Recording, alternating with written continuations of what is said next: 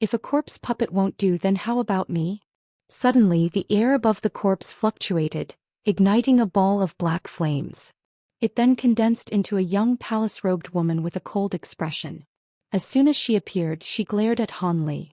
When she recognized him to only be a mortal, her mouth curled in disdain and slowly lifted her hand at him. Han Li's spiritual sense hadn't detected anything, but from the link with the worldly essence qi from his current cultivation stage, he was able to sense a kind of indescribable danger.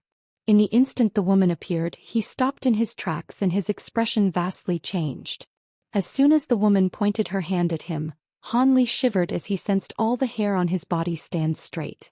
Ever since he entered the path of cultivation, he hadn't sensed such immense danger approaching him until now. As if out of reflex, Han Li shook his sleeve, tossing out 2 round objects into his palm. He quickly held them in front of him and wordlessly stared at the woman. They were 2 fist-sized balls, one black and one red. Their surface flowed with twinkling light. Immortal vanquishing beads. And 2 at that. Who are you? How do you have those treasures? The woman's face vastly changed upon seeing the 2 beads. The thread of black flame that rose from her bracelet abruptly disappeared and she shouted out with furious alarm. When Han Li saw the woman recognize the beads and reacted with fear at the sight of them, he felt a wave of relief. It's good that you recognize them, he said with a calm tone, despite the cold sweat that lined his body, fearing the woman's cultivation was far beyond what he expected. If the immortal vanquishing beads didn't threaten her, he would be completely out of luck. But even in this case he was still inwardly cursing. He believed he would only be dealing with meager demon beast soul thread controlling a corpse puppet, not a deity transformation level demon cultivator. Why would such a high-grade demon appear inside the human city? Although the immortal vanquishing beads kept her at bay, the slightest carelessness would mean death for him.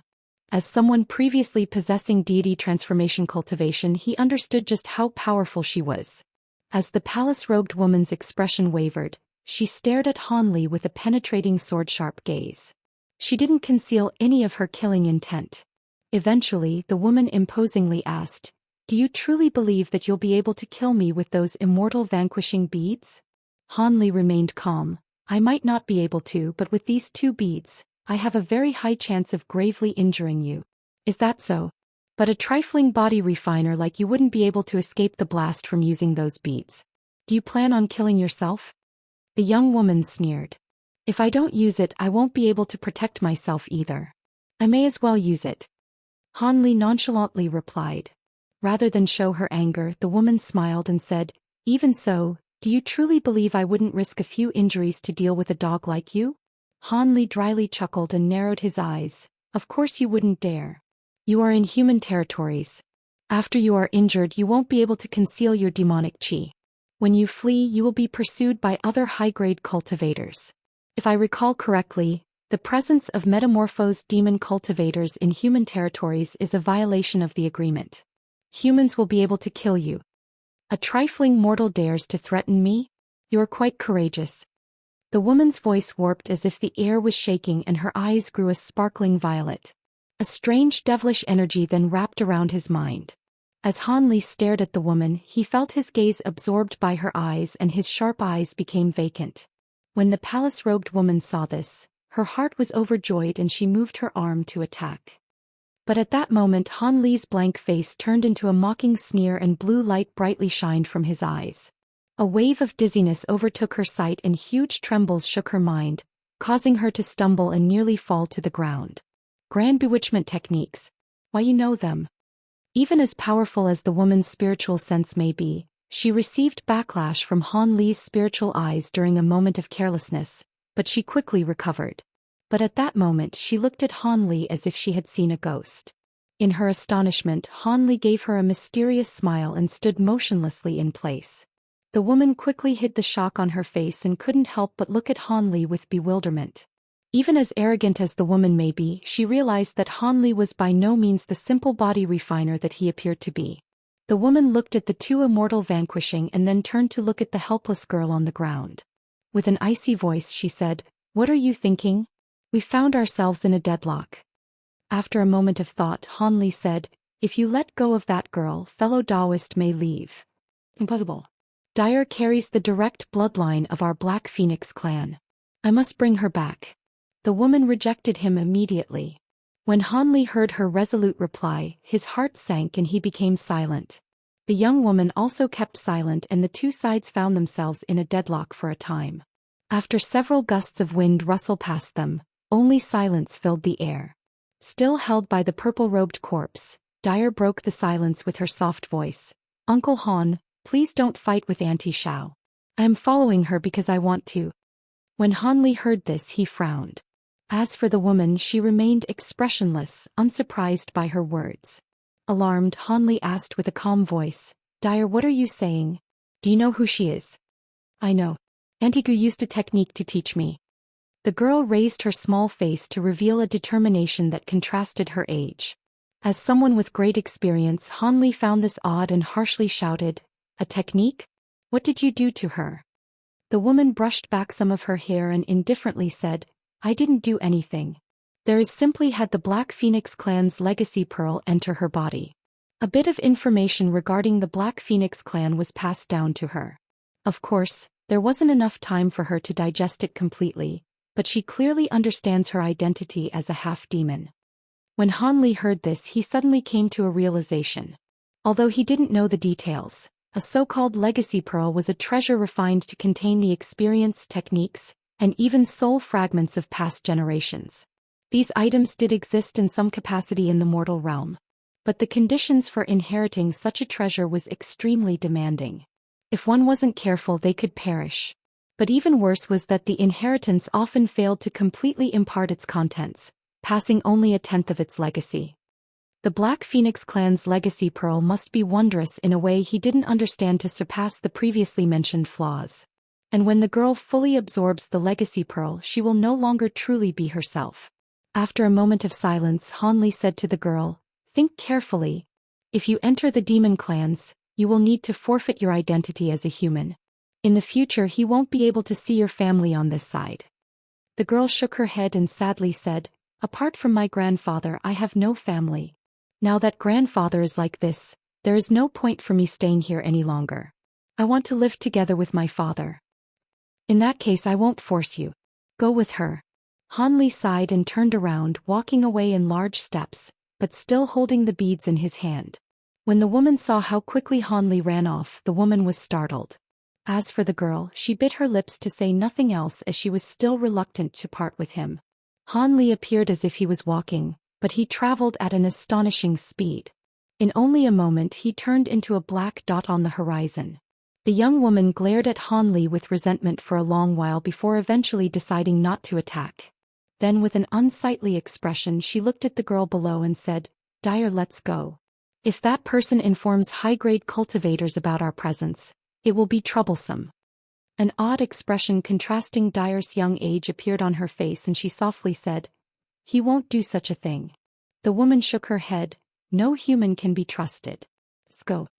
With that said, the woman reached out for Dyer and summoned her into the air. With the girl at her side, she commanded the purple-robed corpse to form an incantation gesture, and it promptly combusted into black flame and turned to ash. A moment later, the black flame condensed into a ball and was absorbed into the woman's body. The woman raised her hand and a scarf appeared above her head. It wrapped around them, flashing with black light until the two disappeared into a trail of smoke. 2 days later, in the human camp 50 kilometers away, several streaks of light flew out on their magic tools. They were the Gold Jade Sect cultivators and Han Li. They traveled together and would not be returning. But oddly enough, Mistress Fong Zhongkue and the others in the Heavenly East Enterprise turned a blind eye to this and made no further mention of Han Li. It was as if Deputy Leader Han was never a part of the Heavenly East Enterprise. 40 years is enough time for a soft baby to turn into a strong man, and for a child with spirit roots to become a low or mid-grade cultivator. But in the scope of an ancient city that existed for over 1 million years, it may as well happen over the blink of an eye. When the 3 human territories were formed, Yuyang City was the first founded in the Heavenly Origin region. Although it was only a medium-grade city and the city lords had no plan for expansion, it repelled every beast torrent easily. Never once did it encounter great danger. This was because Yuyang City was one of the most populated cities with body refiners. It carried this reputation throughout the Heavenly Origin City. It was said that the current Heavenly Origin sage had cultivated the body refinement technique to perfection in the city, leaving behind a grand history there. The city housed countless body refinement sects and schools. High-grade body refiners rare in other areas were present in the city in large numbers. At the heart of the city, there was even a sacred tower that stored the collections and experiences of body refinement sections. The collection was so expansive and detailed that it was renowned as one of the best in the region. With such things located in the city, it attracted more low and mid-grade body refiners each year. Against such a formidable fighting force, a trifling beast torrent posed no threat. Apart from this, Yuyang City had a reputation for creating spirit tools on par with Heavenly Origin City. Each year a large number of spirit tools were refined there and purchased by merchants and body refiners alike. Several auction houses greatly profited in selling rare spirit tools. These auction houses more or less held a large number of spirit tool master smiths. The so-called spirit tool masters were akin to pill refinement masters and spell formation masters as a master of their craft. However, these people were peculiar where they needed to refine body refinement techniques to a certain extent and acquire some understanding of spell formations as well. Furthermore, they also required a naturally powerful spiritual sense. With these conditions, one can become a spirit tool master. Those who wish to become one would need immense amounts of practice in addition to their natural talents. The spirit tool masters held by the auction houses were all excellent and produced spirit tools with great power and inconceivable abilities. Of course, these spirit tools were also meticulously forged. It commonly took several months to refine one, and when their extraordinary abilities were displayed in an auction house, they were sold at sky-high prices. The Longxing auction house was one of the largest in Yuyang City. They abruptly emerged and created a reputation that rivaled long-established auction houses. The master of this auction house quickly became someone of considerable status in the city. But one day in the Longxing auction house, a fat man wearing extravagant robes was pacing back and forth in the main hall. He occasionally looked in the direction of the entrance with worry. Another moment later, the fat man came to stop and loudly yelled, "Feng Er! Go take another look outside and see if Grandmaster Han has arrived." "Yes, my lord." A young man hastily acknowledged his order and ran off, his footsteps quickly becoming faint. The fat man paced for a moment more. Then he seemed to tire and sat down, the chain creeping from his weight. The fat man didn't fear that chair would collapse. Rather, he simply took a teapot from the table and poured himself a few cups in an easy manner. Could it be Brother Fan's temper is a result of illness? A clear voice sounded from the direction of the door, followed by the owner's appearance. When the fat man saw the newly arrived man, he immediately stood up, and the rolls of fat underneath his chin shook from his laughter. "Brother Han, you've finally arrived." "Feng Er, that idiot didn't inform me of your arrival." "Don't blame him, I had him keep watch outside." The person who arrived appeared to be a common middle-aged man. He had creases on his brow and long black facial hair. As he carried a long bundle in his arms, he looked at the fat man with a mysterious smile. It appeared the two were quite familiar with one another. Although I know Brother Han never missed an appointment, this matter is quite important. This is related to my efforts in the city for the last several tens of years, so I was quite worried. This is the item that Brother Han personally forged? The fat man looked at the middle-aged man's bundle with excitement. "That's right. Old Brother Fan should take a look at it." The middle-aged man smiled and handed over the bundle. Then he took a seat at a nearby chair.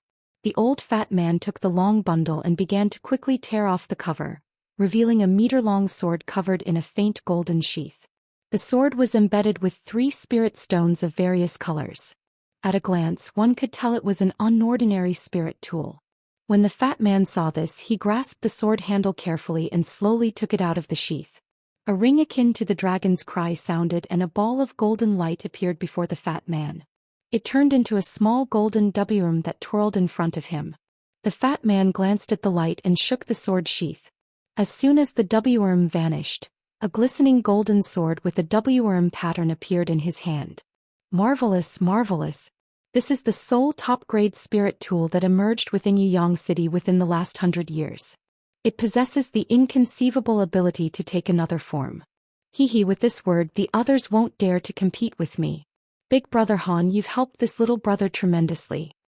The fat man sheathed the sword and broke out into bellowing laughter. The middle-aged man sipped on the tea, revealing not a trace of excitement. It was nothing. I was only able to refine the spirit tool because of the materials you've supplied me. Otherwise, I wouldn't have been able to refine it no matter the skill.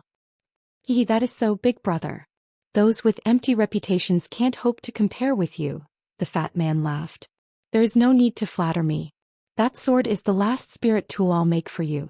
In a moment I will depart from the city. I reckon I won't return. The middle-aged man spoke with a smile. The fat man woke up from his glee and hastily said, Big brother, what are you saying? Why do you want to leave the city? Could it be the subordinates I've assigned to you? Give the word and I will immediately cut them off and assign you better ones.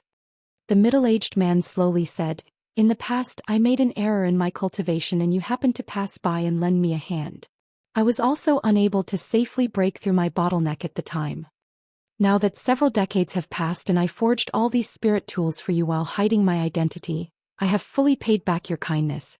Now the Longxing auction house has become one of the largest in the city. After you present that sword to the city lord, I'm sure it will be the largest for sure. I wasn't able to fully teach my techniques to the apprentices you gave to me, but they know enough to continue your auction house. You should know I fully intend to cultivating body refinement techniques. Forging spirit tools was something I only did in passing. I won't gain anything else from staying here.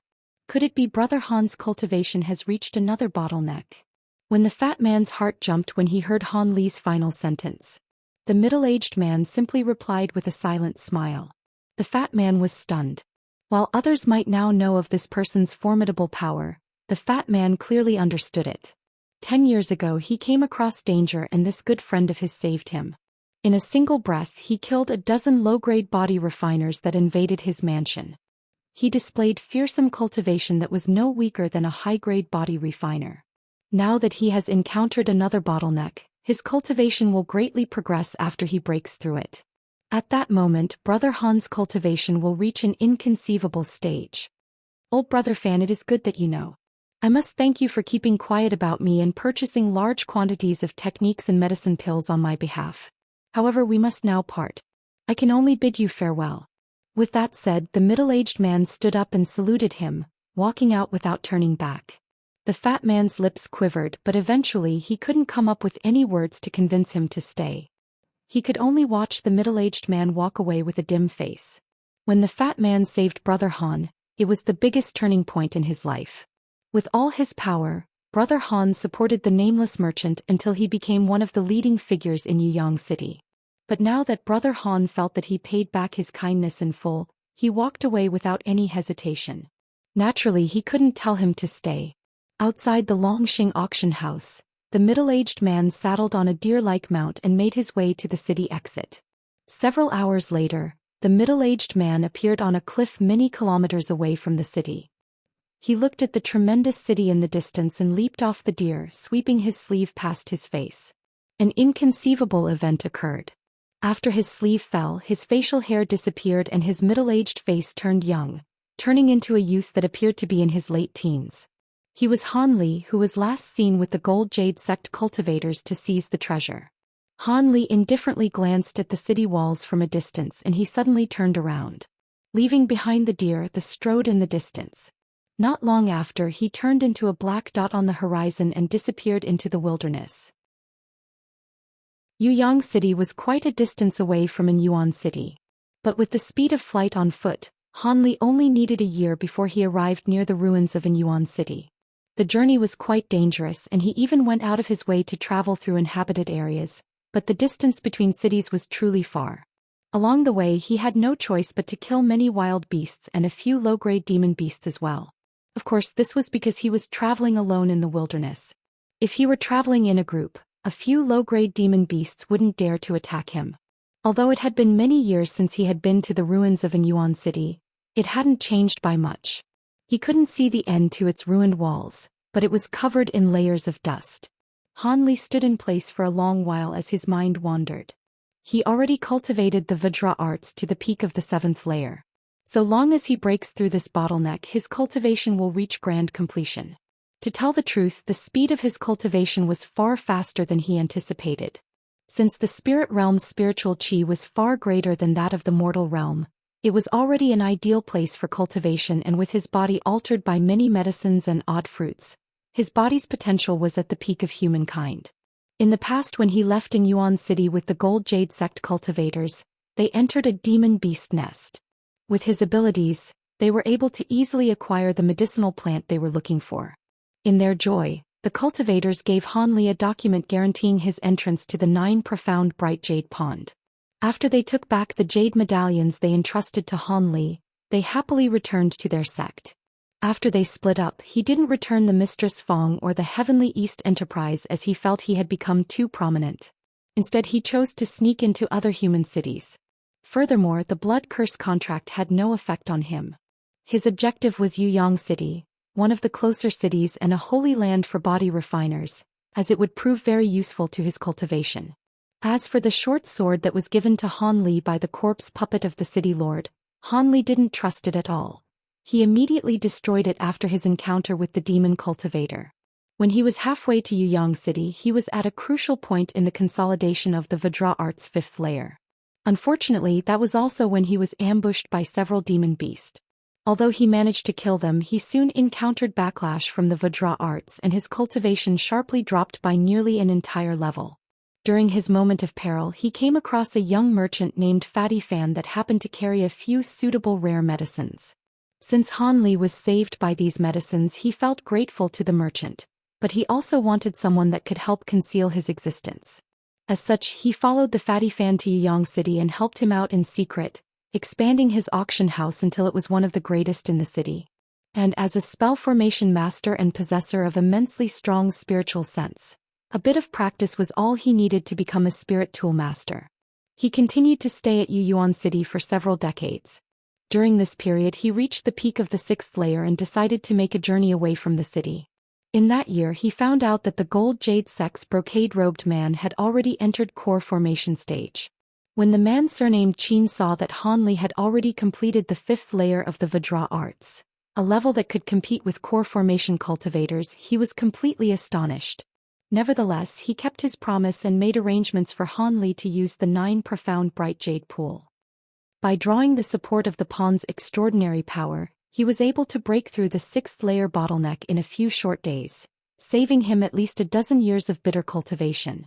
When he returned to Yuyang City for his next decades of hidden cultivation, he eventually reached the bottleneck at the 7th layer. To break through the last bottleneck, he couldn't stay in the city and continue the slow method of bitter cultivation. He planned on using the most common method of body refiners to break through a bottleneck. That was to leave civilization and enter the savage wilderness, breaking through the bottleneck by force by hunting powerful demon beasts. However, he would need to travel far away, and it was likely he wouldn't be returning to the region. As such, it'd be best for him to retrieve his treasures at the Azure Sifting Desert. With his current achievements in body refinement, he could protect himself well enough, not to mention the various treasures he carried on him. After he rested at an Yuan City's ruins for half a day, he set forth towards the Azure Sifting Desert. After a month, Han Li found azure sand and began to tread deeper in the area. But soon his face changed and alarm rang through his mind. The desert was too quiet. Apart from the rustling of desert winds, there was no other sound that could be heard. There should have been many beasts present in the desert. Even the few insects on the ground disappeared. It was as if the azure sifting desert turned into a dead land. With faint shock on his face, his awareness became heightened to its utmost extent as he tread in the direction that he buried his treasures. Although the sands frequently shifted in a desert, Han Li had done a bit of a trick when he buried his treasures. He used a particular method of searching for the treasure without using any magic power. Over 10 days later, Han Li arrived at some point in the desert and was dumbstruck when he saw a large white object not far away. It appeared to be a shed crystalline shell of a large insect. The shell had 6 3-meter-long wings and appeared to belong to a huge centipede. As Han Li looked at the enormous centipede shell, he muttered in shock, "The 6-winged frost centipede? How was it possible? How could it evolve so quickly?" When he took several steps forward and the centipede shell began to turn in the sand, he shook his sleeve and released a silver flash. A light bang sounded out. The silver light struck the crystalline shell and was repelled. It was a rope that sparkled with silver light. It was the Wurm tendon that Hanli had someone refine before the beast torrent at an Yuan city. Over the past few decades, he used it considerably to much effect in killing many beasts and enemies. Later on, when Hanli grasped spirit tool refinement, he hadn't made any changes to it. At his stage of body refinement, ordinary spirit tools had little benefit to him, and he saw no use in changing it as it was easy for him to use. In any case, under his control, the rope contained the force comparable to a magic tool. As the shell didn't suffer the slightest damage, one could imagine how durable it was. It was worthy of belonging to a six-winged frost centipede that finally grew 6 wings. Hanli swept his gaze past it, and then he felt a wave of bewilderment. He had 12 centipedes, but now there was only one. Where were the other 11? Could it be? A thought flashed through Hanli's mind as he considered the possibilities, and his face faintly changed. At that moment, an odd shriek sounded from a distance, followed by rolls of thunder. A roiling black cloud rolled past the sky with flashing lightning and harsh winds. When Hanli saw this, his lip twitched. When he saw the weather was changing, he couldn't help but narrow his eyes. Although he wasn't able to release his spiritual sense, the connection he felt in his mind couldn't be mistaken. In the distance, there was a 6-winged frost centipede hidden in the changing weather. However, in the blink of an eye, the connection to his mind became somewhat unfamiliar. After the 6-winged frost centipedes fully matured, they unexpectedly gained the heavenly power of calling upon wind and rain, much to Hanli's astonishment. The 6-winged frost centipede familiarity with manipulating the worldly origin chi was an entire stage higher than when Hanli still possessed his cultivation. They were on the verge of deity transformation power. Just as Hanli felt astonishment, he suddenly heard a loud buzzing in the air. From the other end of the sky, a large rainbow cloud swiftly rushed toward the black cloud. Under close examination, his face turned pale. Within the rainbow cloud were groups of winged scorpions. They were the size of a palm and were stained with all sorts of colors. As Hanli felt his mouth grow dry, he saw a 60-meter-long scorpion king in the middle of the swarm. The scorpion didn't have any wings, but it managed to suspend its huge body in the air with a poisonous mist. It had a 30-meter-tall tail raised in the air that glowed green. Hanli felt a chill run down his body. But under closer inspection, he found out that the so-called Scorpion King was actually condensed from countless small scorpions. The other surrounding scorpions had done the same and wriggled together, converging onto the huge Scorpion King. Before Hanli realized what was happening, a fierce hiss sounded from a distance and the black cloud roiled to reveal a frost centipede that was over 30 meters long. It stretched its hideous head forward. In that same instant, Hanli felt a faint connection to his mind and heart stirred, realizing what it was. So that was it. The giant 6-winged frost centipede possessed the soul markers of a dozen of the 4-winged centipedes. They either somehow fused together or one of them ate the rest. Under these circumstances, it created a fully mature 6-winged frost centipede. However, where did these scorpions come from? When he crossed the desert with the Heavenly East Enterprise caravan, they would have definitely met their end if they came across the scorpions. Just as Hanli mulled over his gloomy thoughts, the black cloud and rainbow mist struck one another.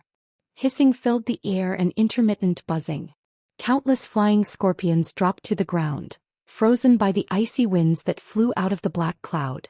However, balls of rainbow poison spat out from the flying scorpions soon consumed a portion of the black cloud, causing the cloud to violently roil. In the blink of an eye, the black cloud grew sparse, revealing the lower half of the 6-winged frost centipede.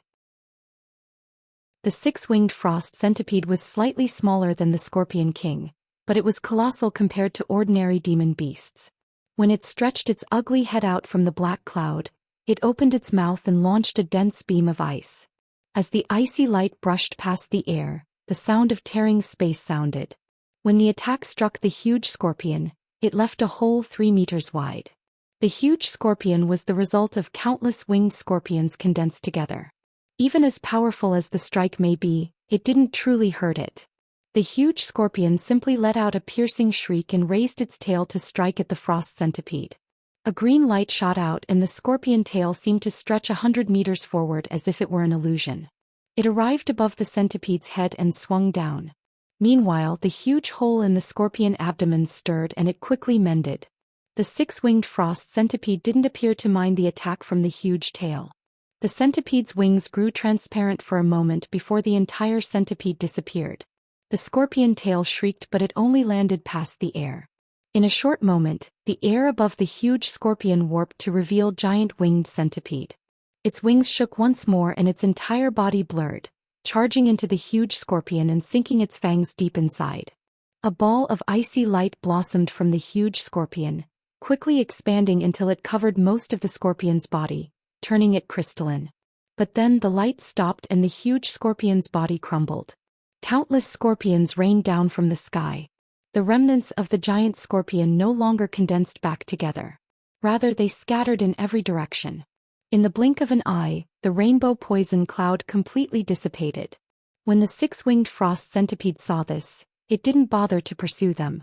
It simply opened its mouth and spat out an icy wind. It swept up all the frozen scorpions nearby and brought them to its mouth. Han Li watched this from a distance, feeling calmer. He finally realized why the six-winged frost centipede had evolved so quickly. During the time he was away, they devoured countless winged insects.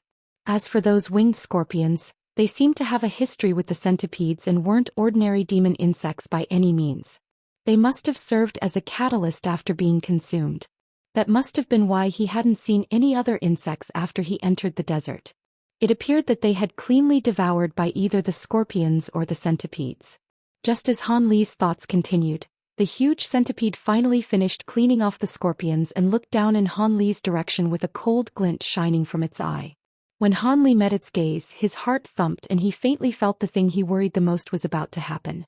Suddenly, the six-winged frost centipede let out a hiss and flapped its wings, arriving in front of Han Li above the blink of an eye. It coldly looked down at Han Li with a hostile gaze. Its fangs were clearly gnawing against each other. Han Li wore an odd expression and stared at the insect without blinking. However, he shook his sleeve behind his back and summoned 2 immortal vanquishing beads into his palm. The white centipede simply let out a hiss and turned around, suddenly flying off in the distance and disappearing. The insect treated Han Li as a mere passerby and went off of its own accord. Han Li sighed in relief and his stiff face finally loosened. He soon let out a bitter laugh. The insect's shocking growth and evolution from 4 wings to 6 greatly went against Han Li's expectations. Although ancient exotic insects weren't able to take human form like demon beasts, they were able to develop a level of intelligence. With such harsh magic power, it naturally thought to sever its spiritual sense connection. If he still had magic power, he could easily suppress the insect with the restrictions he originally placed on it. But now that he lacked the slightest magic power, all his secret techniques were unusable. Under these circumstances, it wouldn't be rare for the centipede to turn on him. As such, Han Li prepared for the worst and fetched his immortal vanquishing beads with cold sweat lining his palms. To tell the truth, it was fortunate that Han Li had meticulously nurtured the dozen centipedes since they were larvae. The mental connection between the two had become remarkably stable over the past hundreds of years, and now that the dozen centipedes fused together, the connection was a dozen times stronger as well. They were unable to easily shake it off. Just then, the centipede struggled to break free for a time before eventually deciding to abandon any hostile intent towards Han Li and go on its own way. Of course, Han Li made no attempt to stop them. In his current state, he could only watch them while feeling at a loss of whether he should laugh or cry. Back in the mortal realm, he spared no effort and even used the small mysterious bottle to nurture the insects. Now that they have matured, he could no longer control them. He felt somewhat depressed over his loss. However, Han Li took a breath and soon calmed himself. Although the insect broke free from his control for the time being, when he recovered his magic power, he could make it yield to him once again. The only problem was in a place as vast as the spirit realm, he might never see it again, or with so many cultivators present, it could have been captured by someone else of considerable power. Han Li stood in place, lost in his thoughts before eventually shaking his head. Eventually he turned his mind to the gold-devouring beetles and the weeping soul beast. His face sank as he quickened his steps to a place a few hundred meters away. He took a look down and wordlessly made a fist. With light shining from it, he struck the ground. A large boom shook the air, scattering the sand as if a top-grade magic treasure struck it. A large cloud of dust rose into the air, leaving a large crater beneath it. It was over 10 meters deep and over 30 meters wide. At the heart of the crater were a storage pouch and 3 spirit beast pouches. When Han Li saw the storage pouch was intact, he felt relief. Then he walked over to the 3 spirit beast pouches. He grabbed them and wore a pensive expression. Although he wasn't able to examine them with his spiritual sense, they appeared sealed as he left them. After he weighed it in his hand, he knew nothing was missing from them, apart from the empty pouch that contained the 6-winged frost centipedes. The other 2 pouches were slightly open. Without looking at them, Han Li could sense the presence of the gold-devouring beetles and the weeping soul beast. He could even sense that the weeping soul beast was still soundly asleep. Han Li faintly smiled. The last of his worries were gone. He promptly put away his pouches deep in his robes. As they all appeared exquisite, they would contrast with Han Li's unremarkable appearance. However, the shed shell the 6-winged frost centipede left behind would be somewhat troublesome. He frowned and simply punched down to make an even larger hole. Then he tossed the shell into the hole and buried it. Han Li circled around the area several more times and found no other signs, much to his satisfaction. Then he looked in the direction that the black cloud disappeared and wore a gloomy expression. Eventually he gathered himself and walked off. Now that he completed his first objective, he needed to journey far away to an area filled with demon beasts. His goal was the border between a demon land and the heavenly origin region. The border area was a harsh place belonging slightly to both the demon beasts and the heavenly origin region. It was extremely wide and lawless, acting as a buffer between the regions. Furthermore, demon beasts, savage ancient beasts, and even half-demons on occasion freely roamed the area. The closer one was to the central, the more dangerous it would be. It was said that mysterious spirit clans made of deity transformation individuals or giants that were over 100 meters tall were seen there. Some even heard the cries of true dragons there as well. With so many strange rumors, the area was shrouded in a layer of mystery. However, most people didn't take these rumors to heart. But it was true that deity transformation level cultivators and demon cultivators did appear here. This inspired fears in the higher echelons of the demon and human clans. If a fight broke out at that level, it could inspire a war between humans and demons. As a result, such fights were prohibited. These fights could disturb the origin chi of heaven and earth, causing rivers to flow backward and mountains to collapse. Even existences on the level of the 3 human sovereigns and the 7 demon kings opposed such a thing from happening. If something that dangerous were to happen, the area would truly be too dangerous to tread. As it so happened, the area was never officially developed or claimed by humans or demons. But the border region contained extremely precious spirit veins and medicines. There were even once-of-a-kind spiritual objects that sovereigns and kings would pay a hefty price for. As a result, large quantities of cultivators and body refiners would gather there. They wished to test their luck and acquire a few spirit medicines. Some wished to use the slaughter in the area as a means to break through their cultivation bottlenecks. To tell the truth, this served a similar purpose to beast torrents.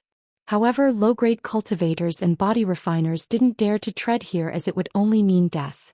Most of the life in these areas were vastly demons after all. Under such circumstances, Han Li eventually made his way there after several years of hard travel. The Setting Sun Tomb. Demon and human alike called this place by that name. To tell the truth, during ancient times there weren't 7 suns but 9.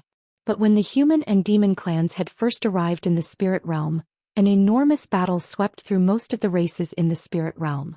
Hundreds of characters with cultivation comparable to those in the immortal realm battled throughout the spirit realm for an unknown reason.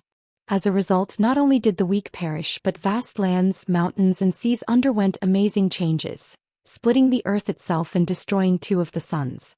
It was said that one of the suns descended here, resulting in an enormous depression in the ground. However, flying across this so-called depression would take a high-grade cultivator at least a year to fly through, even by using the full power of their magic treasures. The depressing itself contained countless mountain ranges and tens of giant lakes that spanned myriads of kilometers, not to mention anything of the forests and plains it contained. It is said that even if 10 million cultivators were to enter the Setting Sun Tomb, they would only amount to a drop in a vast ocean. Such a large region naturally had a few human settlements on its border. One of the more well-known settlements was the cultivator-controlled giant-scale city, Setting Sun City. The city was constructed close to the Setting Sun Tomb. Although it was about the same in size to other cultivator cities, Many mid and high-grade cultivators appeared there, ranking it among the top 3 cities in the Heavenly Origin region. In addition to the cultivators there were also a large number of high-grade body refiners. The body refiners possessed strength that was equivalent to the power of foundation establishment and core formation cultivators, but their number was at least 10 times greater. If it weren't for the pitifully few numbers of peak-grade body refiners and the deity transformation stage cultivators present in the city, it would be difficult to call it a cultivator city. But funnily enough, on the other side of the setting sun city in the demon lands, there was a city by the same name that was established by demon cultivators. It was said the demon city was even larger than the human setting sun city. High-grade demon cultivators gathered there in droves. There were even powerful human cultivators that went over to observe the city from a distance and gave honest descriptions of it. However, Hanli held little interest towards the demon city. At that moment he was walking down one of the streets in the human setting sun city and was looking at the tidy tall stores to either side of him with an odd expression on his face.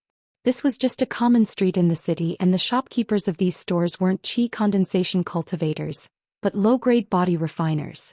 The items being sold in this store ranged from demon beast materials to magic and spirit tools. There was a wide assortment of items, but there were no stores that specialized in selling common mortal items. Not long after Hanli entered the gates of Setting Sun City, he walked down several streets and found a different scene each time. The city was enormous. Even with a vast number of cultivators and body refiners, a majority of the people in the city were mortals.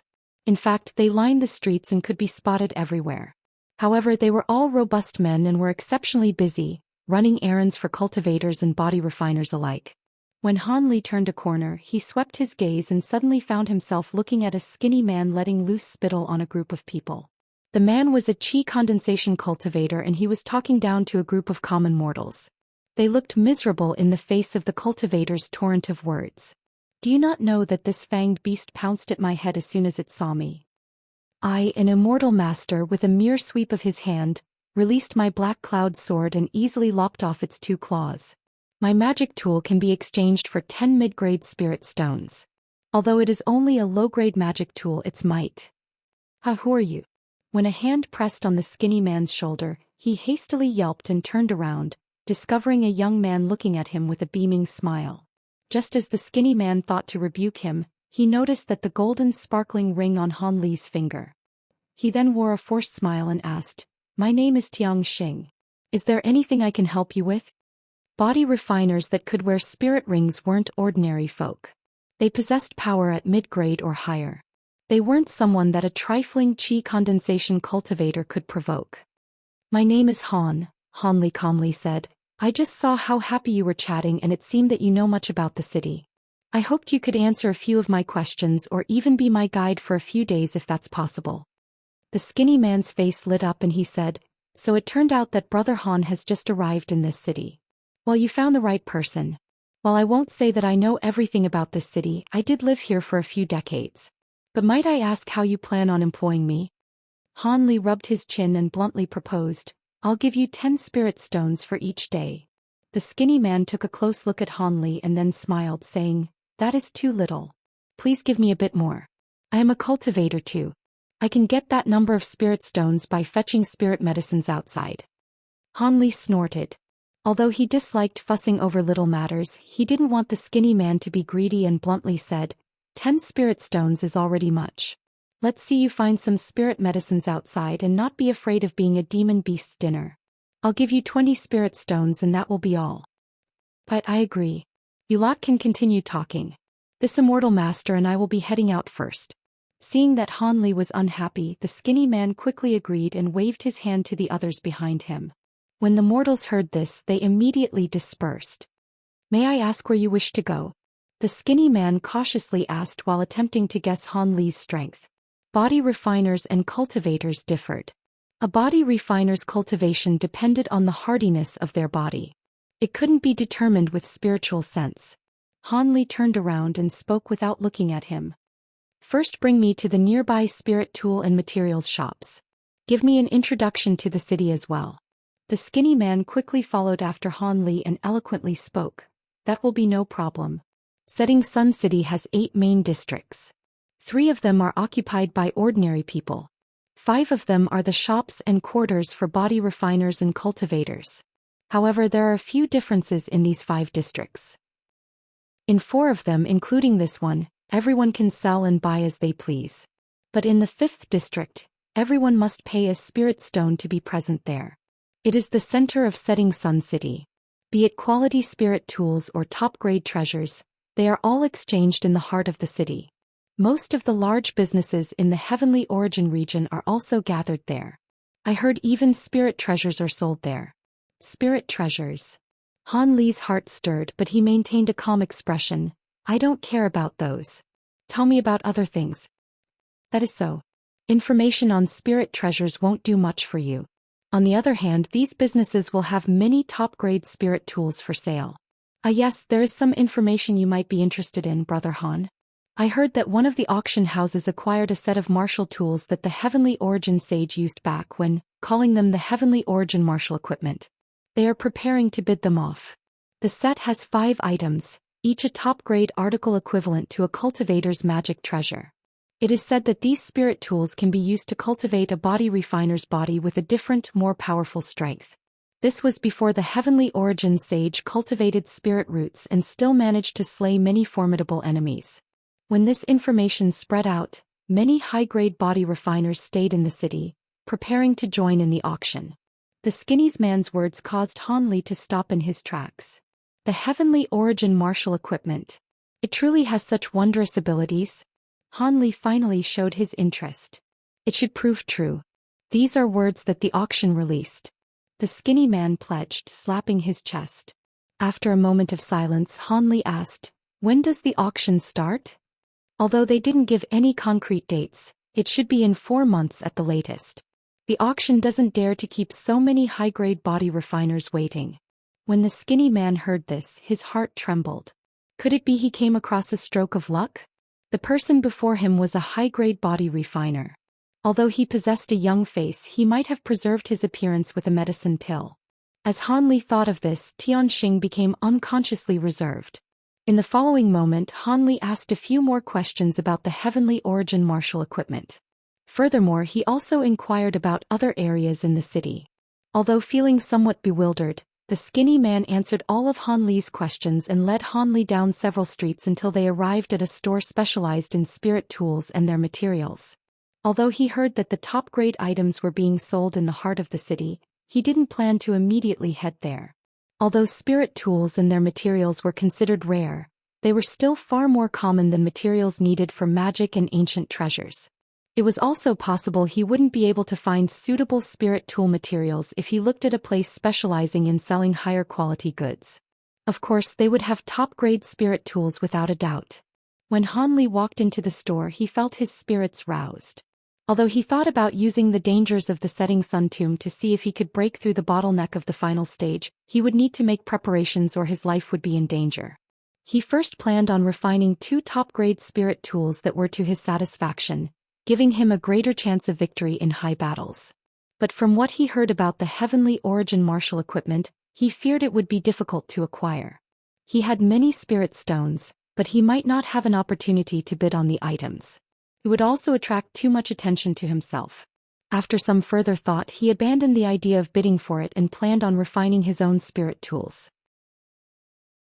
Han Li examined the spirit tools materials in various stores, passing through at least 8 of them but finding nothing to his liking. He let out an inward sigh. The materials in these stores weren't bad, some could definitely be considered high quality. But with Han Li's Vajra arts about to reach its peak, these materials wouldn't prove very useful to him. If he used them to refine a spirit tool, they would only amount to the level of the golden Wrum sword he made for the fat merchant. It just wouldn't be useful for him. Looking at Han Li with a probing gaze, the skinny man Tianxing quickly asked, "What?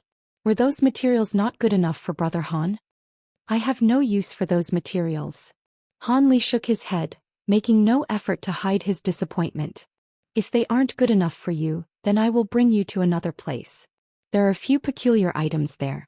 However, I won't guarantee it will have what you want." Worthy of being a local, Tianxing immediately thought of another place. "Oh, go ahead." When Han Li heard this, his interest was piqued. The two left the street and fetched a beast carriage. But just as Han Li set foot on it, he suddenly heard a dragon's roar in the sky, followed by a tiger's cry. Those two sounds overlapped and spread through the nearby air, causing an uproar amongst mortals and cultivators alike. Han Li's attention also turned to the source of the sound. Han Li quickly saw a black dot shooting around in the air, quickly arriving above him. It was a strange three-headed beast with one tiger and one dragon head. It pulled a faint azure carriage quickly through the air. The sounds of the beast quickly faded into the distance. Spirit Lord Huang Liang left his cave residence. How is that possible? Tianxing cried out. Who is that person? Han Li asked. Tianxing was startled by Han Li's question and couldn't help but examine Han Li with an odd gaze.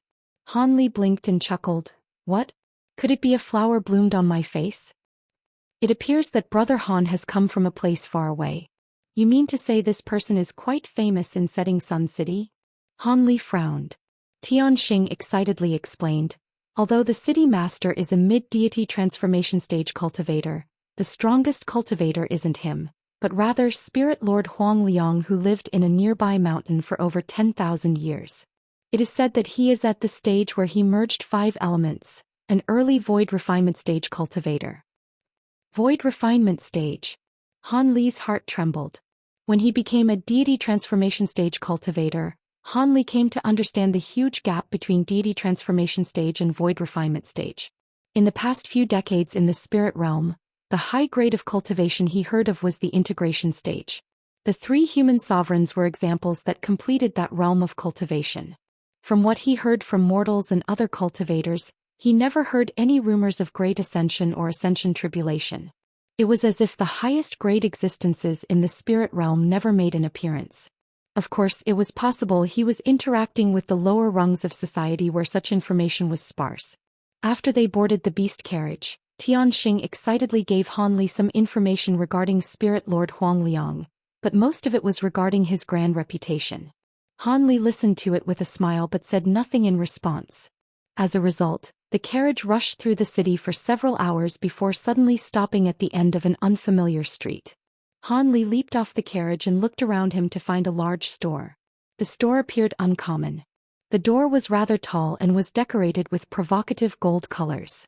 The word Sky World Pavilion was written on its sign. The sides of the door were 2 3-meter-tall iron pillars. There were silver chains that chained red lizard-like creatures to the pillars. The 2 creatures immediately stood up when they saw Han Li descend from the carriage, and they looked at him with a hostile gaze. Let's go. Tianxing looked at the beasts without much care, and fished out a yellow tile, waving it at the 2 beasts. The 2 lizards then let out a strange roar and lazily crouched back on the ground, allowing the 2 to pass. When Han Li arrived inside, he unconsciously frowned. There was only a simple room that spanned over 200 meters side. Although a few goods were on display, most of the place was empty. At the corner of the room there was a staircase with a chair next to it. A sickly old man with a drooping nose sat on it, half asleep as if he weren't expecting any guests. Old Su, wake up. I brought a customer. Tianxing bluntly walked several steps forward and shook the old man's shoulder. A customer?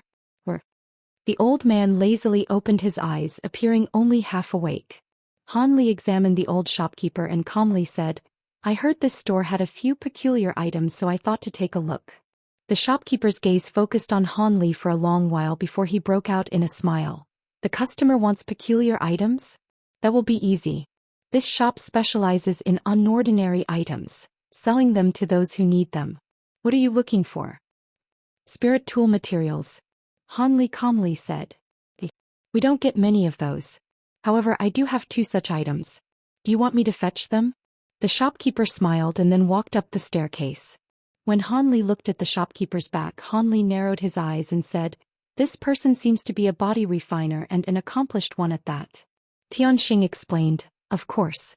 Old Su was a famous high-grade body refiner in the past. But a few decades ago he encountered mishaps in the Setting Sun tomb.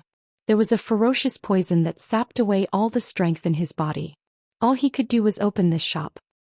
So it was like that. Han Li nodded in recognition. Tianxing smiled and thought to ask Han Li about what he thought of the old man when suddenly they heard a beast snarl, followed by a shout. Beasts? You're courting death. Two muffled thuds sounded as if something heavy landed. Han Li and Xianxia astonishedly turned around to find a man and a woman standing outside. The two beasts standing guard were lying motionlessly on their backs. Xianxia yelled out in alarm, but when he heard the beast's whimper, he sighed in relief. Han Li glanced at the pair that arrived. Both the man and the woman appeared young. The man was handsome and dignified, while the woman was gorgeous. Together they appeared to be a lovely couple. And they released a spiritual pressure that was quite powerful, signifying that the two were core formation stage cultivators. With Han Li's sight, he was able to tell at a glance that they were about as young as they looked. With such dense spiritual qi in the spirit realm and the addition of large quantities of treasures and high-grade spirit stones, it was far easier to achieve foundation establishment and core formation than it was in the mortal realm. However, it was still astonishing that such young people could possess that level of cultivation. When the man saw Han Li and Xianxia, he swept his spiritual sense past them to find one of them a qi condensation cultivator. He harshly yelled, "Are you the shop attendants?" His words and face contained obvious pride.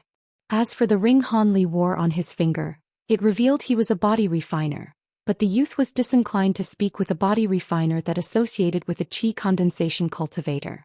Xianxia sensed the two were core formation cultivators and hastily wore an ingratiating smile. "No. This junior is only a guest that has come on business." "Your customers? Then where is the shopkeeper?" the youth asked with a snort. "Old Su is upstairs fetching something. He will attend to you in a moment," Xianxia carefully replied. The youth paid no heed to Xianxia and turned to the young woman at his side. He said with a warm tone, "Junior Marshal Sister Lu will have to wait for a moment. Is that fine?" "It is no problem. I reckon that my grandfather is currently speaking with the master. There is no need to rush and bother them. However, does this place truly possess what we want?"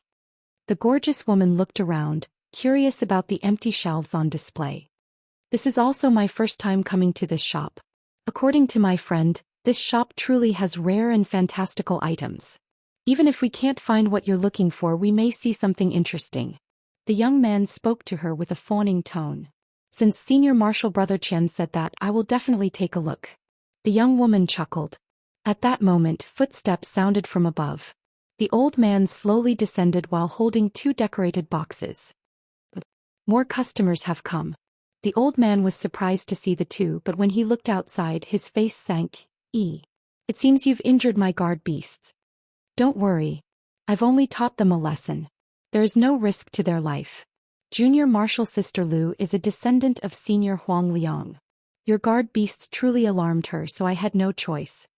The youth seemed to know the shopkeeper's origins, but his body remained still and his face still calm. "So she's a descendant of the Spirit Lord. I will overlook this only once." The old man's expression faintly changed and his expression remained normal. Soon after, he was disinterested in continuing to speak with the two and he walked towards Han Li and presented the boxes to him. Without reaching for the boxes, a glint flashed from Han Li's eyes and he asked, "How about shopkeeper Su give me an introduction to these two items? They appear quite odd." "One is called the Silver Wick Stone. The other is something that I don't know. You'll just have to take a look at it for yourself." The old man opened one of the boxes to reveal a silver fist-sized rock. He then closed the box and tossed the box in Han Li's direction. When the beautiful woman heard that name, she cried out in delight. As for the youth, he immediately shouted, "Wait, we want that stone." He quickly reached out for it. An azure mist shot out towards the embroidered box. When Han Li heard the name of the stone, his expression also stirred, but when the youth made an effort to take a hold of it, his face sank.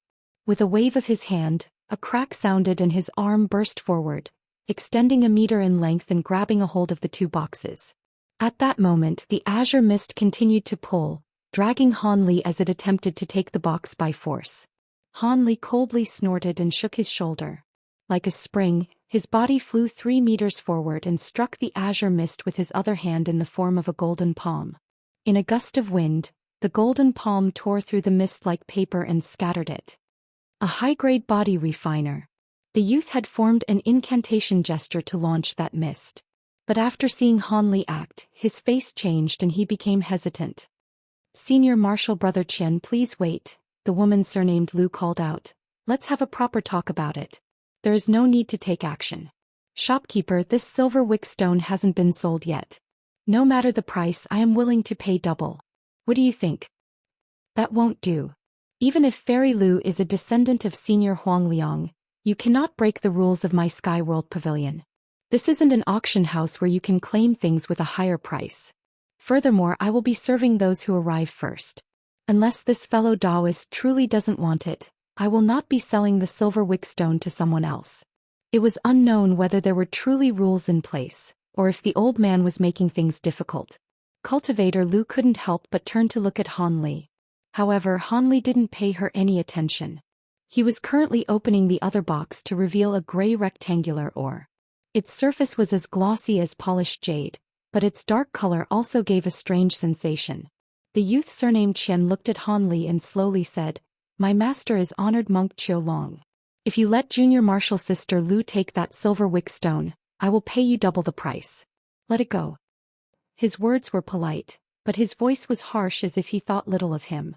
Han Li looked at the gray stone and stroked it with his finger. Without raising his eyes, he said, "I will not." "What did you say?" The youth's expression turned exceptionally unsightly. He didn't think for a second that Han Li would refuse. Han Li glanced at the youth and calmly said, "This item might be precious to your companion, but did you not think I might need it too? I already said that I am willing to double the price." The youth icily glared at Han Li, his words containing a thinly veiled threat. Cultivator Lu frowned, but she made no attempt to stop him. Han Li sighed and muttered, "I am not lacking spirit stones. If you are willing to turn away from the matter, I am willing to give you a sum of spirit stones." Although the two seemed to have much backing and support, Han Li was a solitary figure and was about to head into the setting sun tomb. If he couldn't make a breakthrough and recover his magic power, he reckoned he wouldn't come back. Naturally, how could he care about two core formation cultivators? If he restored his magic power and their supporters came after him, he might not be able to win, but he was confident he could escape them. However, his relentless reply not only turned Tianxing's face pale, but the old man also couldn't hide his astonishment. Could it be Han Li was someone of great origins? Old Su thought. After all, he didn't shy away from dealing with the direct disciples of Spirit Lord Huang Liang and Monk Qiu Long. When the youth heard Han Li's reply, his expression turned hazy. The woman surnamed Lu had about the same idea as the old man and examined Han Li several times before eventually saying, "May I ask for your esteemed name? Who is your master? Perhaps they might know my grandfather." Han Li smiled and nonchalantly said, "I am a traveler with no master or sect. As for my name, I will not speak it." Cultivator Lu hesitated before taking out a green medicine bottle. She calmly said, "Is that so? If you won't tell me, then so be it. However, I have a bottle of heaven heart pills you might want to trade for the stone. The medicine can temporarily expand your spiritual sense. It can make up for your weak point as a body refiner. It'll be useful when making a breakthrough." When Youth Qian saw this, he hastily shouted in alarm, "The heaven heart pills. This is a secret medicine exclusive to Senior Huang Liang. It is too much of a waste to trade it for a trifling silver wick stone." As for old Su, his face couldn't help but stir upon hearing this. As for Tianxing, he was somewhat at a loss as he hadn't heard of the medicine name before. Han Li's heart stirred as well and he asked, "A temporary increase in spiritual sense? Is that effective to cultivators as well?" Despite her surprise, Cultivator Lu explained, "As a cultivator possesses powerful spiritual sense to begin with, its effects are minimal on a cultivator." Han Li shook his head. "In that case, please put the bottle away. I won't be making the trade." This time Cultivator Lu's expression turned unsightly. Old Su wore an amazed expression. The well-known heaven heart pill was not only a superb medicine for breaking through bottlenecks, but it was refused for a trifling spirit tool material. Were it not for the fact the poison in the old man's body rendered the pill useless to him, he might have broken his own rules and traded with the woman at that moment. The woman casually put away the bottle. It was clear to see that Spirit Lord Huang Liang doted on her greatly. In the old man's astonishment, Han Li began to ask the price for the two items. Feeling somewhat apprehensive over what just happened, the old man had no intention of being too greedy, but he still uttered a price that would be astronomical to a common cultivator. When Han Li heard this, he nodded and took out a storage bracelet. He swiped his spirit ring over the bracelet and produced a pile of high-grade spirit stones, a sum more than enough for the 2 items. These high-grade spirit stones were exchanged for large quantities of low and mid-grade spirit stones he brought along from the mortal realm. In the spirit realm, low and mid-grade spirit stones held little use towards Han Li's cultivation, so he exchanged them for high-grade spirit stones. Without saying a word, the shopkeeper received the spirit stones in his bracelet and concluded the trade. With the 2 boxes in hand, Han Li made his way to the exit. In his alarm, Xianxia quickly followed after him. The youth's face wavered for a while. Unable to determine Han Li's true identity, he made no effort to block him. However, he had already resolved himself to immediately send men to investigate his identity and see if he was anybody of status. Cultivator Lu looked at Han Li's back and bit her lip, feeling somewhat gloomy. As Han Li walked out of the store, he was in a rather good mood, satisfied he could acquire these 2 items. Of the 2 items, the gray stone was considerably more valuable to him. It was a variant spirit tool material that was incredibly rare. If Han Li wasn't well learned in spirit tool techniques, or if he hadn't read through most of Yuyang City's record archives, he feared he might have not recognized the item. But to normal spirit tool masters, this material couldn't be considered particularly good. Rather, it was inferior to other quality materials. However, it was a wondrous material for the refinement of particular magic tools and treasures. To a strange character such as Han Li, it was a material with countless optimal uses. In the following days, Han Li followed Tianxing through many of the other material shops in the city and collected various other materials before dismissing him. He then sought out an unremarkable spirit tool refinement and rented a forging room before secluding himself in it. A month later, Han Li calmly departed from Setting Sun City and walked for nearly a month before arriving at a huge canyon. It was the entrance to the Setting Sun tomb. The entire valley was several kilometers wide, but the stone and earth within and surrounding the valley was a striking crimson. There were a few cultivators standing nearby the entrance of the huge valley, as well as small groups of body refiners. A few of them were whispering to one another while others quietly meditated. Most of these people were mid-grade cultivators and body refiners. They would only dare to enter the valley after forming a temporary group. Of course, there would be a few already formed groups that entered the valley as soon as they arrived. There were also a few high-grade cultivators and body refiners that boldly entered the valley alone. But regardless of whether one was a body refiner or a cultivator, none dared to venture too high in the air and kept their travel at low altitudes. If one wasn't stupid, they would know that flying too high into the air would mark yourself as a target, either to demon cultivators or humans harboring malicious thoughts. In addition, there were countless ancient bird-type beasts that lived in the Setting Sun tomb, turning the sky into a forbidden area. Han Li stopped at the outskirts of the valley entrance, sensing a dozen threads of spiritual sense repeatedly brush past him. Han Li calmly waited for a short while and refused invitations from those that recognized him as a high-grade body refiner. This valley was only one of several entrances from the human side of the Setting Sun tomb. Other entrances were sealed by several strange formations by human cultivators. This was the sole entrance nearby and was naturally guarded by a few cultivators from Setting Sun City to make sure nothing happened. Of the cultivators secretly guarding the entrance, the weakest of them possessed core formation cultivation while the strongest of them was at deity transformation stage. As Han Li began to slowly make his way into the valley, he began to recall the information he gathered about the Setting Sun tomb over the past few days. At that moment he was wearing unremarkable gray battle armor underneath his robes. He also carried a covered long spear on his back. The spear pole was pitch black, but it was embedded with several azure crystals that sparkled with light. The head of the spear was a faint silver, but it was unclear what material it was refined from. As for the earth wurm tendon, it was wrapped around his arm and remained hidden underneath his robes. Of course, the trump card Han Li relied on the most were the 2 immortal vanquishing beads he possessed in his storage bracelet. With those 2 peak treasures in hand, he could protect himself against even deity transformation stage threats. The valley was incredibly wide. When Han Li walked for over 50 kilometers, the last of the road disappeared. Han Li stood in place and looked around him with a sigh. It was incredibly inconvenient for him to be unable to release his spiritual sense. He couldn't determine his direction and could only venture off in a random direction. In the first few days he encountered nothing apart from a few small beasts and serpents. In an area this large, it wasn't particularly odd that he didn't encounter any demon beasts or people. But 5 days later Han Li found himself in front of a dense jungle with no end in sight. The trees were over 100 meters tall with dense leaves and branches. It was incredibly dark with beast roars that would occasionally sound in the distance. Han Li narrowed his eyes for a moment before treading forward.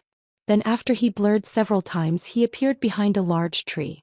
With the power of Han Li's current body, the shifting smoke steps he cultivated during his time was immortal allowed him to move as if he was a bodiless ghost, even in a place with such dense vegetation.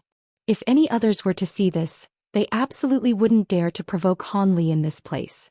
As Han Li traveled forward, a silver line shot out with a flash and flicked around a nearby giant tree before returning. A miserable scream then sounded and the stench of blood filled the air. A 6-meter-tall yellow-horned bear then emerged from behind the tree and changed at Han Li with a roar. Han Li's body blurred several times and arrived 10 meters away. He continued forward as if he hadn't noticed the bear. Then with a crack the huge bear suddenly burst with blood. It had been split into two in the middle of its charge. The huge tree the bear was hiding behind soon let out a muffled groan before falling to the ground. Han Li's attack split both the huge tree and the bear. Even now, the silver whip refined from the earth Wurm tendon was still as sharp as ever. As of current, Han Li had already treaded deeper into the jungle. Thus began Han Li's path of carnage into the setting sun tomb. 3 months later, sharp cries and beastly roars sounded from deep within a mountain range. Following the echo of one giant roar, the entire area became silent. At the source of the sounds stood Han Li with his arms behind his back. He stood on top of a tree that was over 30 meters tall and wore an exceptionally calm expression. His surroundings were littered by the shredded bodies of azure apes.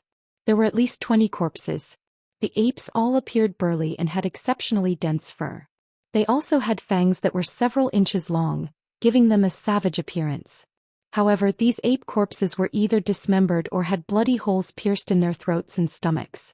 But what was most astonishing was giant red 3-headed demon ape at the top of the tree. A black spear pierced through its abdomen and nailed it to the tree. Blood flowed from every one of its orifices and its body was riddled with scars. It had only recently died. Han Li examined the huge ape corpse for a long while and muttered, "I haven't been here before. The rumors of the setting sun tomb are true. To think I would encounter a core formation level demon beast." He then held his hand out to the spear. With azure light glinting from his ring, the black spear trembled and flew into his hand. The huge ape then dropped down from the tree. With the spear in hand, Han Li blurred as he headed deeper into the forest. A moment later, silence returned to the area. A long while later, azure light flashed from a nearby tree to reveal a ball of green light. Past the light was the form of an inch-large person.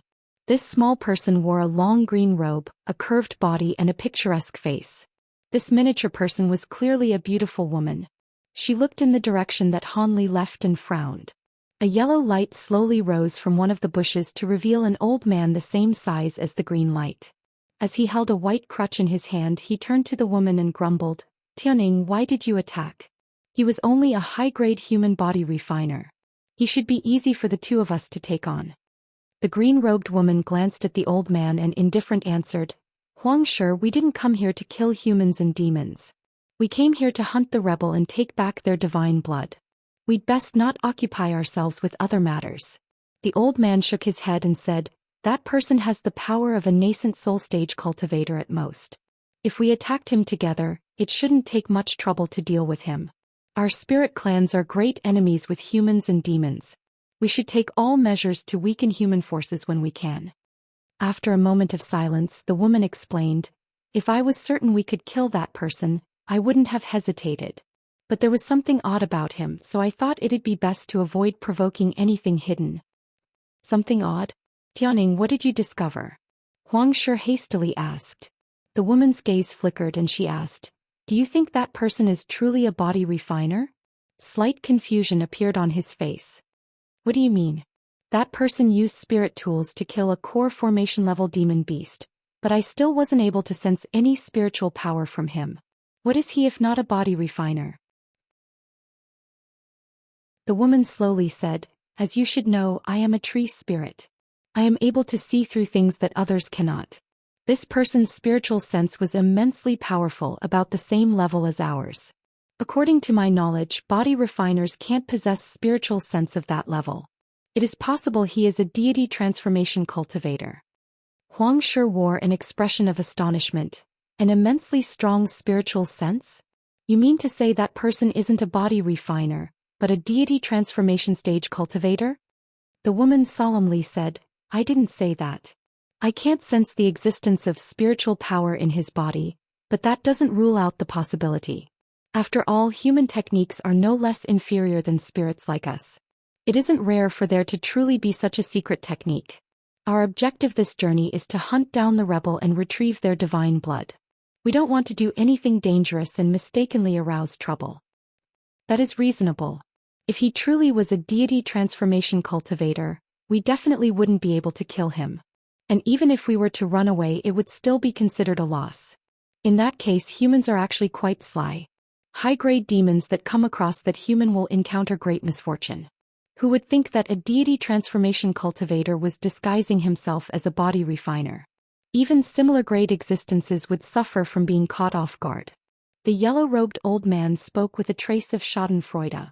After a moment of thought, the woman thought of something and asked, Ah yes, Tai Li and Xianxia should have already entered this place. If something happened to them, our elemental spirit clans should have sent more people. Do you think they sent a spirit from the water clan? That is unclear.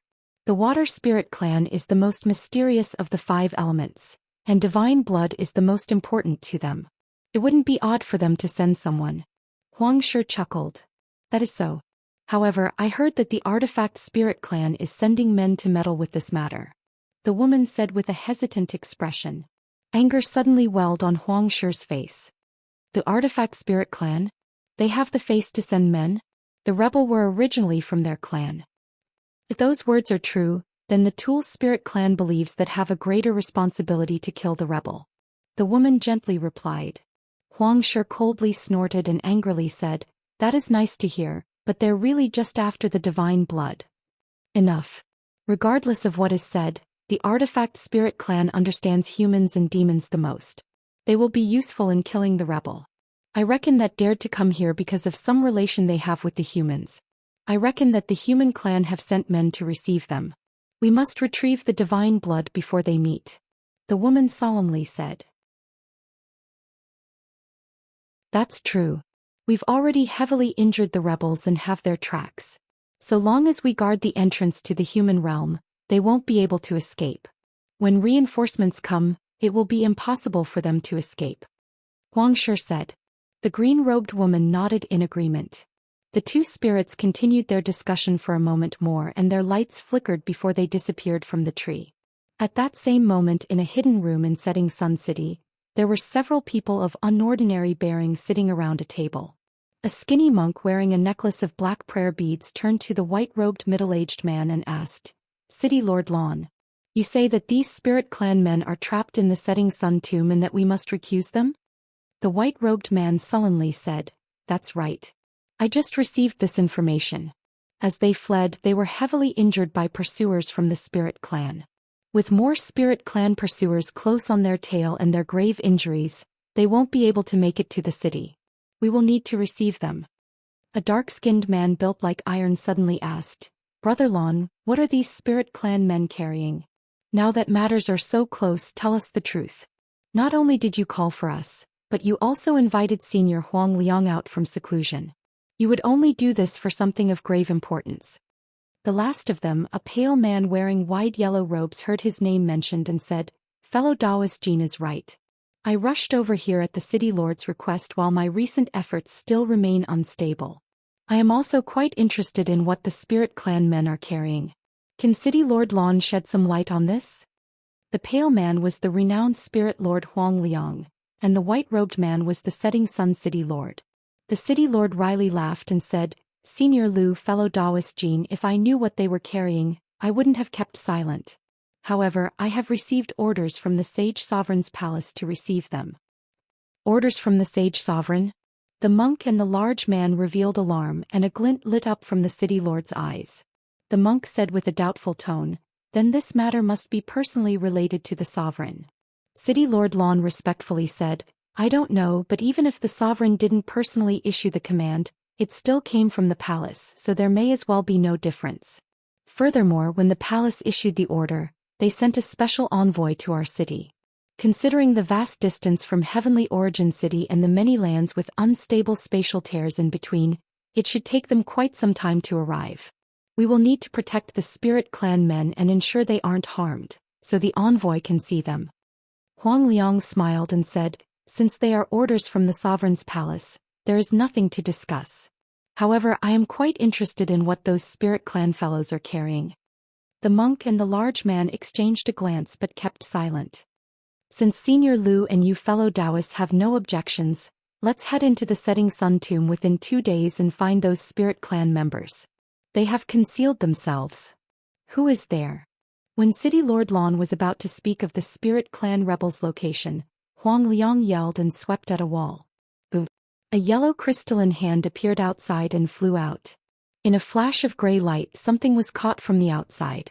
Soon after, the object in the crystalline hand exploded into countless gray strands, scattering off in every direction. "Not good. Myriad ghost threads!" Huang Liang shouted out. He waved his sleeve and released a yellow mist concealing his body. When the others heard this, they were also vastly alarmed. The monk quickly grabbed the prayer beads on his neck and turned them into black clouds that covered his body. As for the large dark-skinned man, he snorted, taking out a black iron shield to block his front. The city lord spat out a crystalline ice lotus. In a flare of blue light, he disappeared from sight. Just as the men were preparing to deal with this surprise attack, the overflowing threads suddenly flashed and disappeared. The men were stunned in the following moment. An illusion. Spirit Lord Huang Liang was the first to react, and he waved his arm. The yellow crystalline hand flew back to him. Under closer inspection, the hand held a trace of silver dust that faintly sparkled. Huang Liang extended his finger and rubbed it on before bringing it to his eye.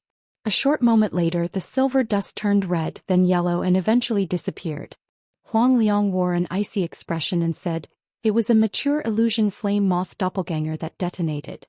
The spirit insect was able to turn its body formless for a short time and sneak into this place, and a trace of its spiritual sense should have been able to escape during the distraction. I am certain its true body must be near Setting Sun City. I suppose it heard much of our conversation. Ah yes, the moth dust possessed the chi of other demons. The insect should have been nurtured by the demon clan." When City Lord Lon heard this, his expression turned unsightly. Without hesitation, the City Lord announced, "We will head out tomorrow. We cannot allow the demons to seize them first." 2 hours later, on a small nameless mountain 50 kilometers away from Setting Sun City, a delicate youth sat cross-legged on a boulder, meditating with his eyes shut. On his head sat a fist-sized colorful moth. It was fluttering its wings and releasing gorgeous specks of light. There was a slender palace-robed woman that stood behind the youth. She had sharp eyes, thick eyebrows, and carried a baleful aura. She was the Black Phoenix demon cultivator that Han Li encountered outside Yuan City. This proud woman was now obediently standing behind the youth and was respectfully waiting in silence. When the sound of tearing air whistled, a thin gray strand returned to them and disappeared into the moth on the youth's head. The youth then opened his eyes to reveal a clear intelligence. He waved his arm above him and extended a fair white finger. The moth gracefully flew off and landed on the youth's finger. Soon after, light began to pulse from the moth's body as it intermittently changed color. After the time it took to burn a stick of incense, the moth's light abruptly stopped and it returned to normal. With an odd expression on his face, the youth muttered, "Old Huang Liang's emergence to the city was related to a matter involving the Spirit Clan. In addition, a person has been sent by the Sage Sovereign. It appears those Spirit Clan rebels are carrying something important. It seems that I haven't spent my illusion flame moth's doppelganger in vain." After a moment more of silence, he had the moth fly back onto his head before being climbed off the boulder.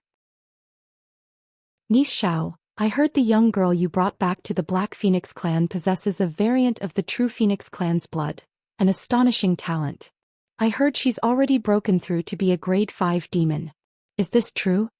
The youth asked the woman behind him. It is true, Senior Huan. That young girl Dyer possesses some talent. The young woman respectfully replied. Hee, as it so happens our Jasper Mouse clan also acquired a talented youngster. Wouldn't it be fine for the two of them to marry? The woman was momentarily stunned before replying with a smile. This. I would agree to Senior's deeply favorable suggestion, but Dyer is the granddaughter of a clan elder. She is not someone I can make a decision for. Of course, I am simply asking you to relay the message to Brother Gong's son. The youth I mentioned possesses an equivalent status, so I had made the suggestion. The youth said. The woman let out an inward sigh of relief and immediately said, Yes, I will be sure to send the message. Good. So long as Brother Gong's son agrees, I'll send over people to your clan when the time comes to officialize the marriage. You should have heard me mention that a spirit is seeking shelter from the humans. It seems they carry a precious treasure that even stirs the sage sovereign. While I don't know the details, I cannot allow those humans to acquire this item. With your Phoenix clan's spatial abilities, you should be able to conceal yourself in the setting sun tomb. Gather our fellow demons and inform them that they must find this spirit before the humans get their hands on them. I will secretly follow old Huang Liang. Yes, I follow your orders. The woman said with a respectful tone. Soon after, she waved her hand in front of her and a white arc flashed in front of her. The woman blurred, then disappearing from sight. The youth stood in his original place and muttered to himself for a long while. Then yellow light lit up from his body and he slowly sank to the ground, the mouth still on him.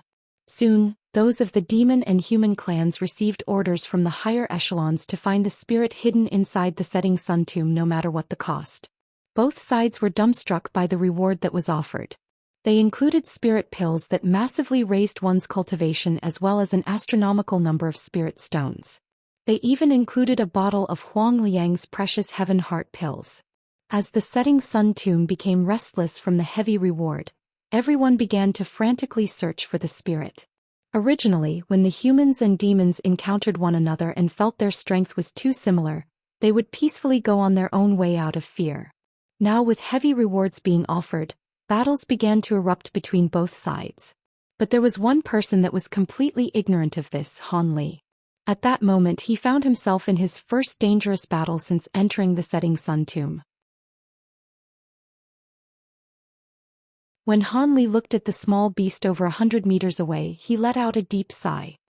He panted for a short moment before his breath returned to normal. However, his eyes didn't leave the beast for a moment. The leopard was the same size as a common cat, but it possessed a shocking speed. Even Han Li's shifting smoke steps still paled in speed.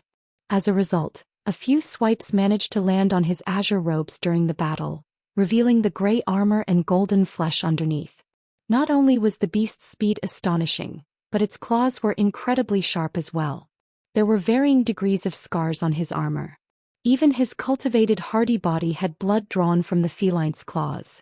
Fortunately, under the effects of various medicines, fruits, and treasures, his flesh had become as hardy as an ordinary magic treasure and possessed shocking regenerative abilities. In a short moment, Han Li was able to heal his wounds. Even so, Han Li still felt quite gloomy. When he first encountered the leopard, it appeared soundly asleep on top of a nearby tree and appeared harmless. At that time, Han Li's mind welled with a childlike curiosity and thought to pet the small beast. But he hadn't expected at all that he would startle the beast and send it flying into a ferocious rage. In a few leaps, it would surround him with a dozen after-images attacking him. As he was unable to release his spiritual sense, he was unable to grasp its location even with his spirit eyes and suffered much from it. Eventually, the small beast was forced to retreat with minute scars covering its body. Helpless, Han Li could only use the smoke-sifting steps to its maximum level and circulate the enormous power of his body into his arms, flicking his spear until it became a cloud of black light. As the spear shadow whistled, it inspired fear in the beast, stalling off its attacks. But no matter how powerful Han Li may be, he couldn't sustain his attack for long.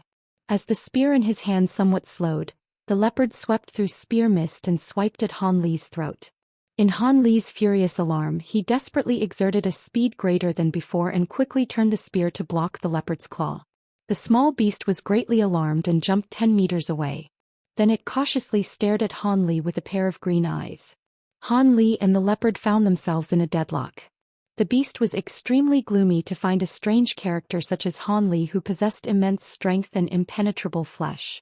With the formation of the stalemate, Han Li used this opportunity to thoroughly examine the leopard with narrowed eyes. Soon Han Li let out a sigh. Apart from its small size, it appeared to be an ordinary leopard. After searching through his memories of the records he read in Setting Sun City, he wasn't able to think of what this ferocious ancient beast could be. It was also impossible for it to be a demon beast. This small beast was fighting solely with the strength and abilities of its body. It didn't possess any demonic power. This should be a beast variant. After a long while, that was the only conclusion Han Li could think of. Eventually, the small beast lost its patience and an ominous light flashed in its eye. It crouched in preparation for another attack. Han Li's mind trembled and he tightened his grasp on the spear, assuming a defensive stance. But white light lit up from his other hand as it grasped a spirit beast pouch. The pouch contained his myriad of gold-devouring beetles. Han Li made the decision that if the beast pounced on top of him he would open the bag with his spirit ring. Although he had no magic power and couldn't control the beetles, he could still rely on its ability to dispose of the small beast. The only trouble would be for him to take them back. Without his spiritual sense he would have to waste them. However, Han Li was left with no choice. The small beast let out a snarl and its body blurred, turning to 2 then 4.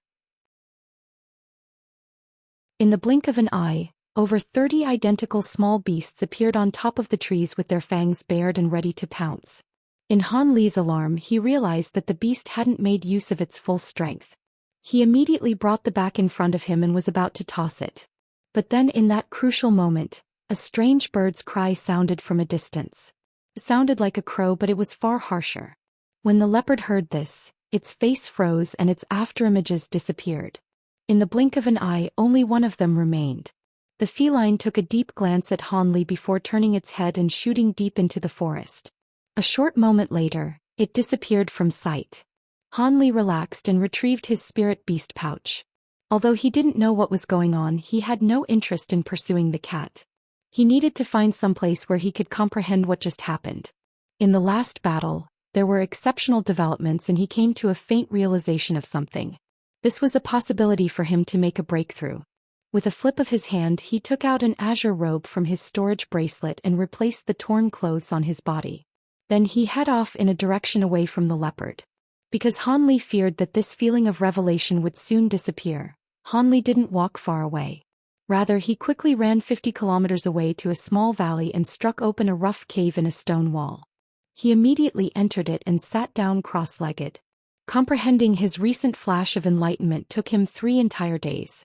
When Han Li opened his eyes once more he wore a disappointed face. Although he made some gains from that battle, it wasn't enough for him to break past his current bottleneck. But he wasn't too saddened.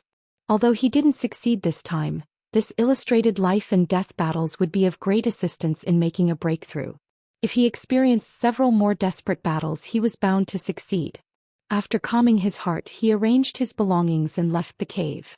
Standing outside the cave he paused and thought for a long while. He felt that the small beast was the ideal opponent for him. If he could fight it several more times he may succeed in obtaining an epiphany. Although he knew it would be dangerous, the restoration of his magic power was far more important. His expression wavered for a long while before resolving himself to seek out that dangerous leopard. When he left the valley, Han Li headed in the direction where the leopard is last seen, but he ended up greatly disappointed. In a single breath he swept through hundreds of kilometers in the surrounding mountain range, but he found no trace of the beast. Helpless, Han Li could only depart from the mountains and find another suitable objective. Over 10 days later at the edge of a huge lake, there were a dozen variously dressed body refiners. They were surrounded by crimson snakes with a crest on their heads. The body refiners were using their spirit tools to their utmost extent while attacking the serpents. The serpents' attacks were separated into 2 types. There were those shooting a crimson venom mist, while the others were pouncing at the body refiners like darts. The venom was tolerable enough as they had swallowed an anti-venom beforehand, but they weren't able to block the serpents' direct attacks. The serpents weren't very large, but their bodies possessed considerable power. Despite the powerful spirit tools the body refiners wielded, they weren't able to injure the serpents when they struck them. As a result, the body refiners defended against the serpents many times before they felt their limbs grow heavy and slow. In addition to these few serpents, there was also a giant serpent behind them. The serpent appeared to be the group's king. When it saw that its party had the advantage, it let out several hisses as if it were expressing satisfaction. But suddenly booms of lightning sounded from below the lake. Before the humans or the serpents could react, a large silver light flashed from below and countless arrows of light burst forth, felting the humans and serpents on the shore without discrimination. The body refiners could only cream, but they weren't able to dodge, and the serpents were no better. The lot of them were turned into pincushions by the ice spikes. Only the huge serpent at the back was quick enough to react. It suddenly bent its body and pounced 30 meters away, narrowly dodging the ice arrows. But before the serpent landed, the earth beneath it burst. A silver hand shot out from the soil and grabbed the serpent by the neck. In the serpent's alarm, it turned like a spring and wound its head around to bite down on the hand. But a clear ring sounded after the strike. The hand was unharmed and the serpent was in pain, blood trailing from its mouth. The huge serpent's teeth were completely shattered by the silver hand's exceptional hardiness. In pain, the serpent could only relax its mouth, let go. Another silver hand then strangely appeared nearby. It grabbed a hold of the serpent's head and both hands exerted their stretch, pulling them apart. Left headless, the serpent's body spouted in a fountain of blood. The serpent corpse was then tossed to the ground. At that moment, the dust eventually cleared and a silver man appeared, hidden by flickering sliver lights around his body. At that moment, the ice from the lake moved, suddenly merging into a crystalline person a foot tall. It didn't have any features of a man or a woman. Water Wraith. It's you. When the silver silhouette saw the ice woman, he suddenly spoke with a thunderous voice. The ice person stirred and expressionlessly said, "What? Tyron, didn't you come here to find me? Xianxia should have come too. Call him out." There's no need to call for me. I'll show myself." An unfamiliar voice suddenly sounded and a ball of scarlet flame appeared near the silver silhouette. In the blink of an eye, he took the form of a man half a foot tall. Flames still roiled from his entire body.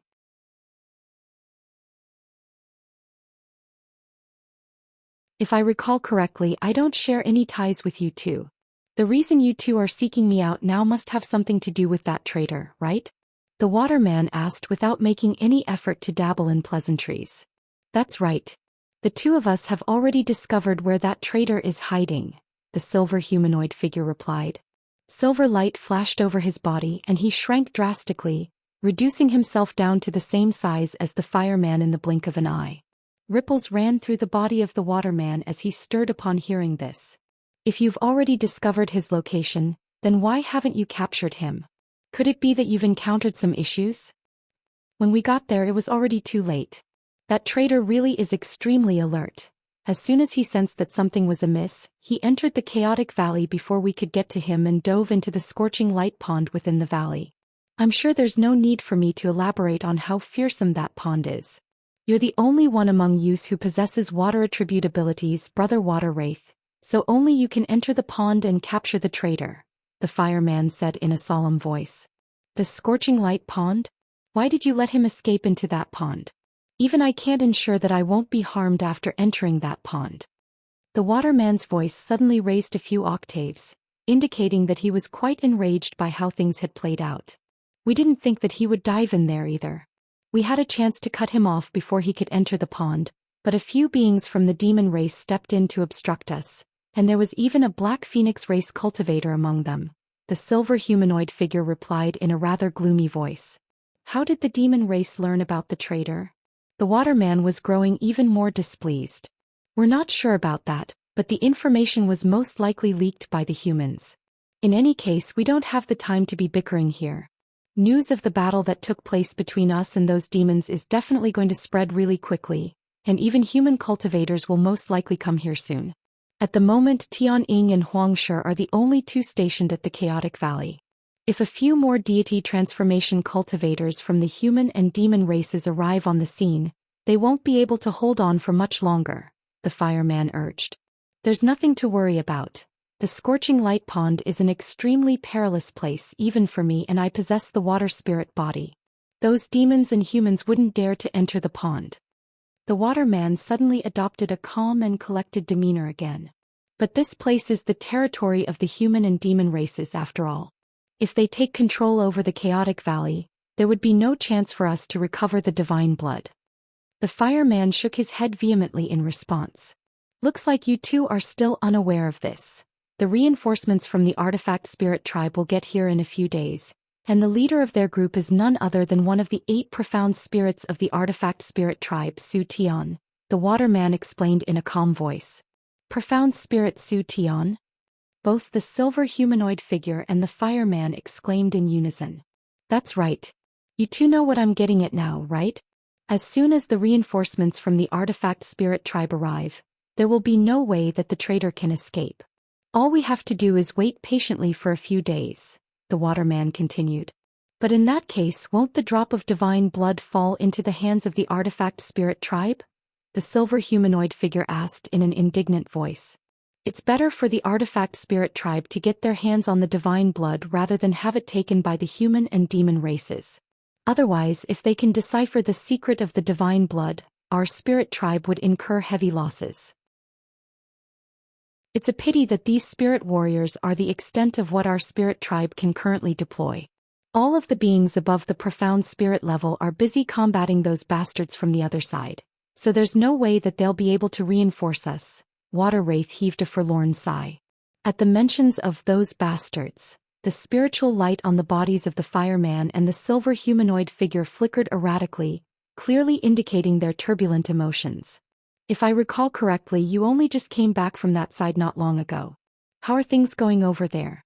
The fireman asked. Water Wraith hesitated momentarily before replying with a resigned sigh. Very badly. Even though all of the Holy Spirit level seniors have been deployed, the Xianxia tribe has also deployed several Xianxia monarchs, and were only able to barely hold on in the face of their attacks. These Xianxia tribe beings have a natural liking for consuming heavenly spirits, and they have answers for many of our abilities. They are the true nemesis of our spirit tribe.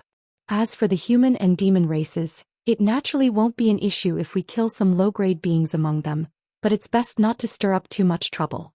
Otherwise, we'll be plunged into a dire situation if we get attacked from both sides. Our spirit tribe has always been the weakest race among all of the races in the spirit realm, so we have to exercise caution. Both the fireman and the silver humanoid figure also fell silent with heavy hearts upon hearing this.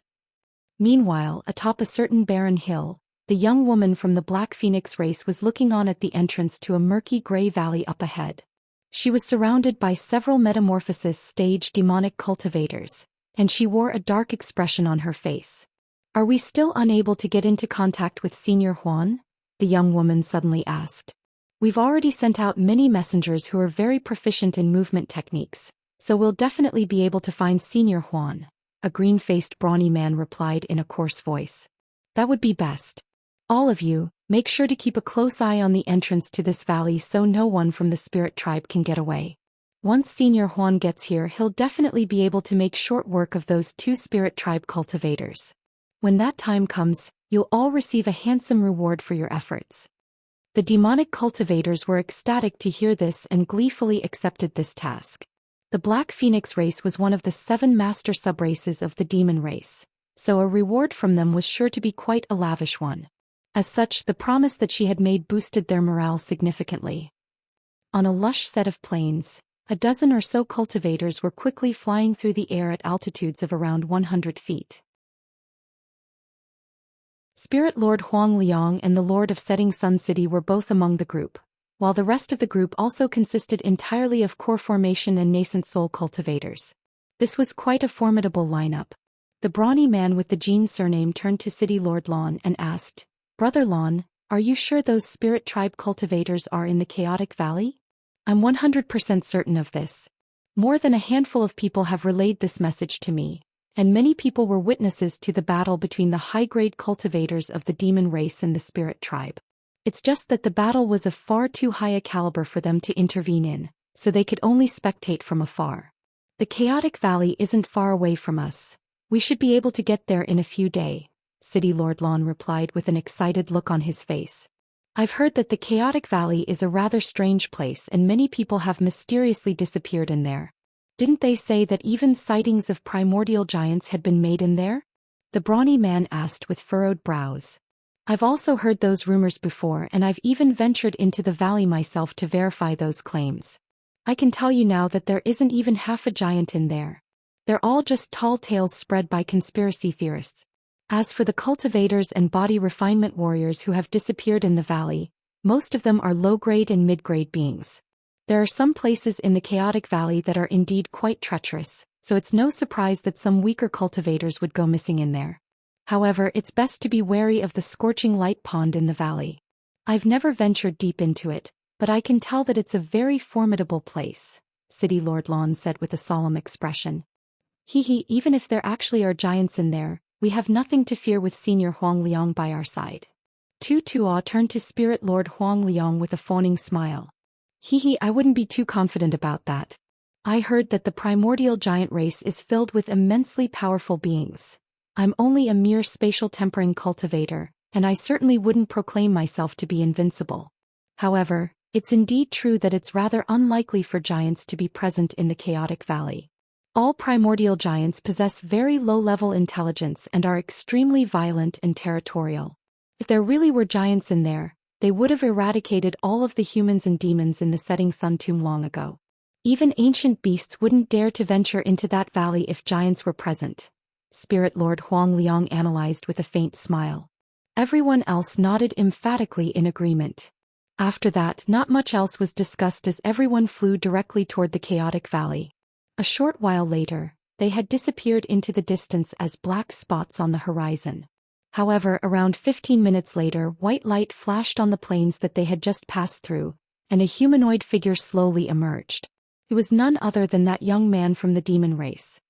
He cast his gaze toward the distance in the direction where Spirit Lord Huang Liang had disappeared, and a cold smile appeared on his face. The illusionary flame moth was sitting obediently on his shoulder, gently flapping its little wings. The young man looked on into the distance with narrowed eyes for a long while before sinking back into the ground again. Han Li let loose an almighty roar and thrust his spear forward violently, puncturing the body of a winged flying wolf. Right at this moment, several tens of wind blades converged, enshrouding his body under a lethal net. There were still 7 or 8 flying wolf demon beasts identical to the one that Han Li had just slain. Han Li completely disregarded the wind blades as spiritual light flashed from the crystal on the tip of his spear before he flung the spear through the air like a javelin. With Han Li's current level of immense strength, he was able to hurl the spirit tool in his hand with devastating force. The spear flew through the air like lightning and punctured the body of another flying wolf in the blink of an eye. At the same time, Han Li pointed a finger at the spear from down below, and it swiveled around before flying toward another winged wolf. A panicked expression appeared on the winged wolf's face as it opened its mouth to blast forth a string of wind blades. However, the blades of wind were unable to impede the spear in the slightest, and it was also slain following a howl of anguish. At this moment, all of the oncoming wind blades also struck Han Li's body. However, Han Li didn't even bat an eyelid as golden light flashed from his body, allowing him to withstand these attacks with ease. His clothes were in tatters in the aftermath of the assault, but he wasn't missing so much as a single hair from his body. After that, Han Li was able to manipulate his spear to kill the remaining few flying wolves with ease. In the end, he waved a hand, and the spear flew back toward him before returning to his grasp. Han Li glanced at the tip of the spear to find that the azure spirit stones embedded into its surface as turned dull and devoid of luster. He heaved a faint sigh and shook his head before abruptly slamming the heel of his hand into the shaft of the spear. All of the spirit stones detached themselves from the force of the impact and fell to the ground. Han Li then pulled out a few more azure spirit stones from his storage bracelet to replace the spent ones before stowing the spear away. He took one final glance at the wolf carcasses on the ground before making his way over to a large tree. There, a peculiar spirit herb that was several inches tall could be seen. It was shimmering with silver light, but was enshrouded under a layer of white mist, and it was emanating an alluring fragrance. As expected of the spirit realm, This great silver essence Zhou Xian only exists in legends in the human world, yet it really can be found in this realm. Apparently, anyone who consumes this thing will be able to grow a layer of silver scales that have amazing defensive properties. No wonder those beasts were risking their lives to secure it. However, in terms of defensive prowess, it's nowhere near as effective as the Vajra art, so it's kind of useless to me. I should be able to sell it to a mid-grade body refinement warrior for a good price though, Han Li murmured to himself before flipping a hand over to produce a palm-sized green jade shovel. He crouched down and dug the silver Zhou Xian out of the ground, inspecting it with a hint of awe and appreciation in his eyes before stowing it away into a jade box. Ever since he had entered the setting sun tomb, Han Li had discovered many spirit medicines like this one that were long extinct in the human world. It was just a pity that very few of them would actually be useful to him at his current power level. But then again, that made sense. If these things really could provide substantial benefits to deity transformation cultivators like him, they would have been taken long ago. As for the items that were exclusively found in the setting sun tomb, those things were extremely rare and only grew in extremely obscure locations. As such, searching for them was akin to seeking out a needle in a haystack. These factors meant that very few deity transformation cultivators would bother to explore this place, and the most powerful visitors this tomb received were 8th grade metamorphosis stage demon beasts and nascent soul human cultivators. Outside of the 3 regions and the 7 demon territories, there were countless heavenly materials and earthly treasures to be found in the true primordial world. The range of materials and treasures that could be found there was also unimaginable vast and diverse. There were even spirit medicines that could completely defy the natural order and manifest a spiritual root in a mortal, thereby instantly transforming them into low-grade cultivators overnight. These treasures were extremely tempting, but it would be extremely unwise to venture out of the human and demon territories unless one had reached the nascent soul or above. This was because the primordial world was rife with beings as powerful as spatial tempering cultivators. There were also all manners of doomsday like natural disasters that frequently struck, making it an extremely perilous place to explore. Nascent soul cultivators only possessed the most basic ability to survive in the primordial world.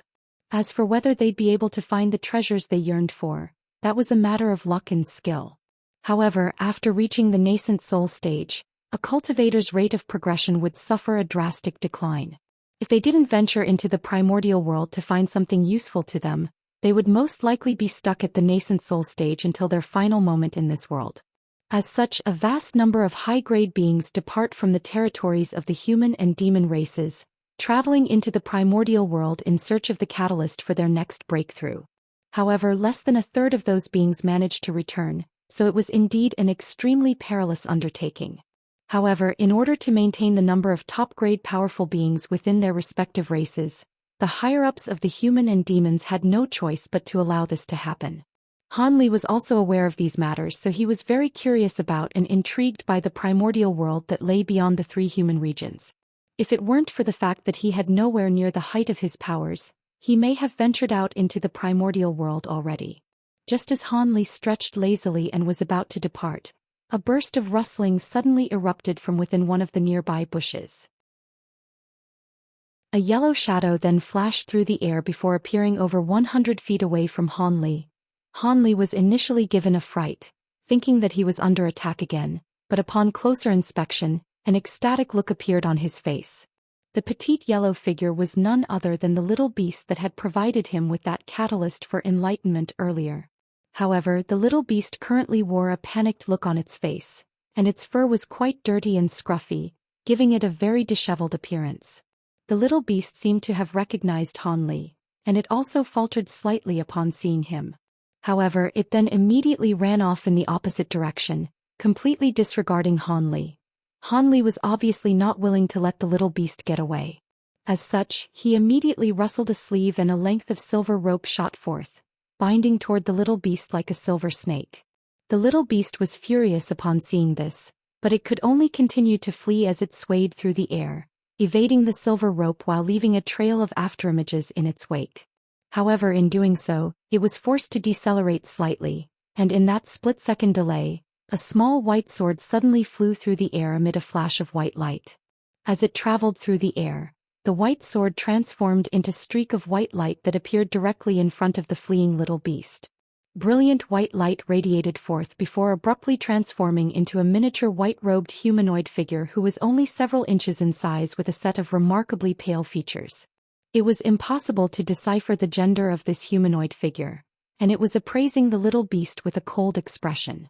In response to the emergence of this miniature humanoid figure, the little beast shuddered before its 4 paws immediately landed on the ground. At the same time, it lowered its center of gravity and all the hackles on its back stood up on end, as if it were facing a formidable foe. Han Li's pupils contracted drastically at the sight of this humanoid figure, and he immediately retreated without a second thought. During the several decades that Han Li had been in the spirit realm, he had developed a good gauge on the neighboring races that harbored enmity toward the human race. Spirit tribe cultivators who could take on human forms were spirit general-level beings, and they possessed power comparable to deity transformation cultivators of the human race. If Han Li was at the height of his powers, then he would perhaps consider lingering on the scene to assess the situation. However, in his current state, it was clearly much wiser for him to get away as quickly as possible. Han Li's frenzied retreat immediately drew the attention of the miniature white humanoid figure. At the same time, it swept its spiritual sense toward Han Li before letting loose a cold, disdainful harumph after discovering that he was merely a human body refinement warrior. It spread open the 5 fingers on one of its hands, then flicked them toward Han Li in a nonchalant manner. 5 thin white threads immediately shot forth before abruptly vanishing. Sword threads. Han Li was able to immediately identify what those thin threads were, and his heart jolted as he summoned his black spear. Following a loud roar, he injected all of his power into the spear before thrusting it forward in a violent motion. A strange cry erupted as a ball of black light exploded before him, shielding his body from the oncoming white threads. Almost at the exact same moment, the 5 sword threads appeared before Han Li as if by instantaneous teleportation, and crashed directly into the black light. The fearsome-looking swath of black light immediately began to crumble in the face of the sword threads, and following a flash of white light, the sword threads sliced through the black light like hot knives through butter, while the black spear in Han Li's hand was shattered into several segments. Having barely been impeded by the black light at all, the 5 sword threads continued to fly toward Han Li, much to his dismay. He raised a hand and half of the spear's shaft shot forth as a streak of black light. At the same time, he let loose an almighty roar as spiritual light flashed from the suit of gray armor that he was wearing. The armor then transformed into a ball of gray cloud and mist that sped directly toward the sword threads. Immediately thereafter he clenched his fists and piercing golden light erupted from his body as he unleashed the power of the Vajra art's 7th layer to its maximal extent. Han Li's arms transformed into a blur as his fists shot forth at an unimaginable speed, appearing as if they were threatening to tear through space itself. 2 gusts of golden winds were swept up before howling through the air. As soon as the segment of the spear shaft came into contact with the sword threads, it was sliced into over 10 smaller segments following a flash of white light. The sword threads continued onward into the swath of gray mist, followed by the 2 golden gusts of wind. The sharp screech of metal grating on metal erupted as the gray mist suddenly expanded, but it was still able to trap the sword threads for the time being. Taking advantage of this opportunity, Han Li's body swayed several times in quick succession, taking him to over 200 feet away. At the end of this sequence he leaped into the air and disappeared into a set of bushes. At this moment the cloud of gray mist exploded, and the suit of armor it had been manifested from was shattered, with the resulting fingernail-sized shards flying through the air as shrapnel in all directions. Only then were the 5 sword threads revealed, but their target had already disappeared. The miniature white humanoid figure faltered upon seeing this, following which a dark expression appeared on its face. However, just as it was about to unleash another attack, the little beast standing before it suddenly manifested several tens of identical projections, each of which fled toward a different direction. As such, the white humanoid figure was no longer able to pursue Han Li, and was forced to turn its attention back to the little beast. It let loose an almighty roar as countless streaks of white sword chi shot forth from its body, flying toward the fleeing beast projections. Following the devastating assault, only one of the little beasts remained after evading several streaks of sword chi while the other projections had all been destroyed. The white humanoid figure seemed to be intending to capture the little beast alive as it suddenly raised a hand, upon which all of the remaining sword chi raining down from above abruptly vanished. The humanoid figure chuckled coldly as it swooped down toward the little beast as a streak of silver light. The little beast seemed to be aware that it was no match for the miniature humanoid figure, and it didn't dare to engage it in a direct confrontation. As such, it could only switch directions and continue to flee, traveling at almost twice as fast as Han Li's current speed. The white humanoid figure was intent on capturing the little beast, so it continued to give chase, and it was able to keep up with the little beast despite the latter's incredible speed. Thus, the little beast and the miniature humanoid figure disappeared into the distance in the blink of an eye. A long while later, another humanoid figure suddenly emerged from behind a massive tree. It was none other than Han Li. Even though Han Li's shifting smoke steps were quite mysterious and unpredictable, it simply didn't allow him to travel fast enough to escape from that spirit tribe cultivator. As such, he took a risk and used a concealment technique he had learned in the human world to hide nearby. He was taking a gamble that the little beast would take this opportunity to run away, and the spirit tribe cultivator would set off in pursuit rather than continue his hunt for Han Li. Of course, he was holding an immortal vanquishing bead tightly in his hand in case things didn't progress as planned. Thankfully, his gamble had paid off in the end. The spirit tribe cultivator was far more intent on capturing this little beast than killing a mere body refinement warrior. Han Li cast his gaze toward the direction that the little beast and the spirit tribe cultivator had disappeared in, and a sense of unease welled up in his heart. Why was it that a spirit general level cultivator had appeared here?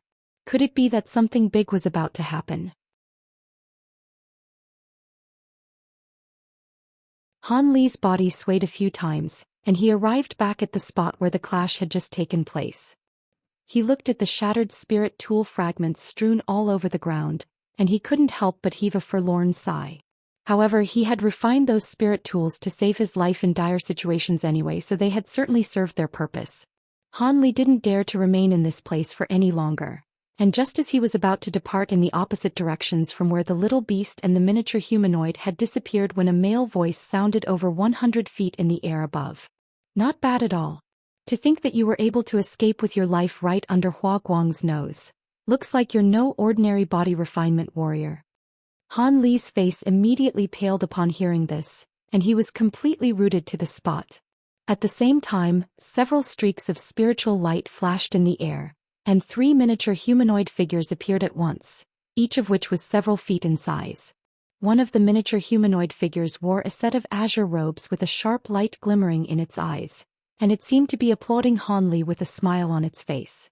However, its eyes were icy cold and completely devoid of any amusement or benevolence. That humanoid figure was flying through the air atop a crimson cloud, while its 2 companions were a brawny man who was shimmering with red light, and a young woman with a set of cold features, as well as a layer of white glacial mist enshrouding her body. These 3 were also spirit tribe cultivators.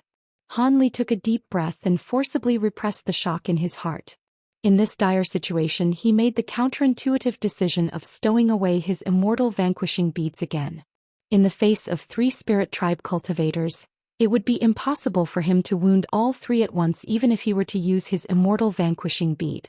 Furthermore, the 3 of them hadn't immediately attacked him as soon as they had appeared, so perhaps there was a chance for him to survive this ordeal without a fight. As such, Han Li's expression eased as he looked up at the 3 miniature humanoid figures in the sky. The shimmering red man carefully inspected Han Li before suddenly turning to the man on the crimson cloud in a respectful manner. Master Su Tian, he's perfect for our needs. He's a high-grade body refinement warrior, and he should know the location of the chaotic valley. On top of that, he doesn't have any magic power, so he fits all of our criteria. Alright, well, take him then. The man on the crimson cloud nodded indifferently in response. The red man was ecstatic upon hearing this before turning to Han Li with a sinister smile. All of a sudden, his body transformed into a fire worm that was around a foot in size as he shot forth toward Han Li. Han Li's heart jolted with shock upon seeing this. Could it be that he was wrong and these 3 were aiming to kill him all along? In the face of the oncoming attack, Han Li certainly wasn't going to resign himself to his face. As such, brilliant golden light flashed from his body as he activated his Vajra arts to their maximal extent. At the same time he produced the 2 immortal vanquishing beads again, and prepared to hurl them toward the fire WM. Right at this moment the man on the crimson cloud could see that Han Li was able to retaliate, so he pointed a finger toward Han Li, seemingly in a nonchalant and unhurried manner. Han Li suddenly felt the air tighten around him as a burst of immense invisible power abruptly descended upon him, trying to crush him to the ground. Han Li immediately refrained from using his immortal vanquishing beads as this immense power weighed down upon him. If he were to try and hurl the beads through the air right now, they wouldn't be able to travel very far, and he would most likely be caught up in the resulting explosion of power. As such, he could only inject more power into his Vajra arts, further enhancing his strength to resist the unfathomable pressure crashing down from above. However, this burst of power was simply too immense.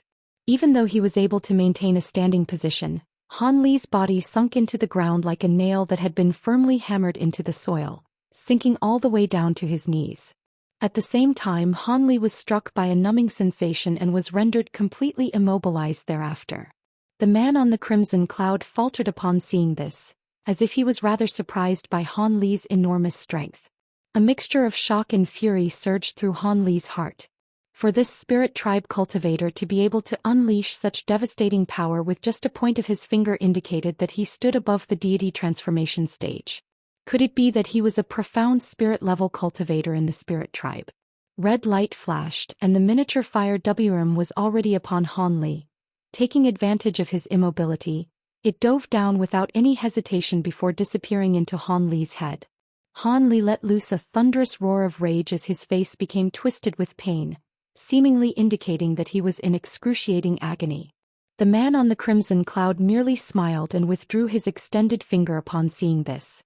The enormous power weighing down on Han Li abruptly disappeared, and due to the fact that he had been counteracting this force the entire time, its sudden absence made him leap straight out of the ground and several tens of feet into the air. Blinding golden light then radiated from his body. He clenched his fists tightly. He rushed into the nearby forest like a gust of maddened gale-force wind, swinging his fists wildly into the nearby trees. All of the trees that were struck by him were felled amid resounding booms without any exception, creating an extremely loud commotion. In the beginning, the man on the crimson cloud merely looked on with a calm smile. However, as Han Li's frenzied tirade continued without displaying any sign of stopping, the smile on his face gradually faded as a hint of bewilderment surfaced in his eyes. Master Zhou Xian. Could Zhou Xian be encountering any difficulties? The young woman standing beside him was also starting to grow rather concerned. The man on the crimson cloud paused to consider this notion before shaking his head. He should be fine. Zhou Xian's true form is a flame-devouring bead, so it should be simple for him to devour the spiritual sense of a body refinement warrior. Besides, the aura of the bead itself hasn't diminished at all. The young woman from the spirit tribe was quite relieved to hear this. All of a sudden, the rumbling commotion in the forest came to an abrupt halt. A hint of elation appeared on the young woman's face, yet the man on the crimson cloud narrowed his eyes as he peered into the forest. Moments later, Han Li re-emerged from the forest. However, he was completely expressionless and his eyes were slightly glazed over. The man on the crimson cloud stared at Han Li for a moment before asking, "How do you feel, Zhou Xian?" Han Li twisted his neck around from side to side and replied in the voice of that burly man from the spirit tribe, "Not bad. This human's body really is quite powerful. It's just that his spiritual sense was slightly more powerful than the average mortal, so it took me a bit of work to subdue him." "That's good to hear. This is no ordinary body refinement warrior, and I was afraid that you would encounter some difficulties." The man on the crimson cloud smiled in response. "How is he any different from the average body refinement warrior? Isn't he just a little more powerful than normal?" "Master Zhou Xian, I've already discovered the location of the chaotic valley, but it's a little far away from where we are right now. Should we head over there now?" Han Li asked. "There's no need to hurry. Hua Guang is chasing down that mutated leopard Kirin beast and he should be back soon. Let's wait for a while longer," the man on the crimson cloud replied. Han Li nodded upon hearing this and fell silent as he stood on the spot. After over an hour had passed, a streak of white light flew through the air and appeared before the trio in the blink of an eye. The light faded to reveal that miniature humanoid figure, who was holding an azure chain of light. On the other side of the chain, the little beast had been tightly bound and was hovering directly behind him. Huh. This human. The white humanoid figure was slightly surprised to see Han Li here. Don't worry, the spiritual sense of that human has already been devoured by Zhou Xian, so he's controlling this man now, the man on the crimson cloud explained. I see. That's rather convenient. I didn't bring a spirit beast ring with me, so it's rather inconvenient for me to carry this leopard Kirin beast around. You look after it for me for now.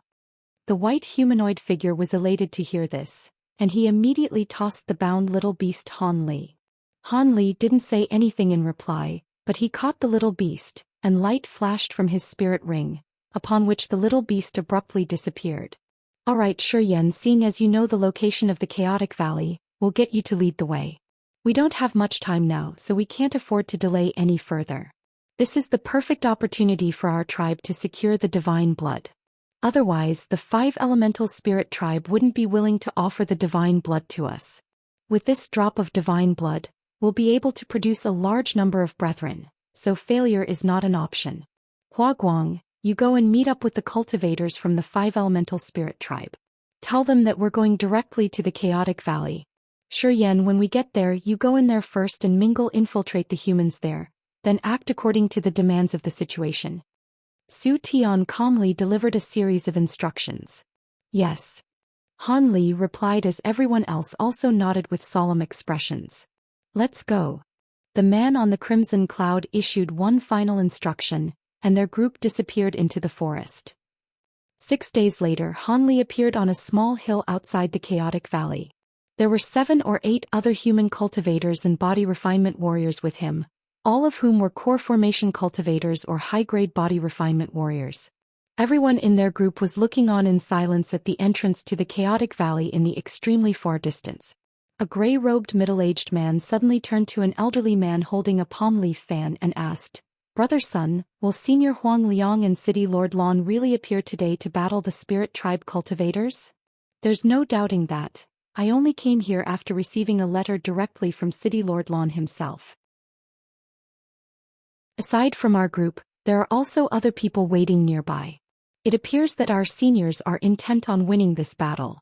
They only asked us to come here in order to hold off any demon race cultivators who might seek to benefit from the turmoil," the elderly man replied in a voice that was filled with conviction. The elderly man glanced at a scholar in their group before asking with a faint smile, "Seeing as Senior Huang Liang and City Lord Lan issued direct instructions to us, we are naturally obligated to come here. However, why are you two also willing to participate in this, Brother Han?" "I came to the Setting Sun Tomb in order to find a way to make a breakthrough, so there's no way I'm going to miss out on spectating a battle between beings above the deity transformation stage. Perhaps I'll be struck by some kind of inspiration in the process. Besides, City Lord Lan and the others have also offered handsome rewards," Han Li replied calmly. The reply given by the scholar was much the same. The elderly man nodded upon hearing this, and was no longer suspicious toward the two. After all, most of the people gathered here were taking this risk for roughly the same reason. Right at this moment, a long cry suddenly erupted from near the chaotic valley. Immediately thereafter, countless bursts of demonic chi rose up into the air, combining to form clouds of grayish-white demonic mist that enshrouded the entire sky. Beastly roars erupted, seemingly from all directions, amid gusts of fierce putrid winds. The immense burst of demonic chi surged toward the entrance to the chaotic valley as soon as it appeared, startling Han Li and all of the other humans who were situated nearby. There were some cultivators conducting surveillance of this place, and they had only just witnessed 2 spirit tribe cultivators crushing the demon race beings present not too long ago. There were even several metamorphosis stage high-grade demon beasts that had been killed during that battle, so it was quite clear that those 2 spirit tribe cultivators were immensely powerful beings. However, the demon beasts were suddenly stirring up such a massive commotion. Were they planning to force their way into the chaotic valley? Just as all of the humans hiding nearby were looking on in bewilderment, a burst of thunderous rumbling suddenly erupted from the direction of the chaotic valley. Immediately thereafter, and vast hordes of beings emerged from the ground below as well as the sky above. All of the creatures in the sky were green wooden birds, each of which was around 10 feet in size. while the beings emerging from the ground were massive stone giants that were around 60 to 70 feet tall.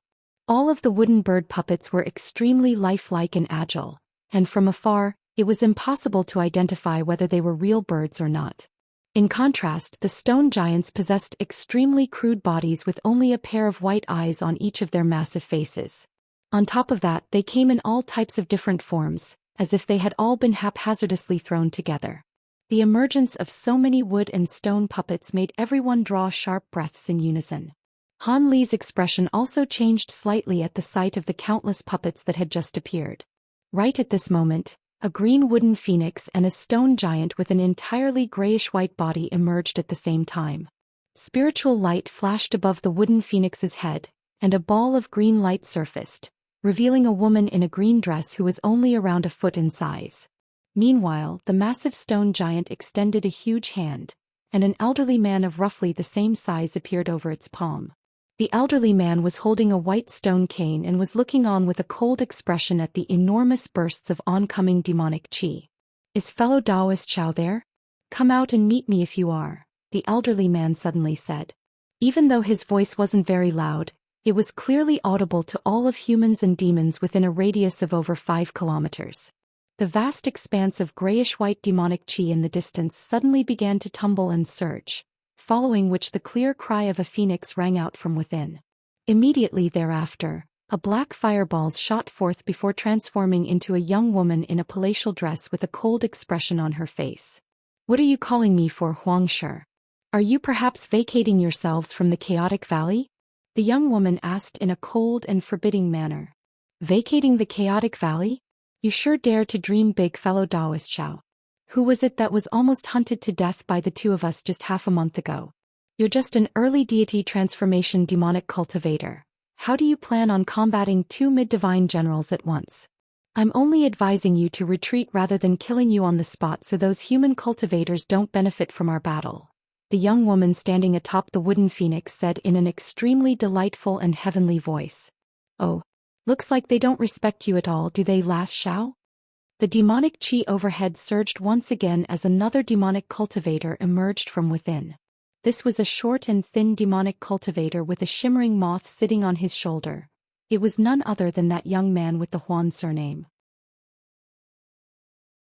Huang Shi and Tian Ying's expressions both changed drastically upon seeing this young man, and the former exclaimed, "Huan Songqi? Why are you here? Tiske, I see you two still recognize me. During our last battle I was able to hold my own against you two even prior to reaching the spatial tempering stage. Over 10,000 years have passed since then, and I've already forged a 5-elemental body for myself long ago, yet you two are still only a pair of lowly spirit generals. It seems that aside from your lengthy lifespans, you spirit tribe cultivators can't compare with demon and human race cultivators in any other aspect. Your spirit tribe will most likely be wiped off the face of the spirit realm eventually, just like all of those other weak races. If you ask me, you should pledge your allegiance to us while you still can. After all, some of your skills are quite useful to our two races, so at the very least, we'll ensure that you don't go completely extinct," the young demonic cultivator said in a calm voice. You sure dare to talk, fellow Taoist Huan. Our spirit tribe may not be very powerful, but it has existed in the spirit realm for all this time, and there must be a reason for this. You're just an elder of the demon race. What right do you have to foretell the fall of our spirit tribe?" Huang Shi was furious upon hearing the young man's bold declaration, and the wariness in his heart was completely washed away by his rage. The young man wasn't enraged in the slightest by Huang Shi's barbed response. Instead, he burst into laughter as he said, "It's indeed true that I have no right to speak about your spirit tribe, but those words were spoken by the patriarch of our demon race, and I'm merely relaying his message word for word. You should stop dreaming. So long as our holy spirits continue to exist, we'll never bow to any other race." Tian Ying retorted coldly. "If that's the case, then there's nothing for me to say. Fellow Taoist Huang Liang City Lord Lan, you should show yourselves as well. I know that you two already arrived here yesterday. Are you really planning to watch from the sidelines and swoop in to take all the spoils of war?" A cold smile appeared on the young man's face as abruptly turned around before pointing toward a certain spot in the air. The two spirit generals and all of the humans lurking nearby were stunned to hear this. faint white light flashed and a jade arc was revealed as if an invisible veil had been lifted. The massive arc was 300 feet long and 40 to 50 feet wide, housing Spirit Lord Huang Liang and his group of cultivators as it hovered stealthily in midair. All of the human cultivators on the arc wore surprised expressions, as if they were quite stunned that their cover had been blown. That's an illusionary flame moth. So you were the one eavesdropping on our conversation at Setting Sun City. Spirit Lord Huang Liang's expression darkened as he cast a glance toward the young man's shoulder. Did you only just realize that, Brother Huang Liang? I had thought that you'd figured it out a long time ago. The young man pursed his lips in response. Spirit Lord Huang Liang seemed to be familiar with this young man, and a hint of a deriding sneer appeared on his face as he asked, "Haven't you been in hiding all these years like a cowardly rat, trying to transcend your next heavenly tribulation? Why have you come here?" If I had confidence in transcending my heavenly tribulations that strike once every 3,000 years, why would I come here? I've been struck at the mid-spatial tempering stage for over 10,000 years, and my last tribulation was already very difficult for me to transcend. There's no chance that I'll be able to withstand my next one, so my only option is to come out and search for some opportunities. In contrast, you've only reached the spatial tempering stage not long ago, fellow Taoist Huang Liang, so you've only had to withstand one heavenly tribulation. You have a long road ahead of you, the young man sighed in response. At the mention of heavenly tribulations, Spirit Lord Huang Liang's expression immediately became quite strained. The scenes during his first heavenly tribulation were still very much clear in his mind, and that was such a fearsome experience that he couldn't help but shudder upon its recollection. Spirit Lord Huang Liang's lips twitched as he transmitted his voice to the young man. If you're trying to search for an opportunity to make a breakthrough, then wouldn't it be much better for you to go to the world? What are you doing here in human territory? If you want to fabricate an excuse for picking a fight, then at least come up with a plausible one. I'm afraid those are false accusations that you've aimed against me, fellow Taoist Huang Liang. The reason I appeared in Setting Sun City is precisely because I wanted to invite you on another trip to the primordial. However, I then stumbled upon this spirit tribe incident, and I had no choice but to step in as an elder of the demon race. The young man chuckled as he transmitted his voice in response. You're inviting me to the primordial world? Spirit Lord Huang Liang faltered upon hearing this. That's right. Even though humans and demons are completely different creatures, our individual abilities will definitely be able to help one another in the primordial world, making it a much safer trip. We made a very bountiful foray into the primordial world together several thousand years ago, didn't we? I'm very confident in your abilities, fellow Taoist Huang Liang, even more so than the abilities of my fellow elders. You're close to your second heavenly tribulation, right? If you don't find some treasures that can help you transcend the tribulation, perhaps your chances of withstanding the tribulation. After all, the tribulations will only continue to grow more powerful with each successive occurrence, even if your cultivation base doesn't change, the young man asked in a calm voice.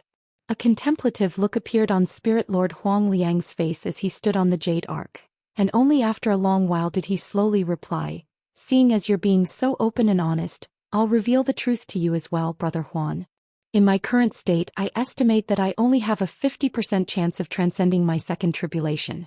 During my first and previous tribulation transcendence, a lot of my treasures had been destroyed.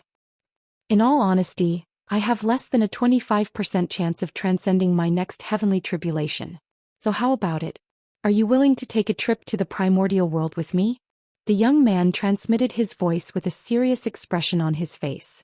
An indecisive look appeared on Spirit Lord Huang Liang's face upon receiving an official invitation. Only after a long while did he ask, "If you're planning to go to the primordial world with me, how do you suggest we resolve this spirit tribe incident here?" The young man seemed to have already considered this issue and he immediately replied, "That's simple. You and I can join forces to capture these spirit tribe cultivators, then detain that spirit tribe traitor. As for the things he's carrying, if there are many of them, then we'll split them evenly between our two races. If there's only one, then we'll have a friendly sparring match to determine who gets to take it. You sure are a sly old fox. You've been at the spatial tempering stage for several thousand years longer than me. How could I possibly gain the upper hand against you?" Spirit Lord Huang Liang immediately shook his head without any hesitation. The young man wasn't surprised by this reaction at all. Instead he calmly asked, "Then what do you propose, Brother Huang? We'll see what the items are first and we'll have to give something of a similar value to take the items." Spirit Lord Huang Liang replied with a stroke of his beard. "No problem, we'll do as you say. Let's join forces and take care of these two spirit tribe cultivators first," the young man suggested as a cold look appeared on his face. Sure." Spirit Lord Huang Liang nodded in response before explaining the situation to City Lord Lan and the others through voice transmission. Seeing as their plan to lurk in the shadows before swooping in to take the spoils of war had been exposed, everyone naturally had no choice but to agree to this arrangement. As such, City Lord Lan immediately rubbed his hands together before raising them into the air, upon which a massive shimmering blue fireball erupted into the sky and exploded at high altitudes. All of a sudden, lights of all types of colors flashed as a series of human cultivators and body refinement warriors revealed themselves from within the forest.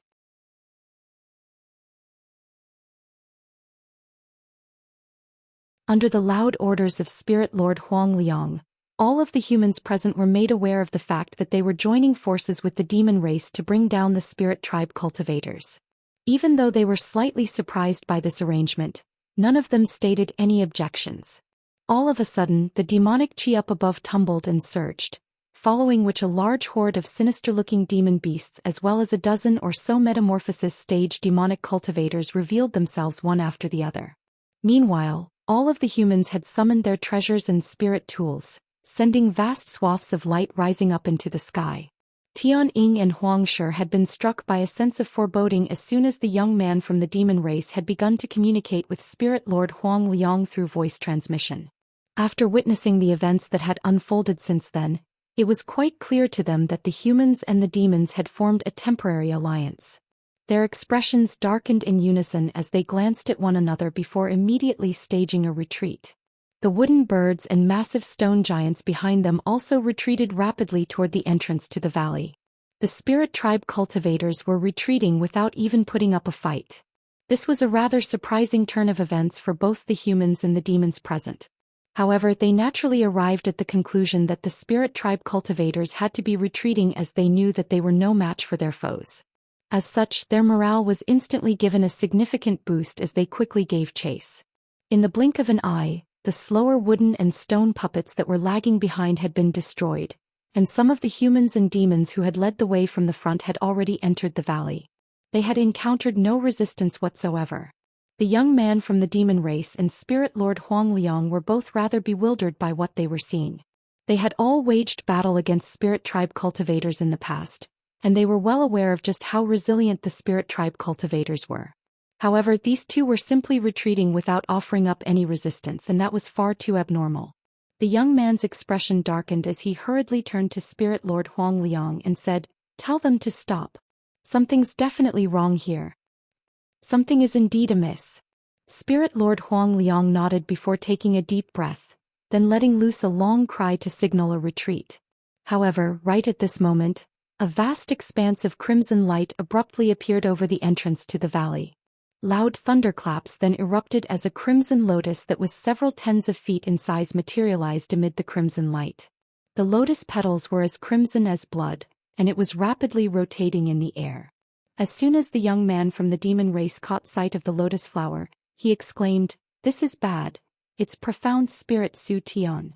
Even though Spirit Lord Huang Liang had never seen this crimson lotus before, he had naturally heard of the 8 profound spirits of the artifact spirit tribe, so he was also quite startled upon hearing this.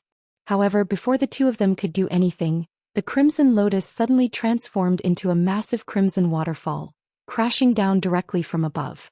Any human or demon who came into contact with the crimson waterfall was instantly reduced to plumes of smoke. Regardless of whether it was protective demonic chi or defensive treasures, nothing could withstand the power of this waterfall. In the blink of an eye, less than half of the humans and demons remained, all of whom had yet to rush into the valley. All of those who were fortunate enough to have survived wore expressions of shock and horror, and all of them had fled in retreat before Spirit Lord Huang Liang even had to let loose the long cry. After engulfing so many humans and demons, The crimson waterfall seemed to still be dissatisfied. It came sweeping out of the valley and flooding straight toward the fleeing humans and demons. The young man and Spirit Lord Huang Liang naturally couldn't just stand by idly and watch any longer. Both of them were furious as they sprang into action at the same time. The young man opened his mouth, and a gust of violent gray demonic winds erupted from within.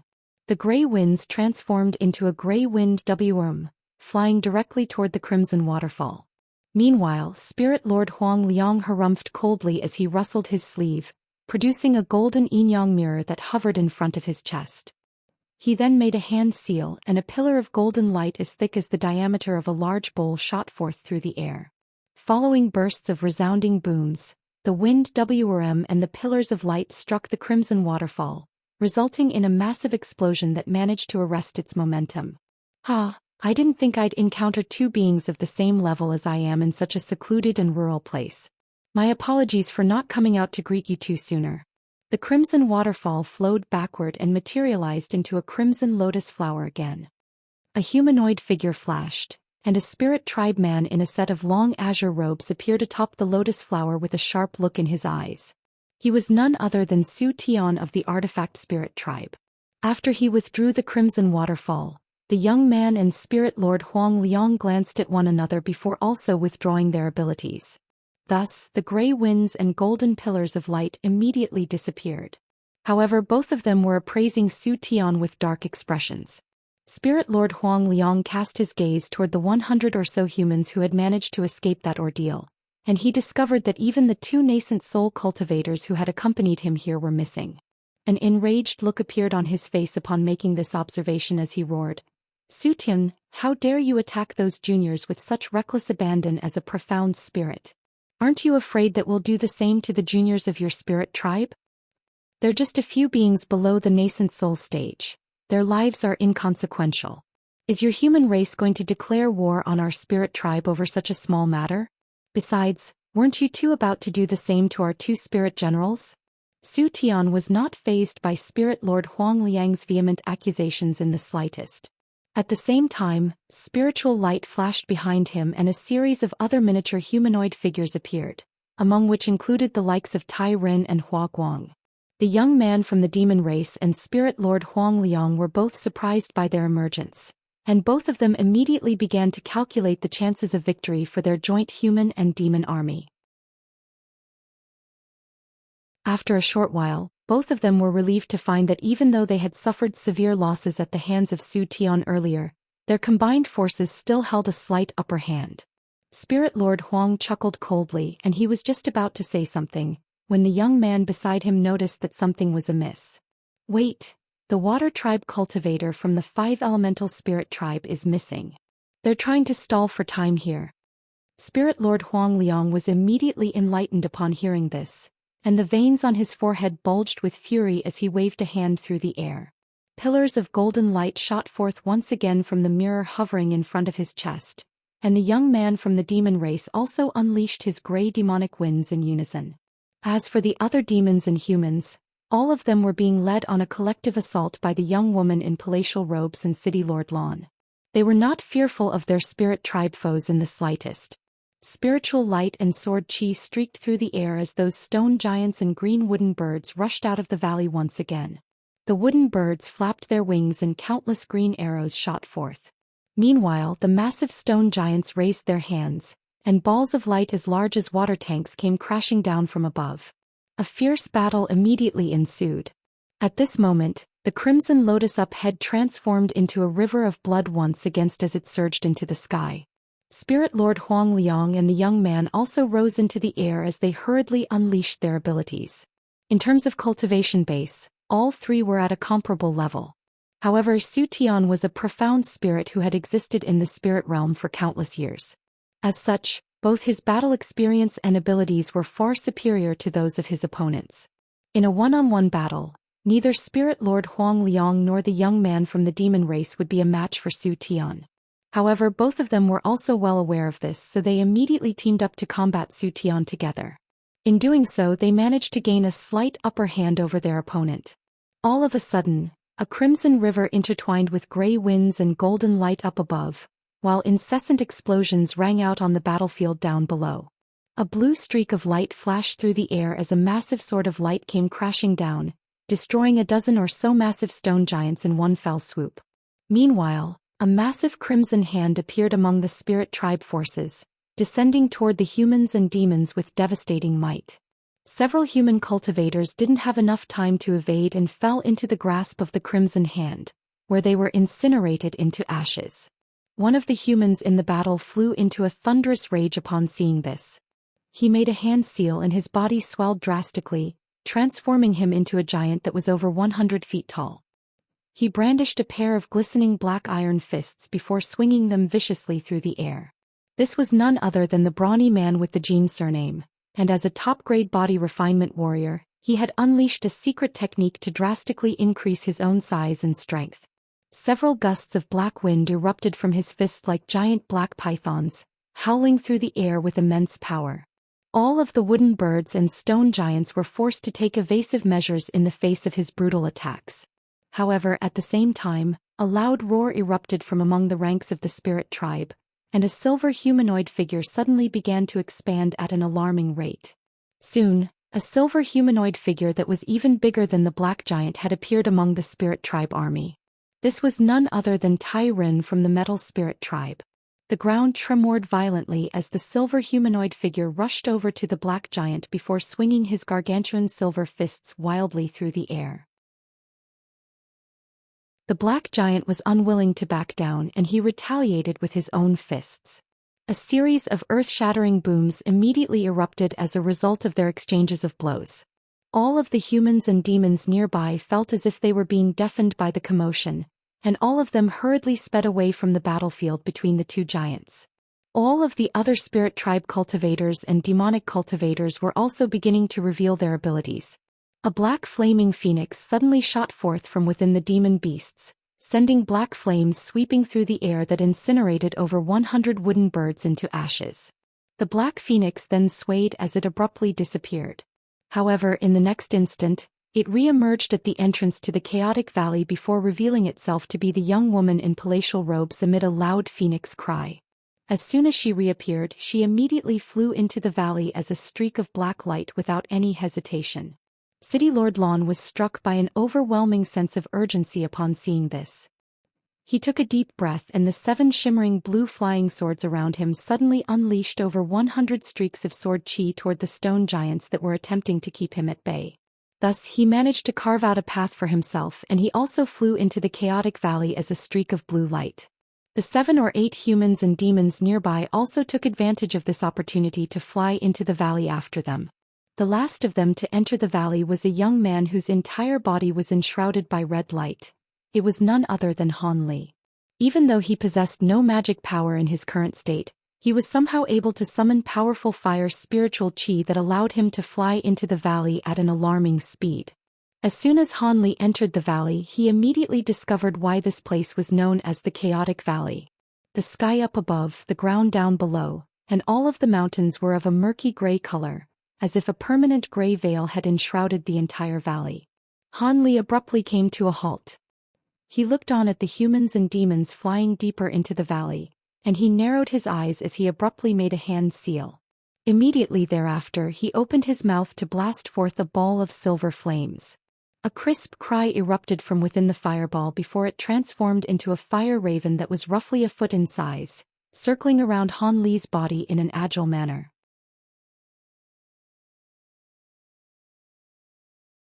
A peculiar look appeared on Han Li's face as he looked at the silver fire raven, and he murmured to himself, "Should I call you Zhou Xian or should I call you the Great Yin True Flame? You've already absorbed the pure sun flame essence and now you've devoured the soul of that spirit tribe cultivator named Xiao. So be it, I'll call you the Heavenly Spirit Devouring Flame. I'm lucky I converted all of my purple apex flames into Great Yin True Flames while I was still in the human world. Otherwise, I would have been in a lot of trouble there." It turned out that after Zhou Xian had infiltrated Han Li's body, he was unable to devour Han Li's spiritual sense. Instead, as soon as he entered Han Li's body, the massive influx of fire spiritual power immediately awakened the Great Yin True Flame, which had temporarily gone dormant within Han Li's body due to the lack of magic power. The flame possessed the ability to devour all things, so it immediately engaged Zhou Xian in battle within Han Li's body without even necessitating an instruction from Han Li himself.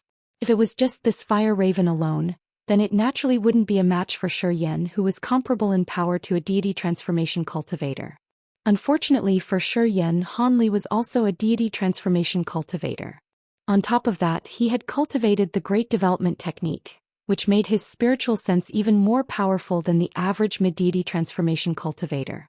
As such, Zhou Xian naturally stood no chance after entering Han Li's body. Just as Zhou Xian was engaged in a fierce battle with the Great Yin Fire Raven, Han Li unleashed his spiritual sense to forcibly bind Zhou Xian's spiritual sense, thereby allowing the Great Yin Fire Raven to devour him alive. Even the crimson bead treasure that was his true body had been absorbed into the Great Yin Fire Raven. This was engulfment in every sense of the word. Not only had his soul been absorbed, even his memories had been completely taken by the Fire Raven, thereby allowing it to become the heavenly spirit-devouring flame that it currently was. As such, Han Li was able to use the Fire Raven to imitate Zhou Xian's aura and voice to perfection after the Spirit General's soul was devoured. Of course, through absorbing Zhou Xian's memories, Han Li also learned about the Spirit Tribe's objective for coming to the Setting Sun Tomb, as well as the existence of that Spirit Tribe traitor and the drop of divine blood. He was ecstatic upon making this discovery. He couldn't care less about that Spirit Tribe traitor, but the so-called Spirit Tribe divine blood was something that he was very interested in. This blood was a type of mysterious liquid that would be produced by the soul of a Holy Spirit-level Spirit Tribe cultivator following death by natural causes. If the blood were to be dripped onto any sentient object, the latter would develop intelligence and evolve to become a low-grade spirit. Of course, the Spirit Tribe wasn't entirely created by such a method. Most of them evolved on their own to become low-level spirits. However, this divine blood was still an extremely important tool for the Spirit Tribe in their quest to maintain their population. As such, it was something that they guarded as secret treasures. However, on this occasion, an artifact Spirit Tribe being somehow managed to steal a vial of divine blood right under the noses of the guards before immediately contacting the human race, seemingly to offer an exchange. If that was the extent of the story, then Han Li would be rather surprised, but he wouldn't pay much heed to it.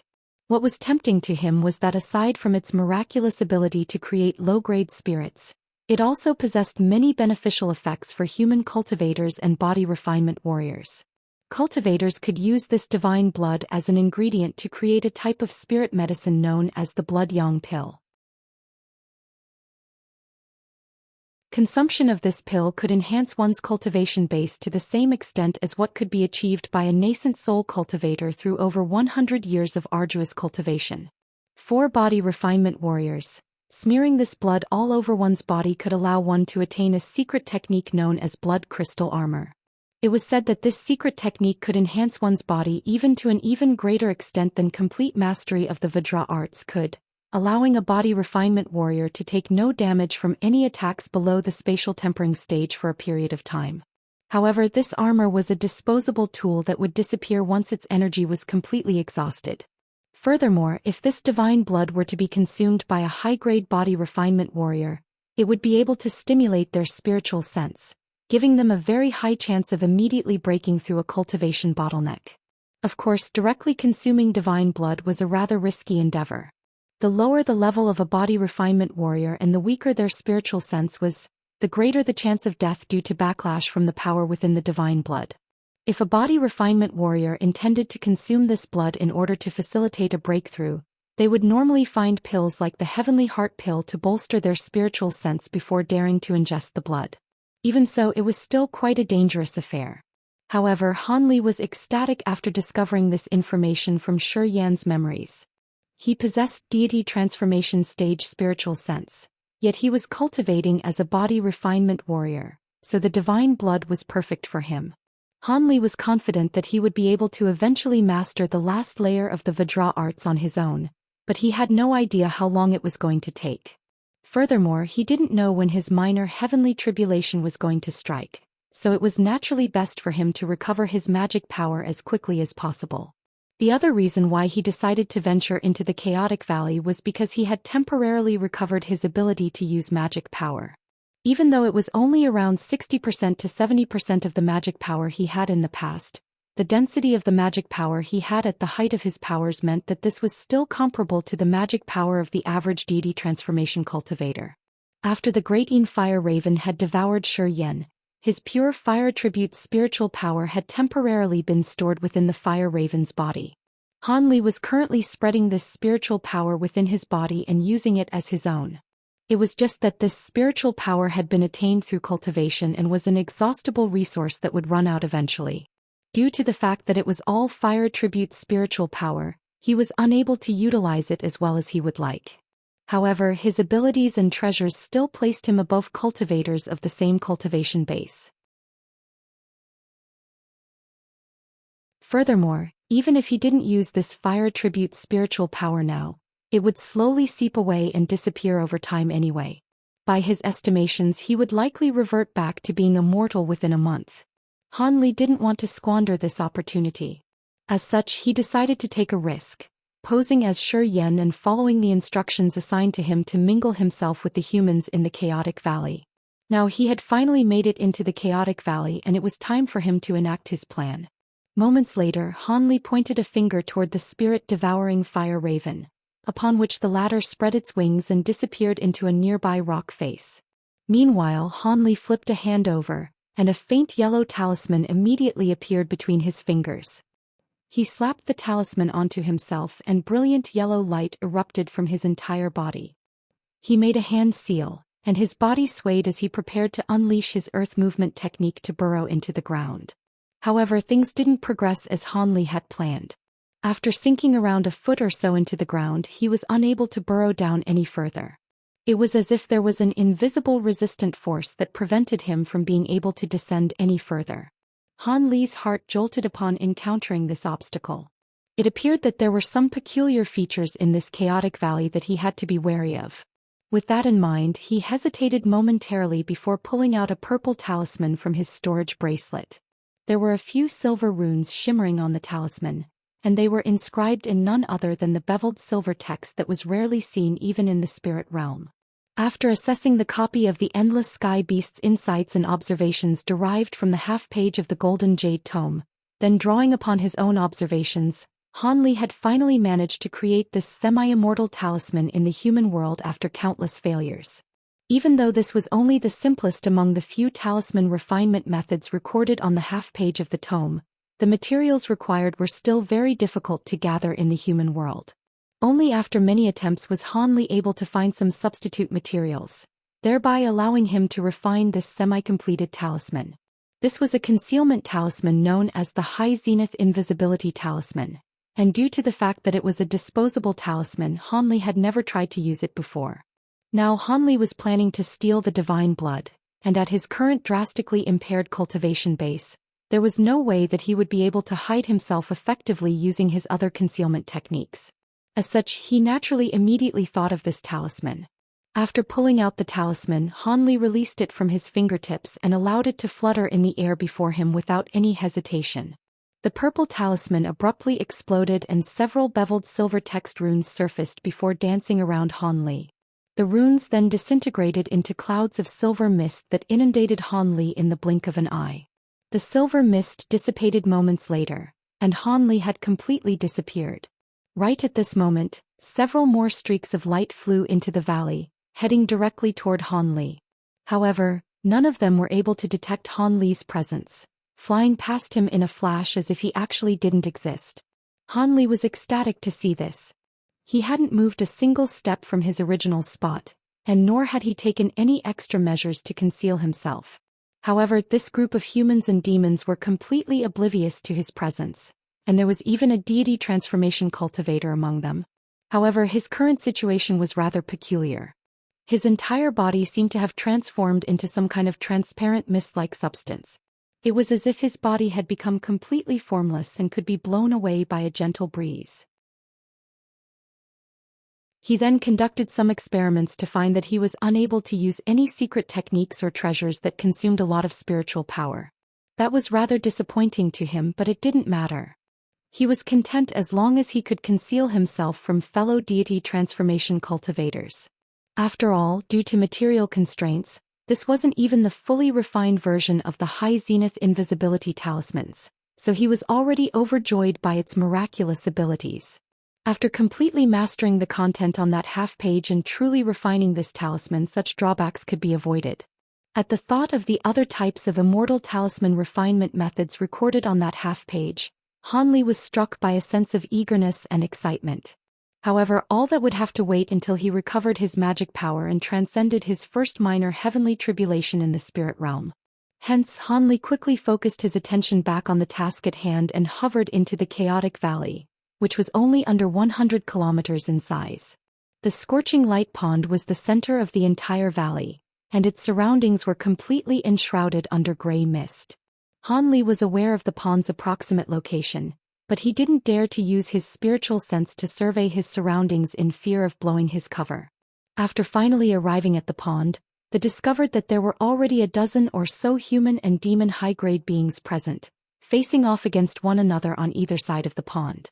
The humans were naturally led by City Lord Lon and Tu Tuol, both of whom wore dark expressions on their faces, while the demons were led by the young woman from the Black Phoenix race, as well as 3 completely identical thin young men who appeared to be triplets.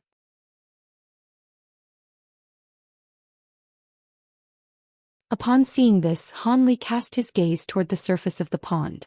Aside from the fact that the water in the pond was remarkably clear, it was completely mundane and nondescript otherwise.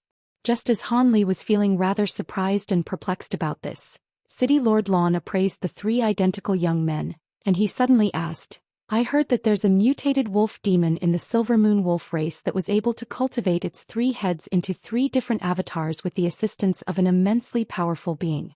Each and every one of those avatars possesses a cultivation base at the pinnacle of the nascent soul stage, and when all 3 join forces, they're capable of taking on a deity transformation being. Could you 3 be those very same avatars?" The 3 young men chuckled in unison upon hearing this. One of them immediately said, "I didn't think us 3 brothers would be so widely renowned."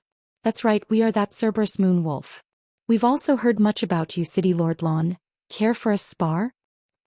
"I have no time for such activities. Fellow Taoist Xiao, what are you planning by entering the valley alone?" City Lord Lon disregarded the challenge being directed at him, turning toward the young woman instead with an interrogative gaze. "What am I planning? Didn't Senior Huan say that there are spirit tribe cultivators trying to capture this so-called spirit tribe trader in the pond?" "I came to stop them, of course," the young woman replied with a dainty smile. City Lord Lon looked at the young woman for a while, then glanced at the pond before asking, "Is that so? I'm glad you have such intentions, fellow Taoist Xiao. Please continue. I will guard the pond in the meantime to prevent any spirit tribe beings from entering the pond. How about that?" The young woman faltered slightly upon hearing this before chuckling at the sight of Tu Tuol and the several other nascent soul cultivators besides City Lord Lon. "If you hadn't come here, then perhaps I would indeed be venturing into the pond. However, seeing as you're here, I'll leave this opportunity to you, Brother Lon. You're not going to make a frail woman like me enter the pond in your stead, are you? I heard that you have a water-warding jade rhinoceros horn treasure. That thing will surely be very useful for when you enter the pond." "I can enter the pond, but you have to take your forces and exit the chaotic valley first." City Lord Lan's expression suddenly darkened as his voice became cold and uncompromising. Seeing as City Lord Lon had cast aside all semblance of pleasantries, the young woman's expression also changed slightly, and she gave a cold harumph before falling silent. Neither side was willing to back down at this critical juncture. Meanwhile, City Lord Lan's lips were twitching as he discussed something with Tu Tuol through voice transmission. As he did so, a hint of malicious intent surfaced in his eyes. Aside from the young woman and the 3 identical young men, there were only 3 other metamorphosis stage demonic cultivators present. In contrast, aside from City Lord Lon and Tu Tuol, there were still 7 or 8 other nascent soul cultivators among the human forces, so they held a clear upper hand. No one else had managed to arrive at this pond after all this time, clearly indicating that they were being held off by the spirit tribe beings. As such, neither side was going to receive additional reinforcements in a short time period. If one side could take the divine blood first, there was no way they'd actually be willing to split the divine blood evenly between both sides. Everyone knew that the prior agreement they had made was only for show, and it was merely an empty promise made so that a temporary alliance could be facilitated. The young woman could sense the aggressive intentions from the humans, and her brows furrowed slightly as she unleashed a secret technique to caution her own troops. At the same time, she rustled a sleeve and an object fell into her hand. The atmosphere became extremely tense, and a physical altercation appeared to be imminent.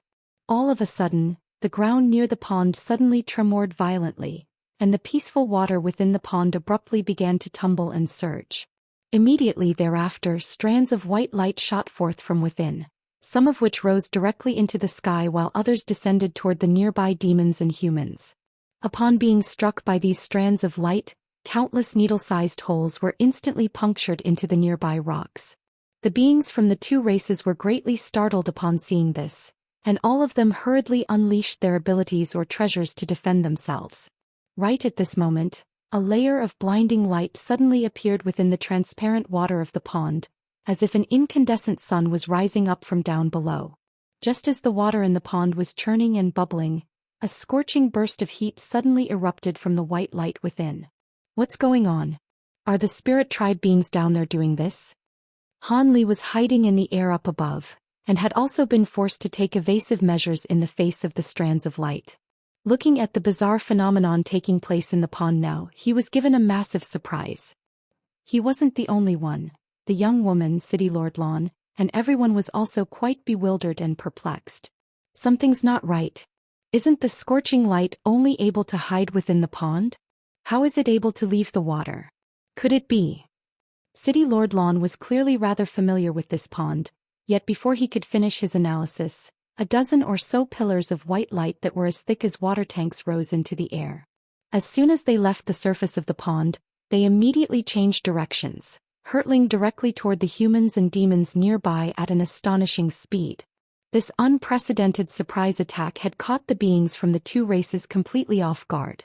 The powerful beings like the young woman and City Lord Lan were immediately able to unleash a secret technique to flee the scene, while the three identical young men managed to also unleash some kind of secret technique that made them disappear without a trace right before the pillars of light struck them.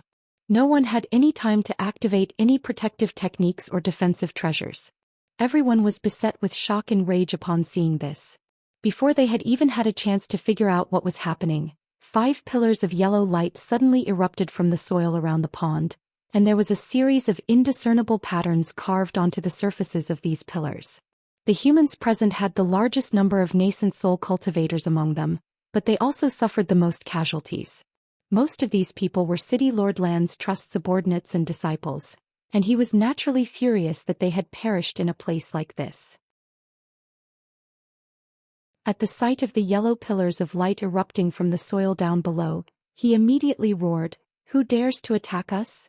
Immediately thereafter, he laid a hand over the top of his own head, and 5 small blue swords immediately shot forth before transforming into massive swords that were several tens of feet in size. Slash! City Lord Lan commanded in a cold voice.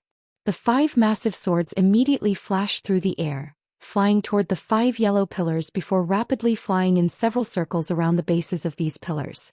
A string of resounding booms erupted, but the pillars remained intact, with only a series of sword indentations left on their surfaces.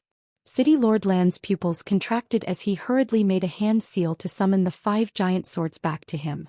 Right at this moment, a green viscous liquid suddenly seeped out from the sword indentations on the pillars, emitting an extremely peculiar rank odor. Meanwhile, City Lord Lan kept his swords circling above his head, preparing himself for any further attacks. He was naturally well aware of just how powerful his flying swords were. They were normally capable of easily slicing through small mountains, let alone a few pillars. However, these pillars didn't appear to be normal pillars. Their surfaces seemed to possess a hint of suppleness, as if they were living creatures. The young woman also wore a bewildered expression at the sight of City Lord Lan's failed attack. A burst of low buzzing rang out from the pond down below, as if something had just been awakened. Following the emergence of this strange sound, the 5 yellow pillars suddenly became completely stationary. However, a massive ball of light with a diameter of around 100 feet suddenly shot forth from within the pond. The ball was entirely white in color, but there was a shimmering golden spherical object at its center that was roughly the same size as a human head. "That's the setting sun crystal," Awe suddenly exclaimed upon seeing this object. As soon as he blurted out those words, he deeply regretted not keeping a tighter lid on his own mouth, and he immediately hurtled forth as a streak of white light to claim the treasure for himself. Upon hearing the words setting sun crystal, the young woman and the 3 identical young men were also ecstatic. The young woman let loose a loud cry before transforming into a black flaming phoenix as she flew toward the object. Meanwhile, the 3 young men gathered together to form a thick pillar of silver light that shot forth in hot pursuit. However, for some reason, City Lord Lon remained on the spot, refraining from taking any action. Han Li also continued to look on without doing anything as he hovered up above. His target was very simple. He was here for the divine blood. No matter what other valuable treasures existed here, unless they were more valuable than the divine blood, he wasn't going to pursue it and blow his own cover. The young woman and the 3 young men had clearly sprung into action a split second slower than Awe. The white light that Awe had transformed into reached the setting sun crystal first, and he attempted to sweep it away. However, right at this moment a startling change suddenly struck. An enormous burst of invisible suction force suddenly appeared around the ball of light, causing Awe's body to falter slightly in midair. He was naturally shocked by this turn of events and hurriedly unleashed his magic power to resist this force. However, several peculiar silver runes then suddenly appeared over his robes, following which Awe was sucked into the pond, disappearing without a trace. The ball of light remained floating silently in midair, as if nothing had ever happened.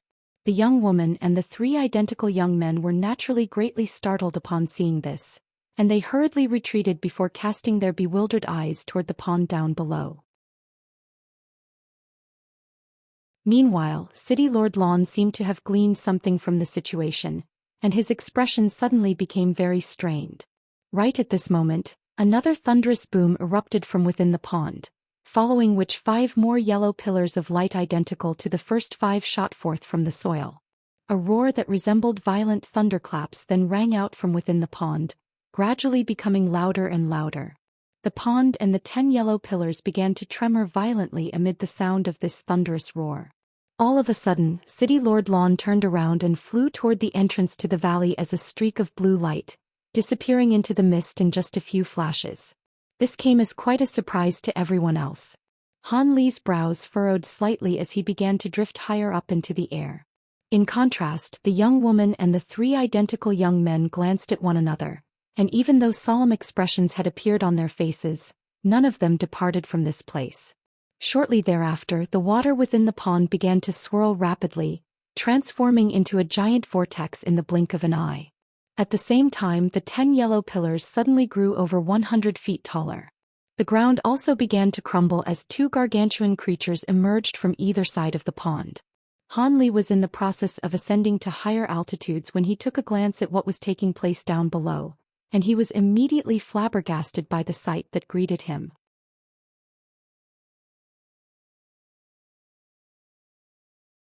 He discovered that the colossal pillars that had appeared on either side of the pond were merely fingers on the hands of the 2 gargantuan creatures that had just appeared. Now, a pair of those enormous hands were slowly extending upward from within the soil. The water in the scorching light pond had somehow disappeared, and at the center of the pond, a giant eyeball around 20 feet in size appeared. The eyeball slowly rolled around before emitting a sinister light. Han Li shuddered upon seeing this, and his face immediately paled as he recalled a vastly renowned race within the spirit realm. He immediately sped up, flying up into the air without any hesitation. However, he was unable to fly all that quickly anyway due to the limitations of his incomplete high-zenith invisibility talisman. The young woman and the 3 identical young men hadn't noticed all of this yet, but they were also struck by a sense of indescribable peril.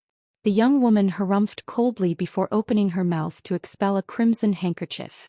She then raised a hand, and an azure worm of light that was around 10 feet in size appeared before circling around her body. It was an extremely profound azure flying saber.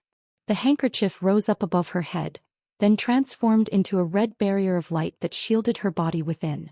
Meanwhile, the 3 young men made hand seals in unison as faint silver light emanated from their bodies. The three balls of light then combined as one to create a large ball of silver light that inundated all three of them at once. After adopting these defensive measures, the four demonic cultivators were immediately greeted by the sight of the ground down below in a radius of close to 10,000 feet splitting open at once amid an earth-shattering boom. The massive eyeball at the bottom of the pond blinked, following which the setting sun crystal in midair descended rapidly before disappearing into the eye. A mountainous creature then slowly sat up from the ground. From his vantage point, Hanli was able to see everything. The gargantuan creature was several thousand feet tall, and most of its body was covered in grayish-yellow soil as it raised both arms into the air. It was an unfathomably massive living being. If it weren't for the fact that Hanli had seen demon spirits like the Rahu and the heaven-roaming Kun Ping in the human world, he would struggle to believe that something so massive could exist in this world. The giant was only wearing a loincloth made from some type of unknown beast hide, and it had a single gargantuan eye on its head. The eye was slightly caved in on the giant's face, and it was none other than the depression created by the eye that had given rise to the pond. Aside from that, the giant had a hideous nose and a long mouth that extended almost from ear to ear. As it opened its mouth, sharp white teeth could be seen within. The giant hadn't completely stood up. It had only sat up while the lower half of its body was still buried deep in the ground. It was looking at the four demonic cultivators in the air with no hint of expression whatsoever in its single eye. Impossible. This is a primordial giant. Run. This is not something we can handle, the young woman immediately exclaimed after finally realizing what they were dealing with here. She finally understood why City Lord Lon had fled without any regard for Tutuo's life. He must have identified the signs in advance and fled for his life. The young woman immediately made a hand seal without any hesitation. The red light barrier around her body rapidly rotated before shattering into shards of red light, while the young woman herself abruptly disappeared. However, her lithe and graceful figure resurfaced in the air 500 to 600 feet away amid a flash of red light. The three young men were also stunned by the sight of the giant, and only after witnessing the young woman escape did they return to their senses, preparing to unleash a movement technique that would take them away from this terrifying creature. However, right at this moment, the Cyclops giant suddenly opened its mouth, and a strange sound rang out from within its throat as a burst of enormous suction force erupted from within. The three young men could feel themselves being sucked toward the giant's mouth, and they hurriedly made hand seals as they tried to resist with all their might. Unfortunately for them, this was a fearsome being that even deity transformation cultivators like the young woman and City Lord Lon had to flee from, so three nascent soul cultivators were certainly not going to be able to resist its power. Thus, the three demonic cultivators were forcibly drawn toward the giant's cavernous mouth, and only then were they truly struck by shock and horror. One of the young men immediately transformed into a massive silver wolf that was several tens of feet in length. The wolf let loose a desperate howl, and the other two young men immediately flew into its body as streaks of silver light. Azure and red light immediately began to shimmer on either side of the wolf's head as a couple of smaller azure and red wolf heads emerged. The three wolf heads let loose a long howl in unison, following which silver, red, and azure light erupted from their respective mouths, instantly infusing themselves into the silver protective light barrier around them. Even though their momentum hadn't been completely arrested as a result, they managed to slow themselves down significantly. In the face of such a dire situation, the three demonic cultivators had finally combined once again to revert back to their Cerberus wolf form. Han Li's heart stirred slightly as he witnessed this from up above, and the image of a graceful figure suddenly appeared in his mind. However, he heaved a faint sigh to expel this image before focusing his attention on the events unfolding down below again. Seeing as the pond was a product of the giant's eye, then it was very likely to be the case that the spirit tribe trader had already been devoured by the giant. Furthermore, according to what he knew about primordial giants, all of them possessed extremely low levels of intelligence and took pleasure in devouring any being from other races, so there was no way that it would be able to identify divine blood. As such, the vial containing the divine blood was most likely contained within the giant's body. That was very troublesome.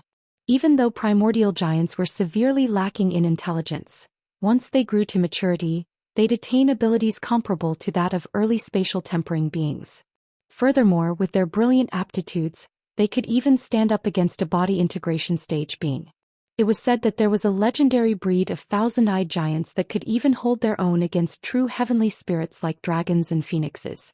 Han Li was feeling rather hesitant, but he was also quite reluctant to give up on this opportunity. Thankfully, it's only a Cyclops giant, and it must have been severely wounded for it to be lying dormant in this valley. If we join forces, we should be able to kill it, Huan Tianqi analyzed. How do we split the spoils? I heard that this giant has a massive chunk of setting sun crystal on its body. That's a superb material for refining Yang attribute spirit treasures. Spirit Lord Huang Liang mused with furrowed brows. Huan Tianqi seemed to have already considered this in advance, and he immediately replied without any hesitation, I'm not interested in what the spirit tribe trader has, so I'll take the setting sun crystal. Alright, you have yourself a deal. All of you look out as well. Even though those spirit tribe cultivators have been forced back for now, we have to be wary of them making a return. Spirit Lord Huang Liang accepted this arrangement before suddenly turning to a few humanoid figures that had just appeared in the distance. Han Li was eavesdropping in the air above, and he also turned toward that direction. There he discovered that City Lord Lan and the young woman from the demon race had returned along with some other humans and demons. There was not a single spirit tribe being to be seen.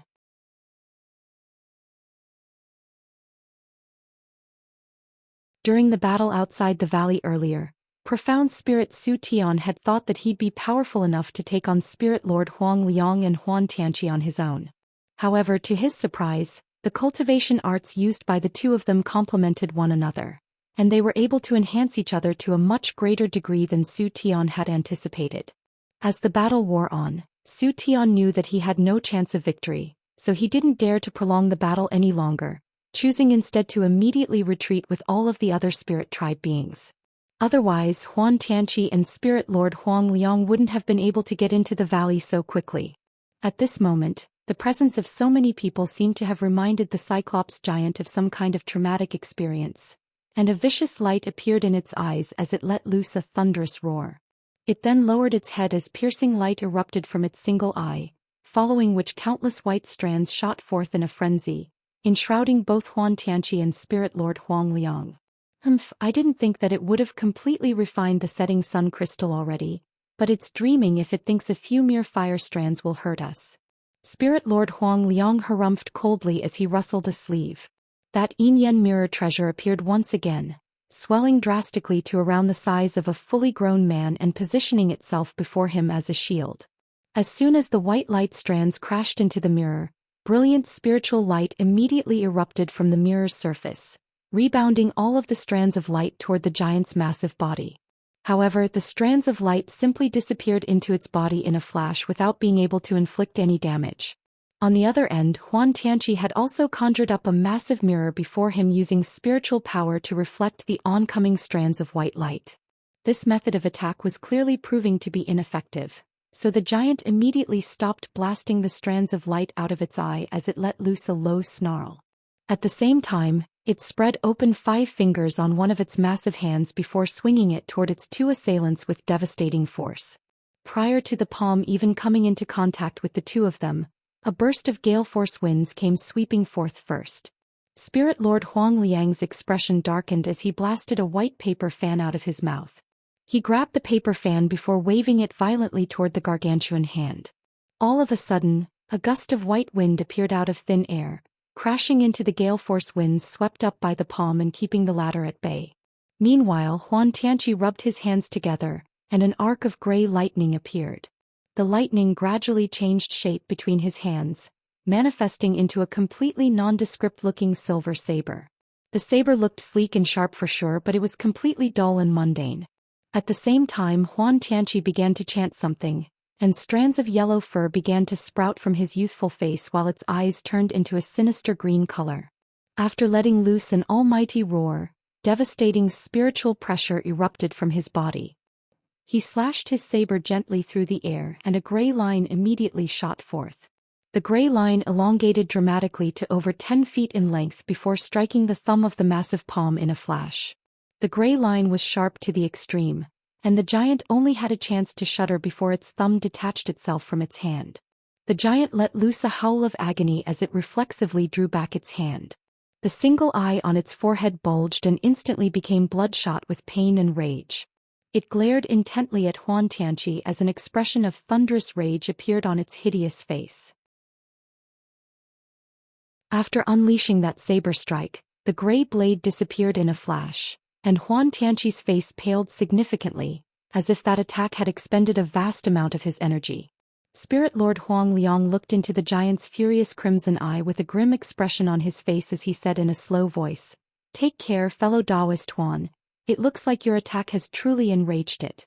Its next attack is most likely going to be rather difficult to deal with. I wonder how its regenerative abilities are, though. If it can immediately regenerate its thumb, then that won't be good news for us.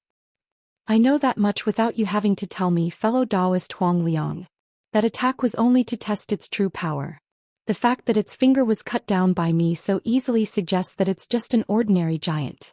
Looks like we have nothing to worry about now," Huan Tianqi replied in a calm voice. However, before he'd even finished his sentence, a layer of green light suddenly surfaced over the cross-sectional wound on the giant's thumb. Amid the green light, bone and flesh grew in a frenzy, creating a brand new thumb that was identical to the previous one in the blink of an eye.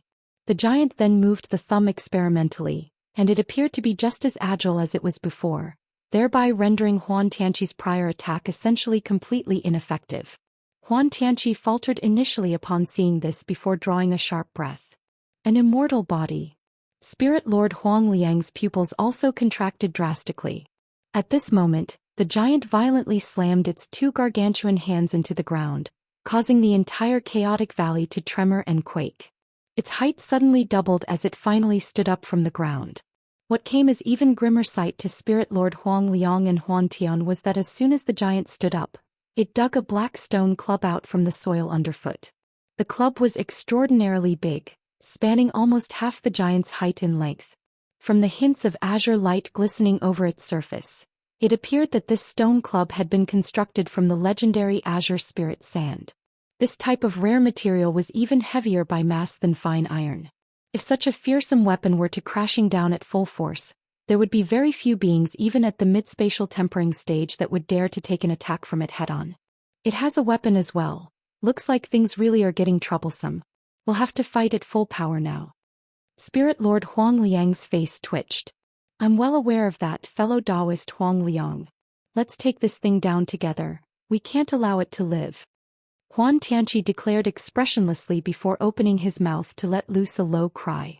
Iridescent light flashed almost immediately thereafter in the sky, and a fist-sized moth appeared. It was none other than Huan Tianqi's spirit insect, the mature illusionary flame moth. The moth fluttered its wings before its body instantly swelled drastically within the mesmerizing iridescent light, reaching around 10 feet in size in the blink of an eye. Meanwhile, yellow beastly fur that several inches in length sprouted in a frenzy from Huan Tianqi's body, and his nose and mouth also began to take on feral beastly characteristics. In the blink of an eye, he had transformed into a half-human and half-demon being. Spirit Lord Huang Liang sat down with his legs crossed and laid a hand over the top of his head, upon which a burst of yellow light surfaced, carrying a nascent soul that was around half a foot in size. The nascent soul's appearance was completely identical to Spirit Lord Huang Liang's, but it was wearing a suit of shimmering silver armor and wielding a small green sword in one hand, as well as a white jade seal in the other. Furthermore, the nascent soul appeared to be completely concrete without the insubstantial quality most nascent souls possessed. The nascent soul abruptly opened its eyes before raising a hand to hurl the seal through the air. The seal immediately swelled to around an acre in size before crashing down directly toward the giant's head with devastating force. Meanwhile, Huan Tianqi shot forth as a streak of light while swinging his claws through the air. A series of translucent claw projections surfaced in mid-air, tearing through space as they hurtled toward the giant. Immediately thereafter, Huan Tianqi himself somehow disappeared into those claw projections. The giant let loose a thunderous roar of rage as beams of crimson pillars of light began to blast out of its eye. At the same time, it swung its stone club toward the oncoming seal with ferocious power. It also made a grabbing motion toward the ground down below with its other hand, drawing a massive clump of soil into its grasp. Yellow light flashed as the soil transformed into a massive rock that was several tens of feet in diameter. The giant drew back its arm before hurling the rock towards Spirit Lord Huang Liang with unerring accuracy. At this moment, the claw projections struck the crimson pillars of light amid a series of rumbling explosions. Following an even louder boom, the stone club slammed into the massive seal. The battle had officially commenced. Han Li spectated the battle from up above with tightly furrowed brows. As expected of a battle between spatial tempering cultivators and a legendary primordial giant, even the simplest of their movements were causing the world's origin chi to tremor violently around them. In particular, after Spirit Lord Huang Liang's nascent soul had left his body, the massive seal that it was using absorbed a vast amount of spiritual chi from the surrounding environment prior to every single attack, thereby significantly enhancing its power. Otherwise, despite the astonishing power of the seal itself, it would have never been able to withstand a few strikes from the stone club of the giant. Meanwhile, Huan Tianqi's body was still one with the claw projections he had unleashed, and he was like an unfathomable vortex, constantly absorbing the spiritual chi around him. As for that Cyclops giant, every time it opened and closed its mouth, it was unintentionally inhaling and exhaling a vast amount of spiritual chi of far greater quantity than what Spirit Lord Huang Liang and Huan Tianqi could summon, but the degree of purity was inferior in comparison. This was the first time that Han Li had witnessed a battle between spatial tempering stage beings at such close quarters, and he was unconsciously deriving insights and observations from the battle to assist in his one cultivation. It was quite a bountiful process for him. Just as Han Li was looking on with rapt focus, his expression suddenly changed as he turned his gaze toward a certain spot. There was clearly nothing there, and his spiritual sense couldn't detect anything either, but his spirit eyes that had been cleansed countless times by the bright-side spirit water was able to identify a faint transparent shadow standing in midair, also spectating the battle down below.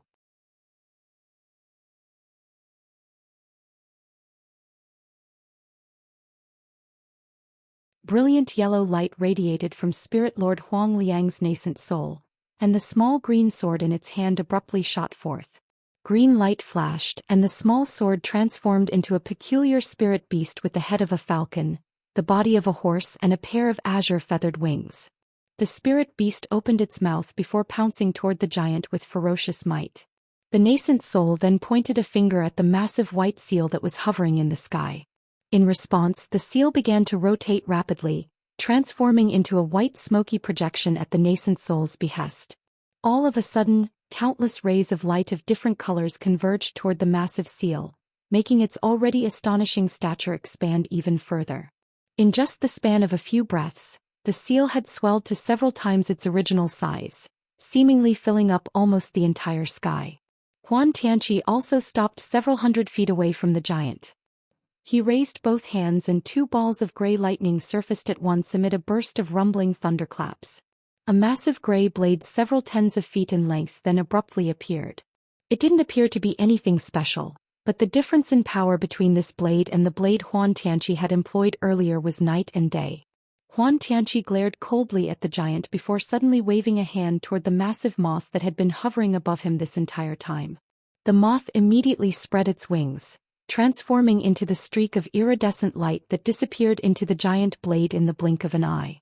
Immediately thereafter, a cold sinister light began to emanate from the giant blade, following which he slowly slashed it toward the giant's waist. A mesmerizing thin line shot forth in a flash.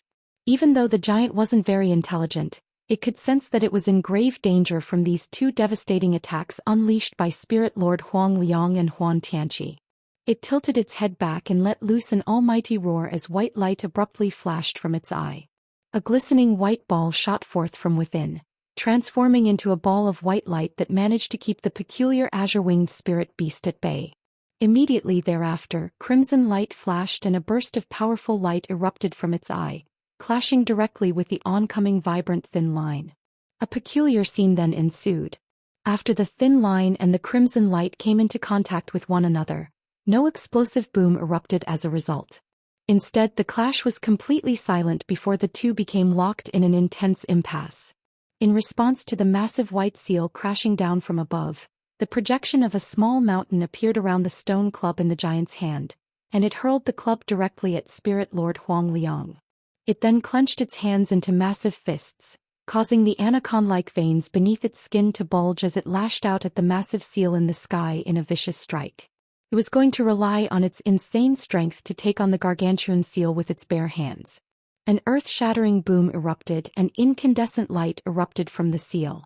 Even Han Li couldn't help but close his eyes in the face of such scintillating light as he spectated from above. He then felt an astonishing wave of energy surging toward him, causing the air around him to churn violently and threatening to sweep him away. Han Li's heart jolted with shock as he immediately circulated his magic power to stabilize his body. When he opened his eyes again and looked down, he was flabbergasted by what he saw. A dense yellow cloud had appeared beneath him, completely obscuring the three combatants within.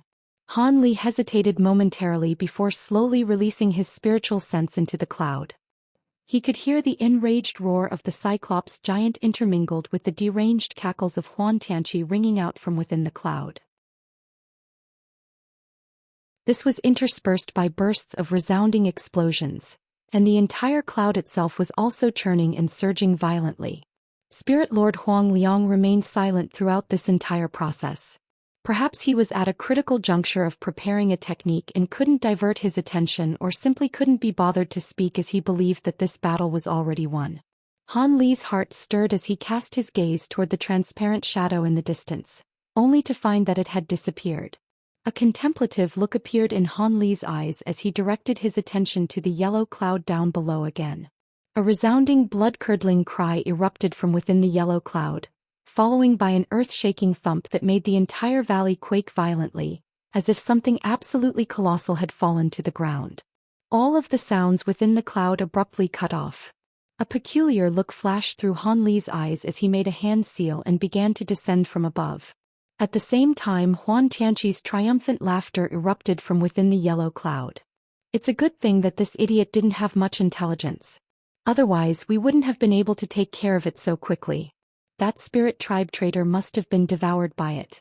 Let me slice open its body and see just what the spirit tribe traitor was carrying with it.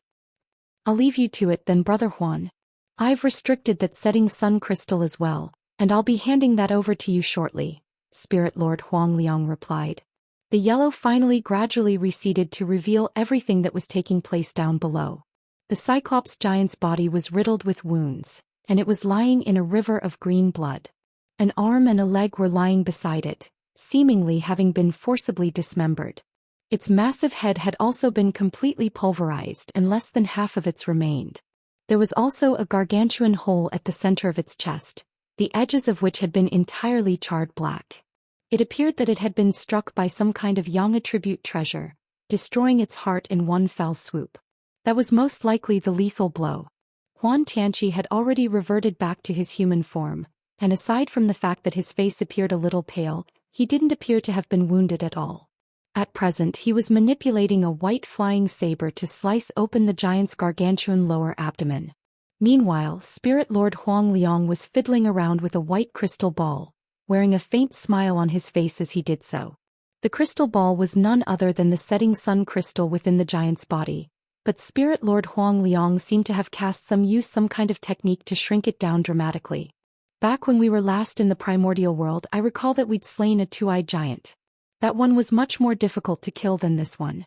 Direct confrontations with primordial giants really should be avoided if possible. They're not like other ancient beasts or heavenly spirit beasts. Even with such massive bodies, there's nothing useful to be procured. Killing one expends a lot of energy, but you gain nothing from it. Huan Tianqi sighed as he continued to slice through the giant's stomach. Of course, under normal circumstances, we certainly wouldn't go around provoking giants in the primordial world. However, it may not necessarily be correct to say that we'll gain nothing from killing giants. I recall that divine wolf Celestial Kuei of the 7 demon monarchs once slew a 7-headed giant and found a small clump of Myriad Dawn soil, thereby allowing it to refine the Myriad Dawn demon tower on the chaotic roll. Only then was it able to become one of the demon monarchs. Spirit Lord Huang Liang disagreed with a shake of his head. That's true. Primordial giants like to devour just about anything, so it's indeed possible to find some valuable treasures within their bodies. However, the chances of that happening are far too low. Who would fight a giant in the primordial world just to enter a lottery? In particular, primordial giants are normally pack-dwelling creatures.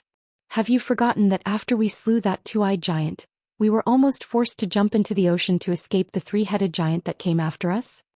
A wry smile appeared on Huan Tianqi as he recalled those memories. Spirit Lord Huang Liang also chuckled upon the recollection of these past events, and he didn't say anything further. After slicing through a certain section of the giant's body, a pile of stuff suddenly fell out. Everything else was already completely dull and lusterless with the exceptions of a blue jade bowl and a translucent red vial, both of which were still radiating rays of spiritual light. The blue jade bowl was emanating a layer of faint blue light that just so happened to be shielding the small vial within. This should be it. Huan Tianqi immediately identified the blue jade bowl as the true body of an artifact spirit tribe being. However, the spiritual nature of the bowl had completely faded, clearly indicating that the artifact spirit tribe being had fallen. The spirit tribe trader had clearly given his life to protect that small vial, so it was most likely the object that they were looking for. An elated look appeared on Huan Tianqi's face, yet just as he was about to reach out toward the small vial, Spirit Lord Huang Liang's expression suddenly changed drastically as he yelled, "Look out!" Huan Tianqi was an immensely powerful being in his own right, and he sensed an extremely well-concealed sneak attack aimed toward him from the shadows almost at the exact moment that Spirit Lord Huang Liang had cried out. In a fit of shock and rage, he didn't have time to do anything other than stomp a foot violently into the ground, catapulting himself straight into the air while a streak of crimson light glanced past the soles of his feet. A humanoid figure that was around a foot in size suddenly appeared nearby before abruptly reaching toward the small vial. "Don't you dare!" Spirit Lord Huang Liang let loose an enraged roar as he flicked his 10 fingers rapidly toward the humanoid figure. A dozen or so yellow streaks of sword qi immediately swept forth, but he was clearly too late. The humanoid figure gave a triumphant laugh before sucking the small vial into his grasp. His body then swayed and he flew away as a crimson cloud. "Sutian, you're not getting away." Have just barely evaded that attack that would have sliced him in half. Huan Tianqi circled around in midair and was furious after identifying his assailant. Spatial fluctuations suddenly proliferated from above the crimson cloud as a massive moth around 10 feet in size appeared at his behest. The moth's green eyes flashed as it immediately flapped its wings downward without any hesitation. A burst of 7-colored mist immediately descended toward the crimson cloud. The cloud seemed to be extremely wary of the colorful mist, as indicated by the fact that it was unwilling to come into contact with the mist, skirting around it instead as it fled toward another direction. However, during this split-second delay, the dozen or so streaks of yellow sword qi unleashed by Spirit Lord Huang Liang were already upon him. Spirit Lord Huang Liang himself was also charging toward him as a streak of yellow light. Su Tian's heart jolted upon seeing this. Right at this moment, a familiar voice suddenly sounded in his ear. "Master Su Tian, give the divine blood to me. I'm using a concealment technique and I'll be able to get the divine blood out of this place." Su Tian faltered slightly upon hearing this, but he was quickly overjoyed. The one who had been spectating the battle with him up above was indeed Zhou Xian. Su Tian had an ability that allowed him to faintly detect the presence of one of his brethren nearby, but he couldn't be sure if there was actually someone there, and nor was he able to determine who it was. However, the familiar voice answered all of the questions in his heart. He raised on hand to defend himself against the oncoming streak of sword qi, while the small vial appeared out of nowhere in his other hand amid a flash of spiritual light. He flicked his wrist through the air, and the small crimson vial shot forth toward the direction where the voice had come from.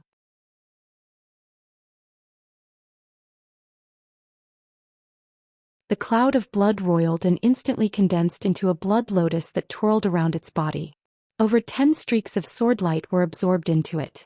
The small vial flew over 30 meters away and disappeared into emptiness in the blink of an eye. When Huan Tianqi arrived and saw this, he let out a furious roar, spitting out a gray demon wind with it. Hail and sand and stones swept over the area Han Li was hidden. Although the demon wasn't able to see Han Li's figure, he was rich with battle experience. He was able to make out that a human using concealment techniques had seized the bottle. When Han Li saw the demon wind come to attack him, his expression faintly changed. After he concealed himself, it was impossible for him to immediately fly out of range of the demon wind. Once the wind brushed past him, it would immediately dispel his invisibility talisman. In that split second, Zhou Xian's face turned sullen and he pointed at the engulfing winds with an incantation gesture. A red sword light tore through the air from over the horizon and flew into his hand. It then flashed, cleaving through the demon winds and directly cutting at Xianxia. Frightened, Xianxia hastily reached out above him. A gray demon claw immediately appeared and cleaved at the incoming crimson light. The gray and red light intertwined, finding themselves in a deadlock for the time being. When Han Li saw this, he was elated and began to fly away, still concealed. But then a cold snort sounded from behind him. "Where do you think you're going?" He suddenly sensed something flash from the yellow mist and a white jade seal strangely warped above his head. In a blur, it turned over 30 meters large and pounded down towards Han Li. The attack was lightning swift. Zhou Xian shouted, knowing it was too late for him to help. Han Li had already witnessed its might, and when the giant pounded it, it was entirely unscathed. He absolutely couldn't receive the strike. His expression wavered several times before he let out a sigh. As the jade seal pressed down, silver light flashed and revealed Han Li. Han Li slapped the roof of his head and summoned a small cauldron wrapped in azure light. He opened it to release a string of clear cries, followed by a barrage of countless azure threads. They quickly waved together a net of light to catch the seal above him. The seal continued to press down, dropping right on top of the net. A chain of explosions ruptured. The seal appeared unharmed as usual, and the azure net began to slowly crumble. However, the Heaven Void Cauldron was a divine spirit treasure. With another wave of azure threads, it completely halted the jade seal's momentum. Han Li grasped his hands in an incantation gesture to use this opportunity. Thunder cried, followed by the appearance of azure white wings on his back. His body seemed to twist as he turned into a white line, disappearing along with the small cauldron. When the seal broke free of the net of light, it naturally fell on top of nothing. At that moment, azure lightning flashed over 100 meters away where Han Li silently reappeared. "How are you able to control that treasure? You aren't sure, Yen?" Zhou Xian's inconceivable voice sounded from within the blood cloud. Then it roiled to reveal a silhouette that was several inches tall. The profound spirit Zhou Xian looked at Han Li with furious alarm. "You aren't from the spirit clan. You're a human cultivator." Light flashed from the yellow mist to reveal Spirit Lord Huang Liang, looking at Han Li with an astonished fash. Huan Tianqi used this opportunity to scatter the crimson sword light and flashed forward to Huang Liang's side, examining Han Li with bewilderment as well. Facing the spatial tempering stage existences, Han Li simply opened his mouth with an incantation gesture formed and spat out a mist of blood. Soon after, a dense mist of blood enveloped him. "He wants to run." When Zhou Xian saw this, he saw that it was a profound movement technique and he furiously shouted. Soon after, the blood cloud stirred beneath Han Li as if it were ready to pounce. Huan Tianqi snorted and said, "Fellow Taoist Zhou Xian, there is no need to be so anxious. I merely want to experience your blood fiend spirit lotus. Brother Han Li, since he's a human cultivator, you deal with him." His form then turned half-demon in an instant and his body blurred as he pounced towards Zhou Xian. Huang Liang stared at Han Li and indifferently said, "Don't worry, he is a trifling deity transformation stage cultivator. Even with a spirit treasure he will not escape me." He then glanced at the Heaven Void Cauldron at Han Li's side. As soon as those words were said, he opened his mouth and spat a small green sword. It blurred and arrived above the blood mist with worm-like agility.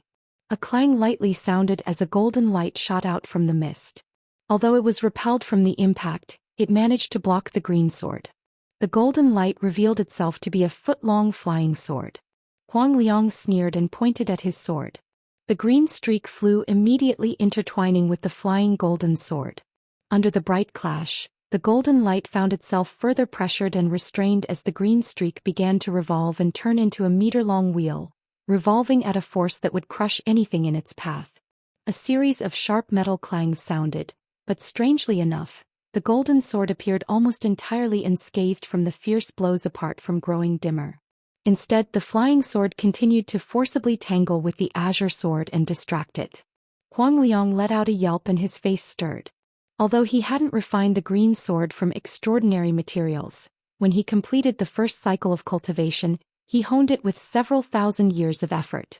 Its might already was equivalent to a spirit treasure, but now it was being repelled by the flying sword of a deity transformation stage cultivator.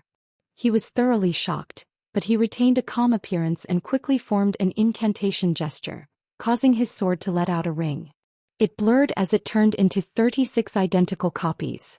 They all cleaved at the blood mist in a dense barrage of attack, intending on skewering Han Li's corpse.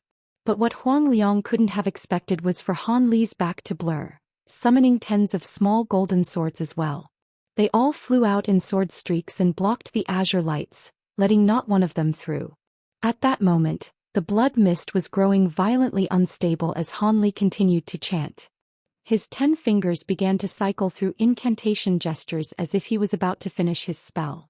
When Spirit Lord Huang Liang saw this, his astonishment was clear to see, but a cold glint soon shined from his eye. Soon after, yellow mist brightly lit up and he vanished. Han Li let out a deep sigh and suddenly crimson marks flashed on his brow, followed by the appearance of a black eyeball. It immediately released a thin beam of jet-black light before disappearing. 30 meters away, a loud boom shook the air. Yellow mist and black light flickered together to reveal Spirit Lord Huang Liang. He cried out in alarm, "You have such a treasure? An annihilating treasure."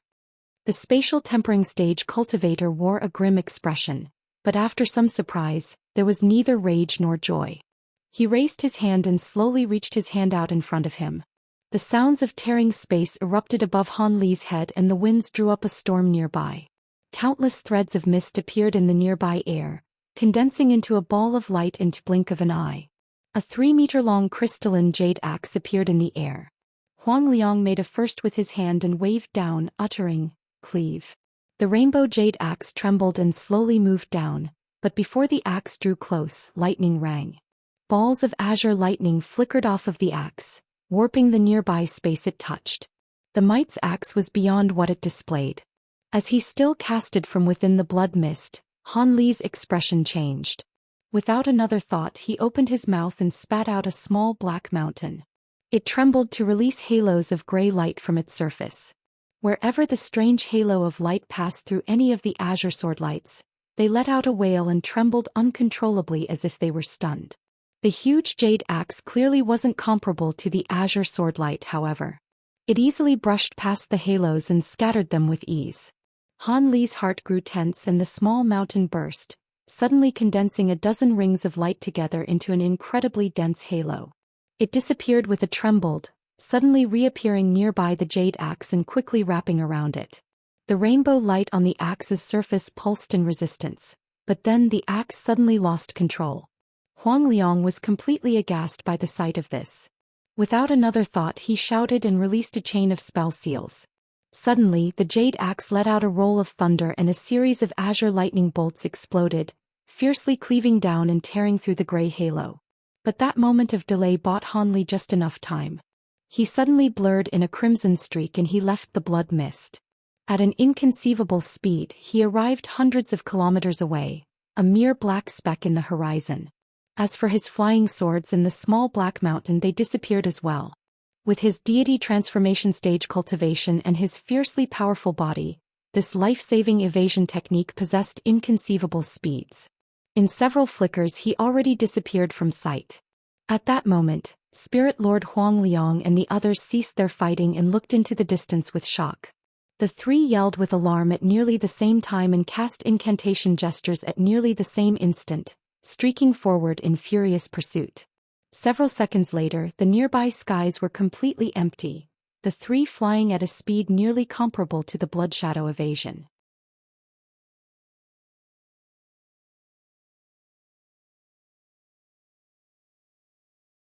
With the speed of the blood shadow evasion, Han Li had arrived at the valley's entrance in the span of a few breaths. With his current cultivation, he was finally able to do what he couldn't at core formation and nascent soul stage. He was able to control his direction with the overbearing speed of the technique. In the blink of an eye, Han Li arrived over 50 kilometers away and he swept his spiritual sense past his surroundings. He discovered that Huang Liang and the others weren't far away and were in close pursuit. His heart couldn't help but tremble. Since they were all spatial tempering stage cultivators, Han Li didn't believe it would be so simple to escape them. Still within the crimson light, he flipped his hand and 2 pearls sparkling with crimson-black talisman characters appeared in his hand. He quickly tossed them behind him and began to chant with his hands held in a gesture. At that moment he continued to blur through the air in a crimson flash and swept past the entrance to the chaotic valley. Behind him, the 3 were still in quick pursuit. The 2 pearls spun and let out a drone before detonating in a world-shaking explosion. Black and red light turned into 2 30-meter-wide blazing suns. To the naked eye, one could see waves of violent qi scattering around them like a storm. It completely engulfed the area of several kilometers. Of the 3 cultivators pursuing Han Li, Zhou Xian possessed the deepest cultivation and even used a secret technique to increase his speed. As a result, he was engulfed by the storm. As for the other 2, they had more time to react and quickly changed direction, thinking of flying around the dangerous storm. Nevertheless, both the human and the demon didn't let go of this opportunity to give a free hit to Zhou Xian. Huan Tianqi's sleeve trembled and a gray demon wind roiled. Huang Liang waved his hand at the storm and released a yellow beam of light. The 2 attacks entered the storm and let out a large explosion. Zhou Xian's furious roar immediately followed. Seeing that Zhou Xian was somewhat harmed, he would be occupied for some time. The pair grinned at each other and then made their way to the valley entrance. Because of the delay caused by the immortal vanquishing pearls, Han Li already turned into a blur on the horizon. The 2 didn't take the distance to heart as the 2 were confident they would be able to catch up using their secret techniques. But then 2 wounds cracked from the stone walls of the valley. Silver light flashed and 2 pillars of silver flames moved to engulf them. Because the flames traveled at immense speed within the narrow valley, it arrived before them in the blink of an eye. Spirit Lord Huang Liang chopped his hand through the air without another through, striking down the flames with a yellow sword streak. But as soon as the sword streak touched the flame, it was consumed entirely. The silver flame didn't stop there and rushed towards them with even greater momentum. The roiling temperatures left the cultivator completely dried out. Huang Liang's expression vastly changed and she shouted, "Spirit extinguishing bone flame." Soon after, he grasped his hands in an incantation gesture and he disappeared. The flame pillar engulfed the area where he once was. Huan Tianqi found himself in a similar situation. He cast a demon wind, but the silver flames cleanly engulfed it. He astonishingly blurred several times in response and let several afterimages in his place to escape the flame. Huan Tianqi looked at Huang Liang's still figure with an unsightly expression and explained, "No, it isn't spirit extinguishing bone flame. The white bone flame may be silver, but it is also filled with evil qi. Only Ancestor White Bone can control them and no one else." The 2 silver flames then condensed at the center to reveal a 3-meter-wide fireball. It shrunk several times in size to reveal a graceful silver flame bird. A fire spirit. The 2 were startled to see one. However, the silver flame bird coldly stared at the 2 before gently flapping its wings. Silver light flickered and countless fist-sized fireballs appeared nearby.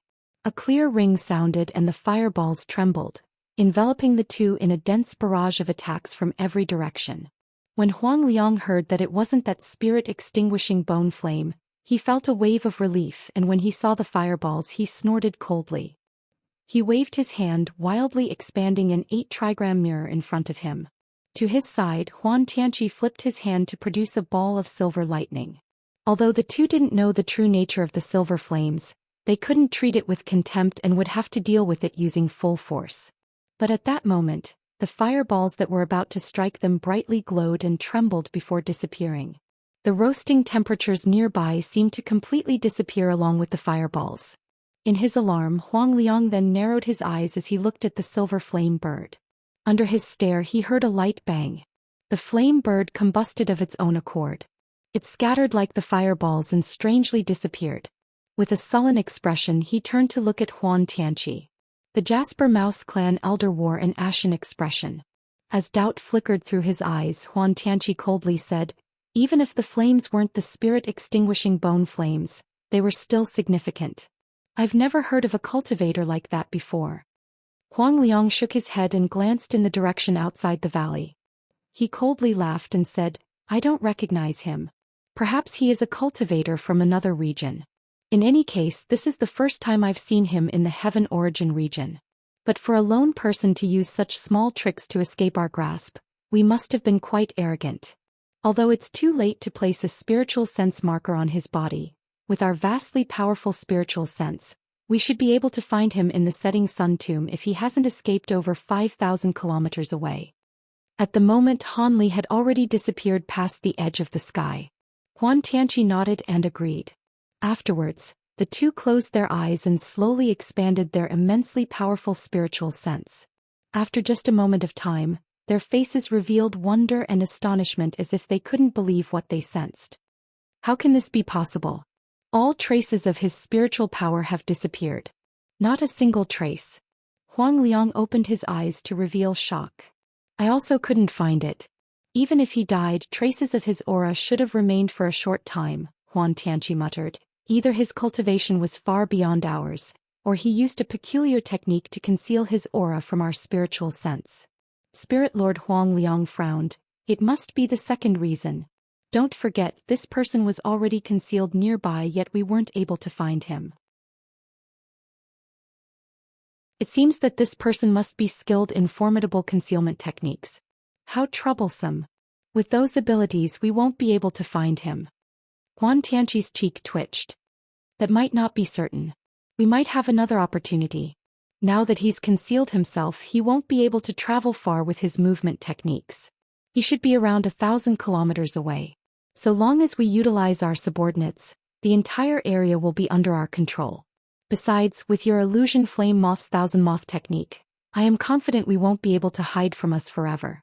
A cold glint flashed from his eyes. The thousand moth technique would wear down their vitality, but I guess there is no other choice. It will be worth it to use this technique. However, as for that setting sun crystal... Huan Tianqi reluctantly nodded and then dropped his gaze to the treasure in Huang Liang's hand. Having already decided on the matter, Huang Liang answered, so long as we acquire that item from the spirit clan, I will give the crystal. Even if you can't find him, I'll split the crystal in half. Good, that will be fine. Huan Tianqi smiled and wanted to say something else when they heard a long screech from behind them along with a heaven-shattering eruption. An astonishing spirit wave spread throughout the sky. The two felt their hearts tremble and they quickly turned around. Not far away, the storm from the immortal vanquishing beads had already disappeared. There was a 30-meter-wide blood lotus twirling through the air along with a person at its center, staring at them with an icy, ominous gaze. It was Su Tian who the two had struck while he was down.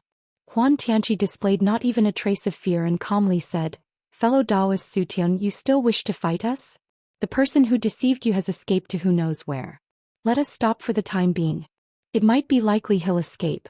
Su Tian glanced around him to find no trace of Han Li. Then he glared at the two and coldly snorted, I have no choice but to let you go for now. But if there is a chance in the future, I will be sure to test your skills.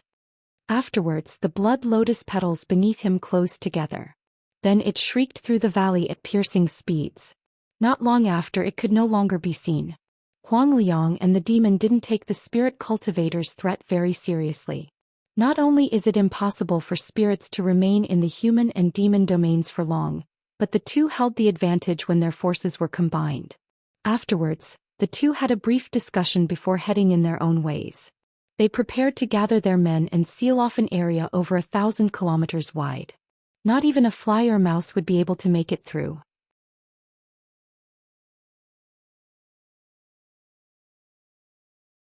At that moment, Han Li was now at a small mountain over 1,000 kilometers away.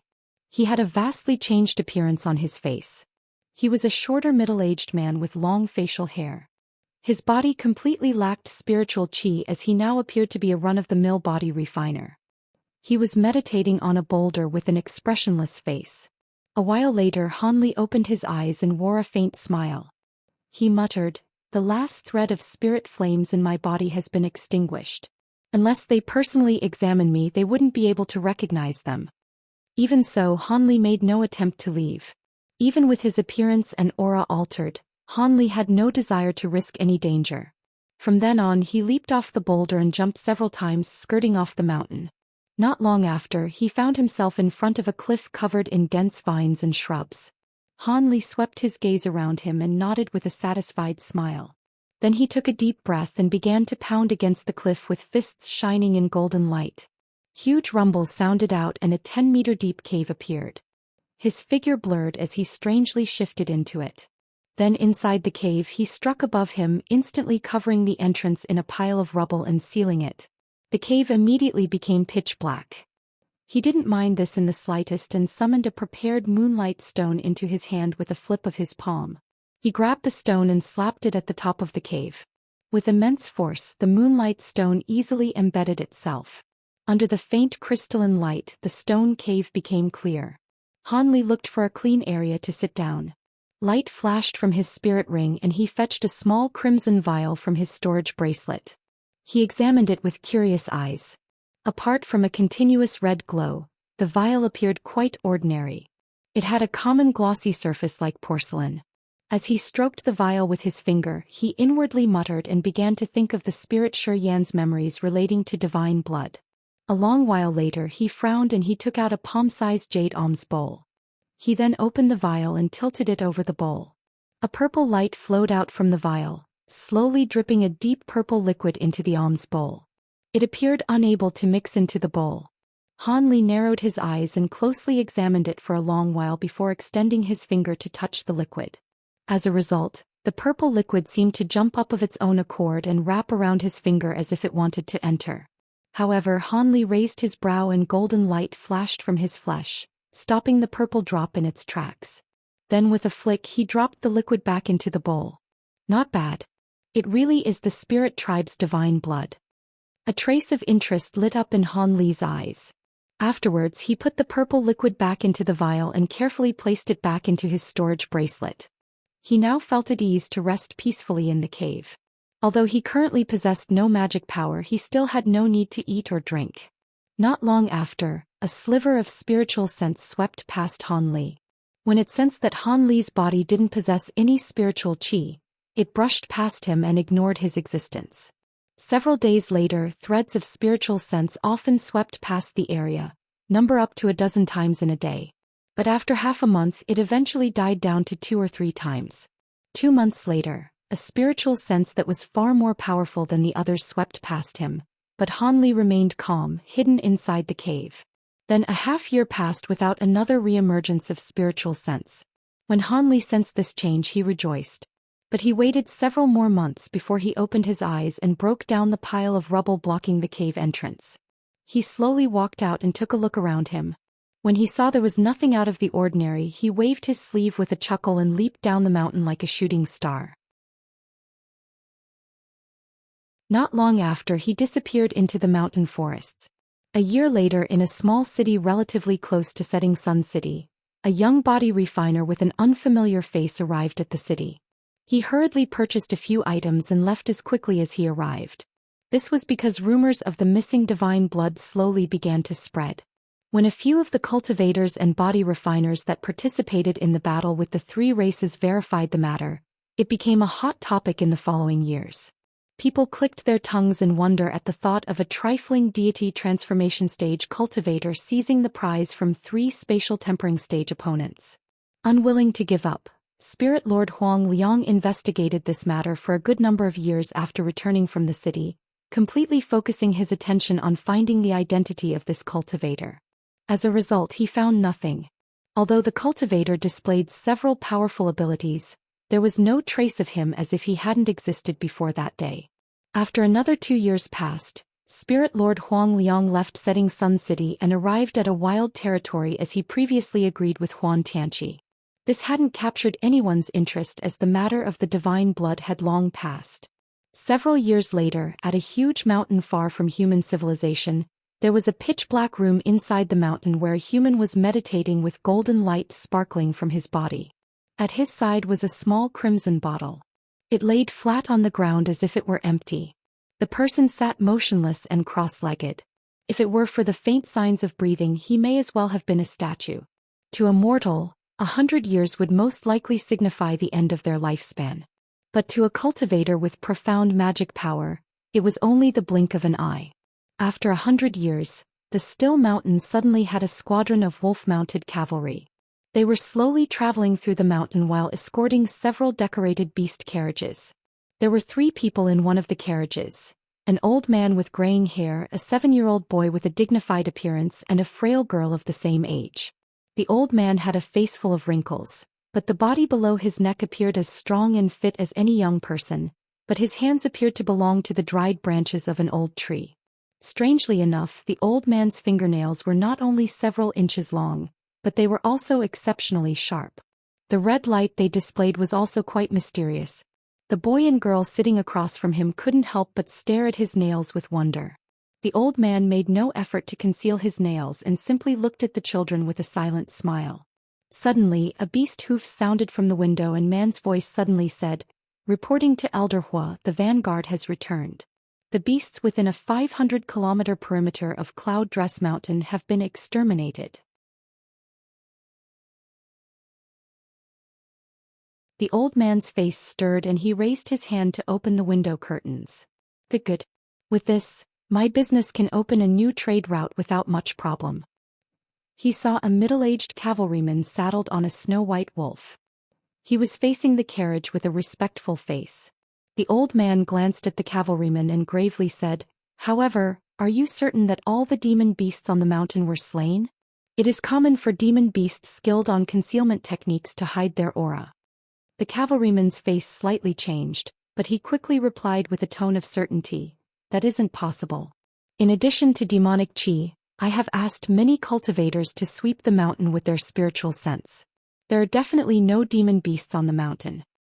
Oh, so it was like that. It seems there shouldn't be a problem. Although the cultivators are only at core formation stage, the mountain shouldn't have any demon beasts at too high a level. In that case, please continue forward. The old man nodded his head and uttered a word of praise. But just as he thought to close the window curtain, the sky suddenly changed. The sounds of an earth-breaking disaster sounded from a distance, followed by continuous thunder and the darkening of the sky. Whistling winds tore through the air. The vast change in the weather occurred in only the blink of an eye, all before the old man could close the curtains. "This is..." The middle-aged cavalryman glanced up and stared at the clouds gathering at the peak of the huge mountain. The old man frowned and pounded the top of the carriage 3 times. The carriage slowed and came to a stop. The old man stepped outside and looked up at the top of the mountain. Soon his face vastly changed. The old man couldn't help but look at a distant mountain peak with bafflement. Heavenly tribulation. There is a cultivator undergoing tribulation. How strange, it seems unlike minor or greater tribulation. On the huge mountain top, the sky had turned pitch black and golden-silver lightning bolts danced across the black clouds. Their faint rumbles filled the distant air. White gales shrieked down to ground below and continuously struck the mountain top, cutting through trees and splitting rocks. At that moment, the entire caravan came to a stop and the cavalryman stared the odd scene completely dumbstruck. A few other members in the caravan soared into the air and circled once before flying to the old man's side.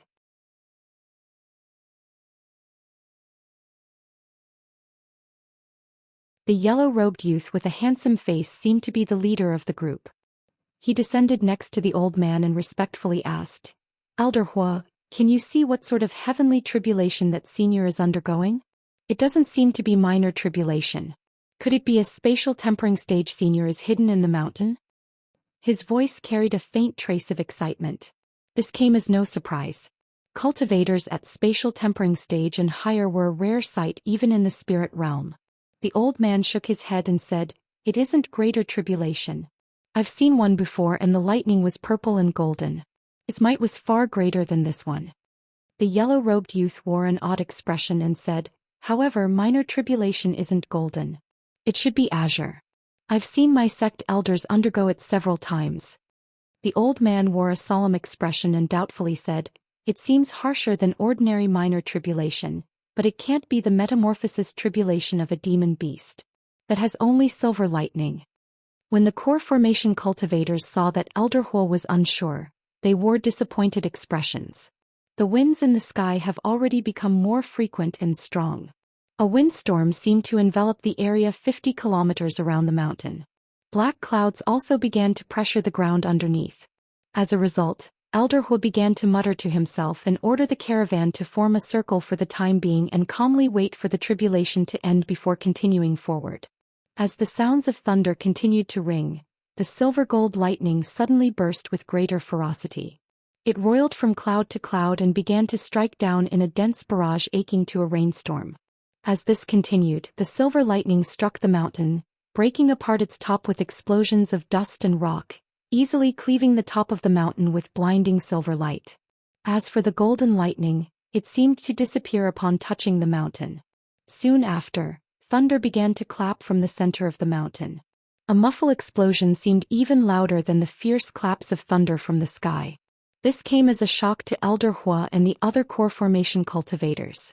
The golden lightning was awed in a heavenly tribulation and wasn't blocked by the mountain rock in the slightest, directly striking the target of the tribulation. This strange scene was something that only occurred with the purple-gold lightning of greater tribulations. Could it be a type of greater tribulation that the old man had never seen before?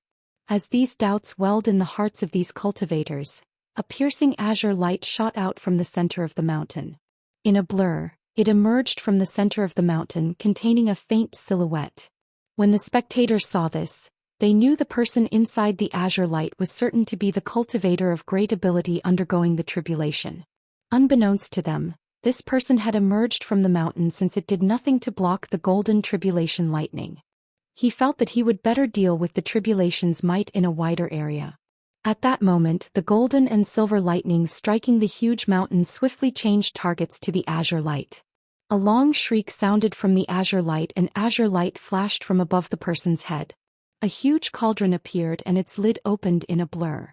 A dense mass of azure threads shot out from the cauldron and fluttered through the air, concealing about half of the sky.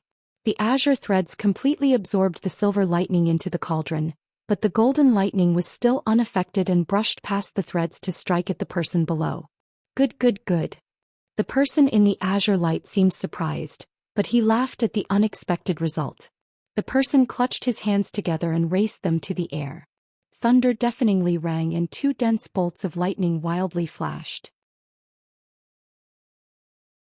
Soon after, they spread out, creating a huge net of lightning above him. In the blink of an eye, the two types of golden lightning struck one another, resulting in a crackling explosion. Afterwards, they dissolved into countless thin golden arcs that jumped through the air in a gorgeous display. The Elder Hua and the others were dumbstruck by the sight. Many cultivators practiced lightning-attributed techniques in the spirit realm, but when common lightning touched tribulation lightning, they were unable to block it. Rather, the tribulation lightning would absorb it and turning it against its owner.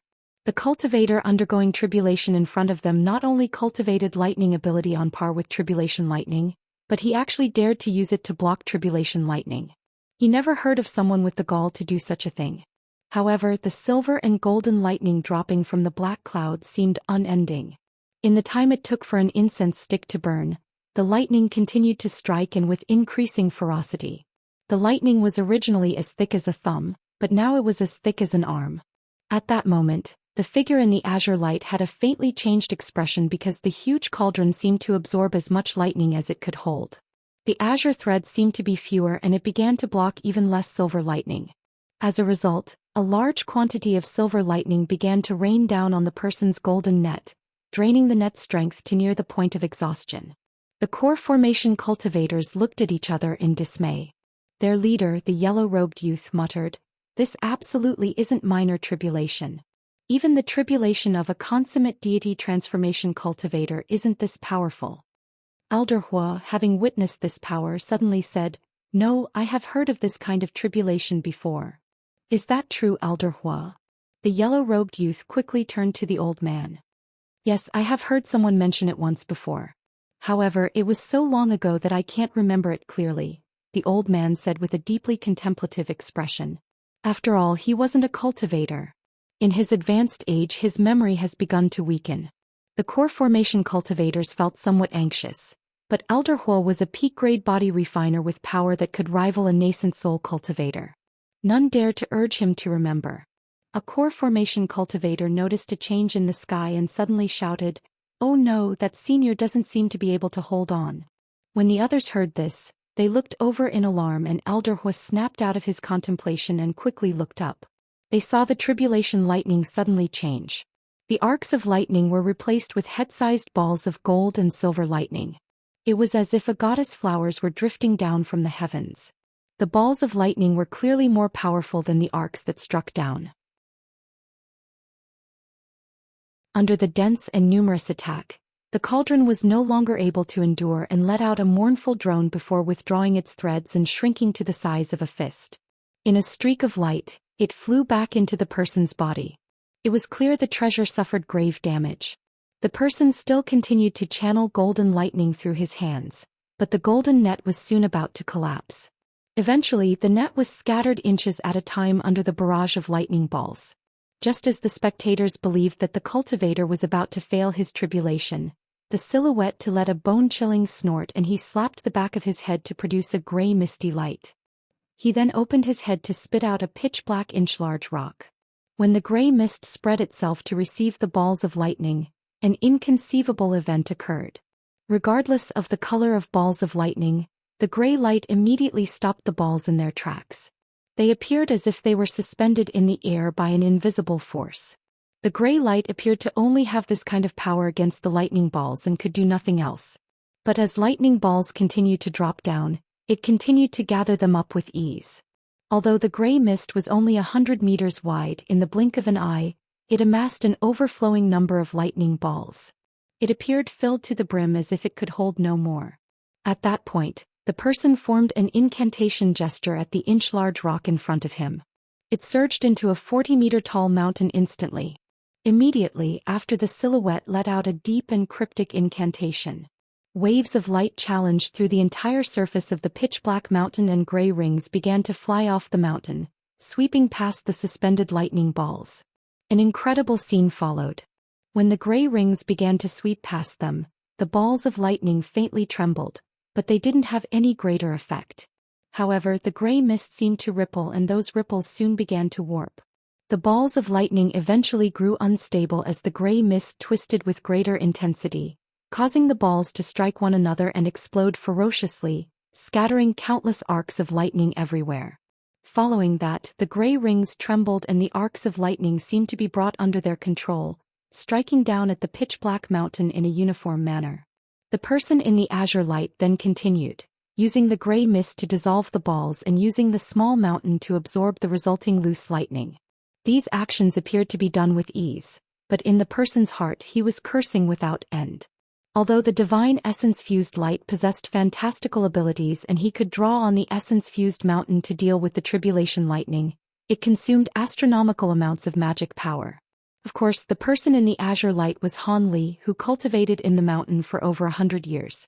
At that moment, not only did he cultivate the Vajra arts to full completion, but he reformed his dissolved nascent soul with the aid of spirit medicines.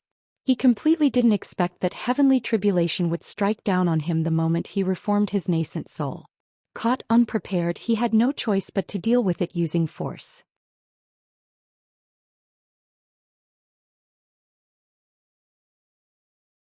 After a dozen more waves of lightning balls rained down, Han Li's magic power had taken a steep dive, consuming a majority of it, but the tribulation didn't seem to be exhausting its lightning anytime soon. Han Li's face paled. Although he possessed many abilities, there weren't many that could block the heavenly tribulation. As for the flame bird he refined from Zhou Xian's heavenly flame, it has been withdrawn into the body of his nascent soul since the start of tribulation. As the Sink Devils and Weeping Soul Beast were sentient, they cowered before tribulation and weren't very useful in this regard. The 8 Spirit Ruler and the 6 Divines Talisman were suitable treasures, but they had been destroyed in the journey through the spatial node. Now he was left with sparsely few countermeasures, all of which he had prepared as last reserve life-saving measures, but he was still found wanting. But how could a minor tribulation in the spirit realm be so formidable?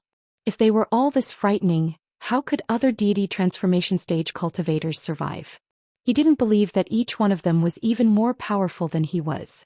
There must be some trick to surviving it. As he sullenly thought this, he regretted not doing more research on minor tribulations.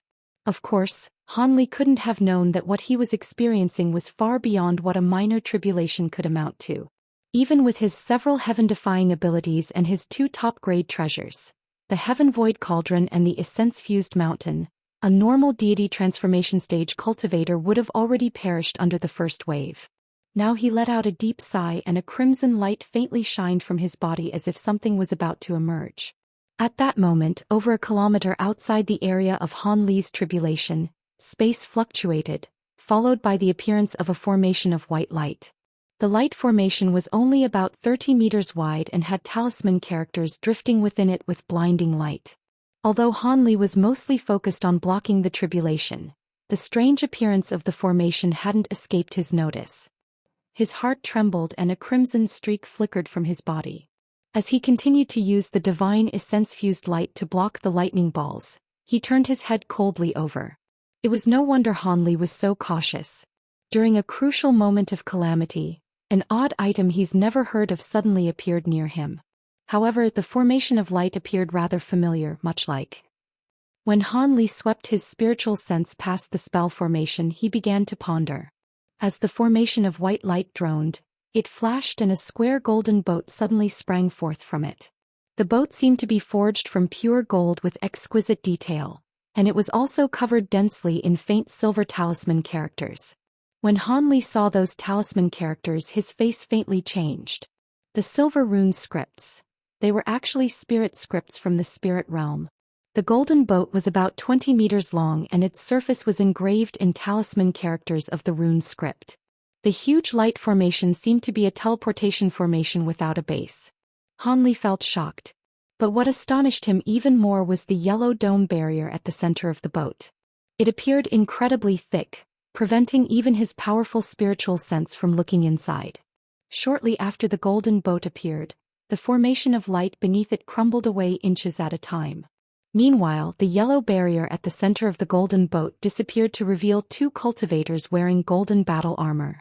One of them appeared quite elderly, either in his 60s or 50s, and wore a goatee. The other appeared to be only in his 30s, and he had a white complexion with no facial hair.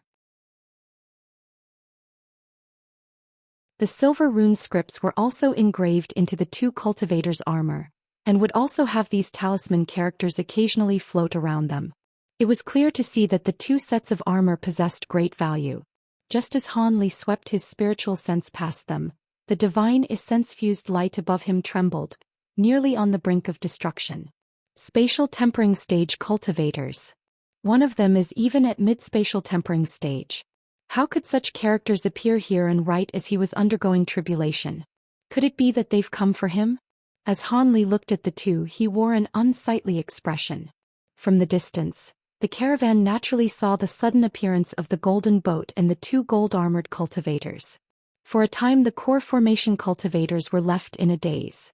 But when Elder Hu saw them, his face vastly changed in shock and he shouted out, "The Golden Court Boat!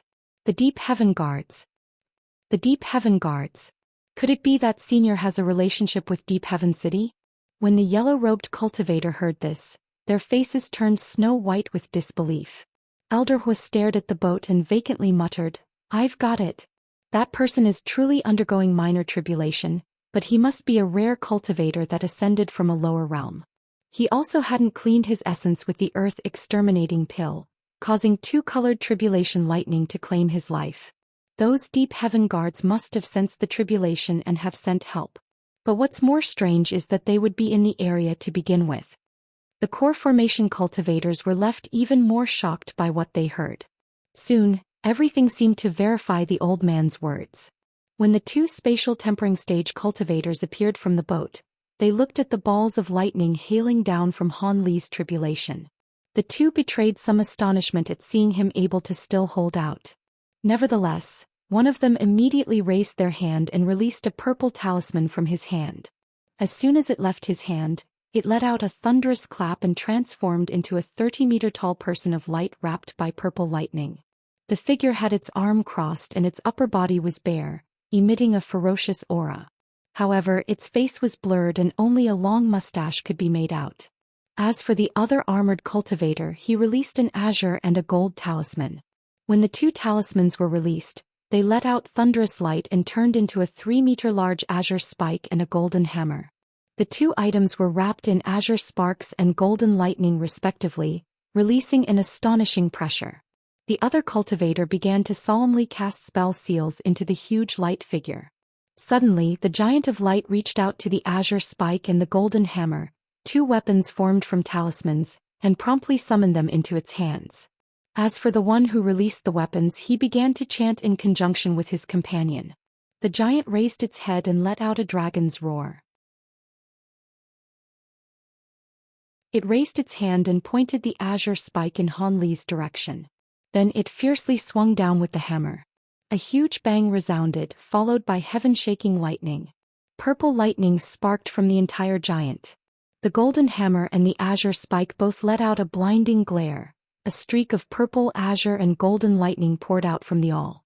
At first it was thin, but in the blink of an eye, it became thicker and longer, quickly expanding from 10 meters long to over 300. At the peak of its expansion, the lightning took the form of a tricolored true dragon.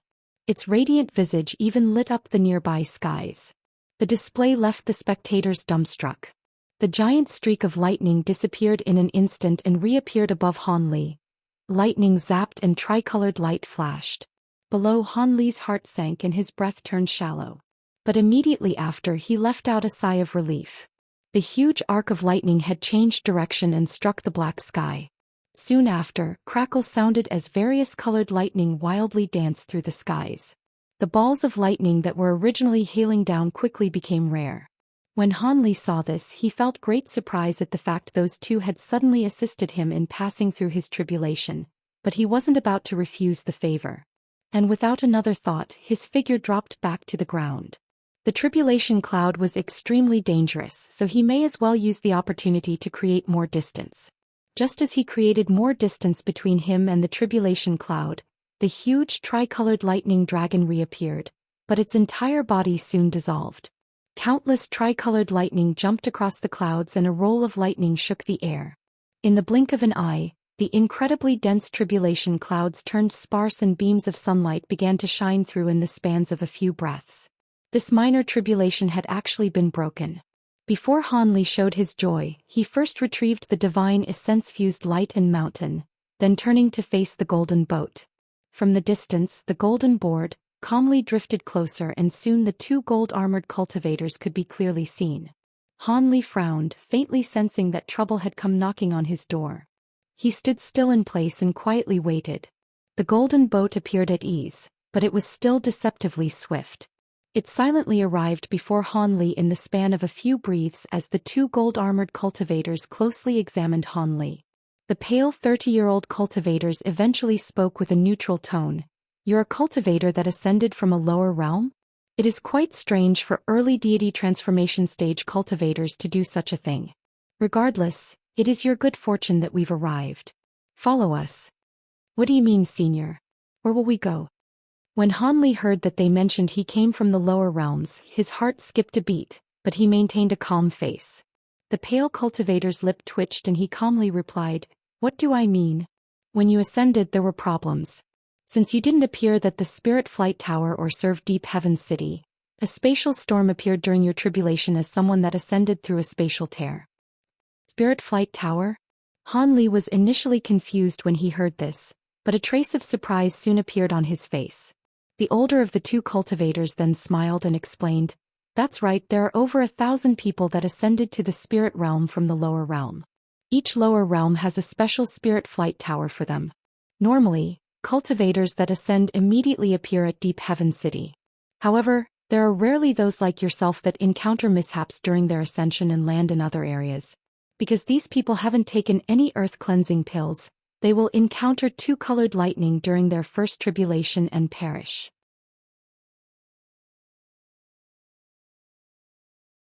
Fortunately, you came across us while we were on business and waived your life."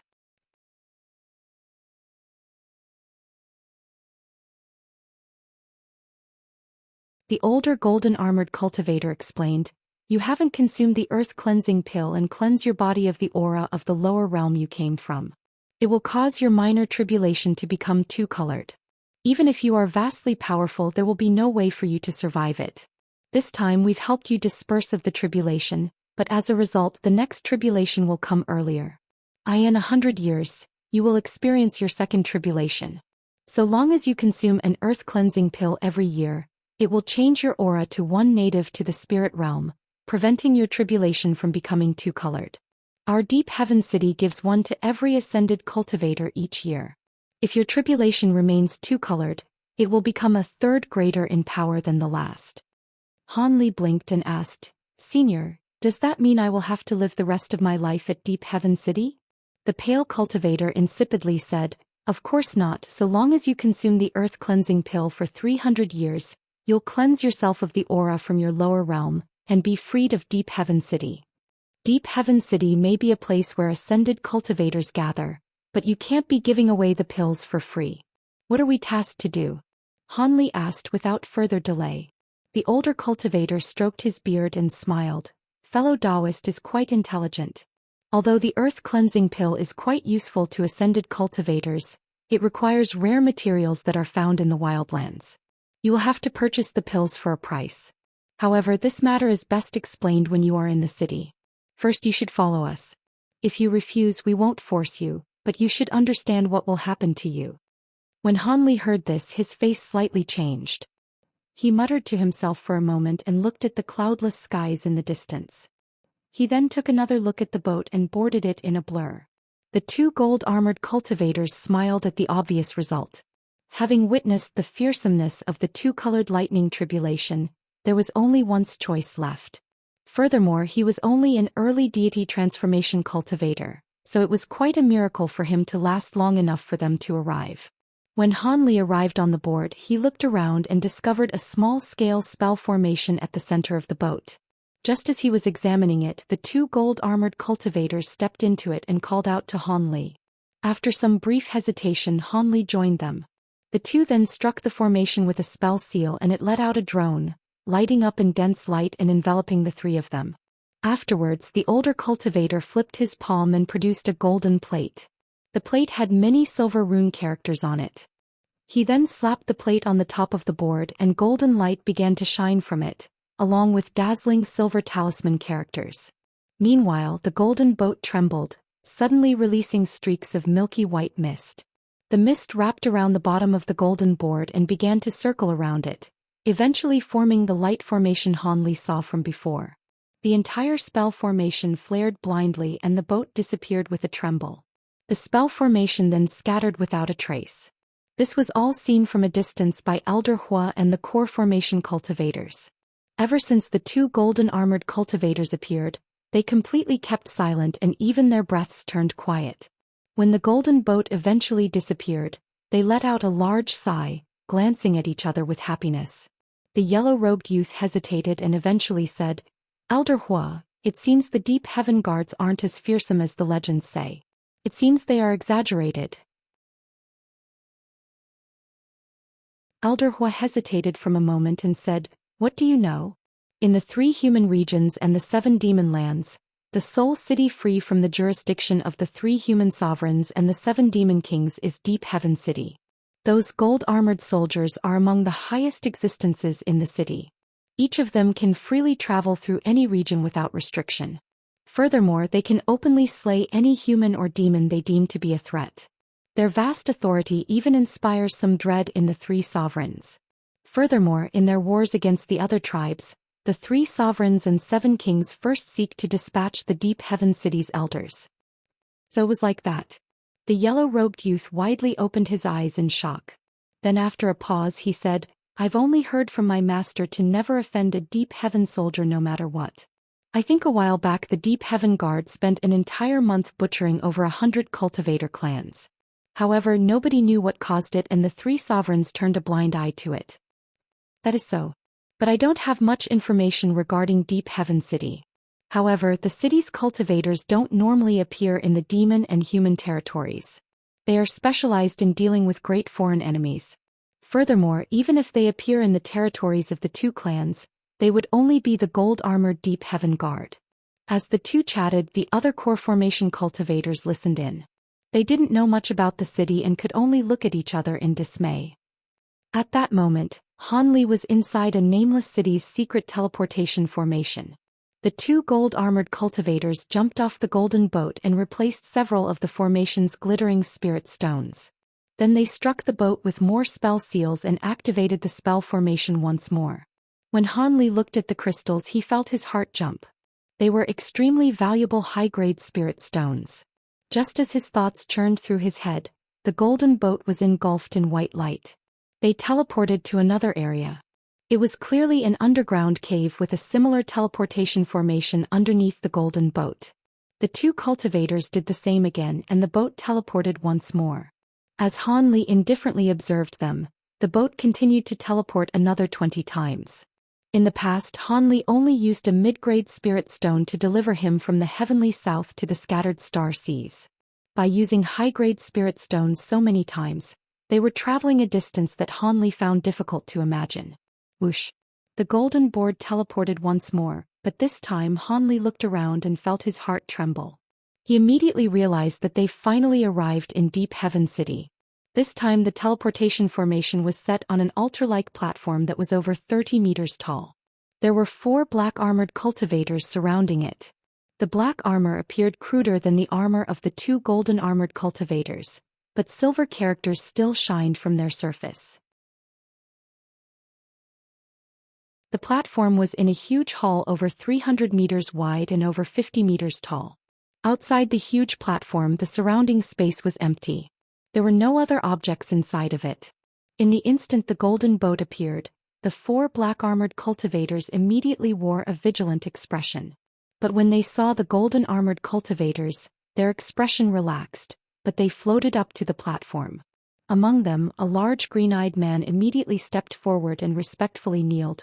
"We pay our respects to the Elder Heaven Guards." When Han Li looked at them, his face stirred. The 4 appeared to be nascent soul cultivators of varying cultivation. 1 at peak stage, 1 mid and 2 early. "Stand up. This is a newly ascended cultivator. I recall your squad is missing a Dark Azure Guard. Perhaps he will become your squad leader. Bring him to the Spirit Flight Hall to rest for a night. We will report our mission to the elders and see to him later." Yes. When the large man saw that Han Li was a deity transformation cultivator, he showed no surprise at hearing the Deep Heaven Guard. He simply bowed to Han Li. The pale cultivator then said, "Go ahead, followed them. We'll talk about other matters tomorrow." Han Li nodded. The 3 then descended from the platform and arrived at the hall gates. Han Li took note that the large green-eyed man was the only one following after them. The other 3 were sincerely guarding the platform. It seemed that the spell formation and the golden boat was very important as 4 nascent soul cultivators were guarding it. When they left the hall gate, they appeared in front of a huge road that was 20 meters wide. Gray stone walls were raised to either side, but every interval of the wall had a portion that was engraved with silver talisman characters, giving them an air of mystery. The road was circular and made a shallow incline. Han Li raised his brow, but he didn't have any detailed thoughts.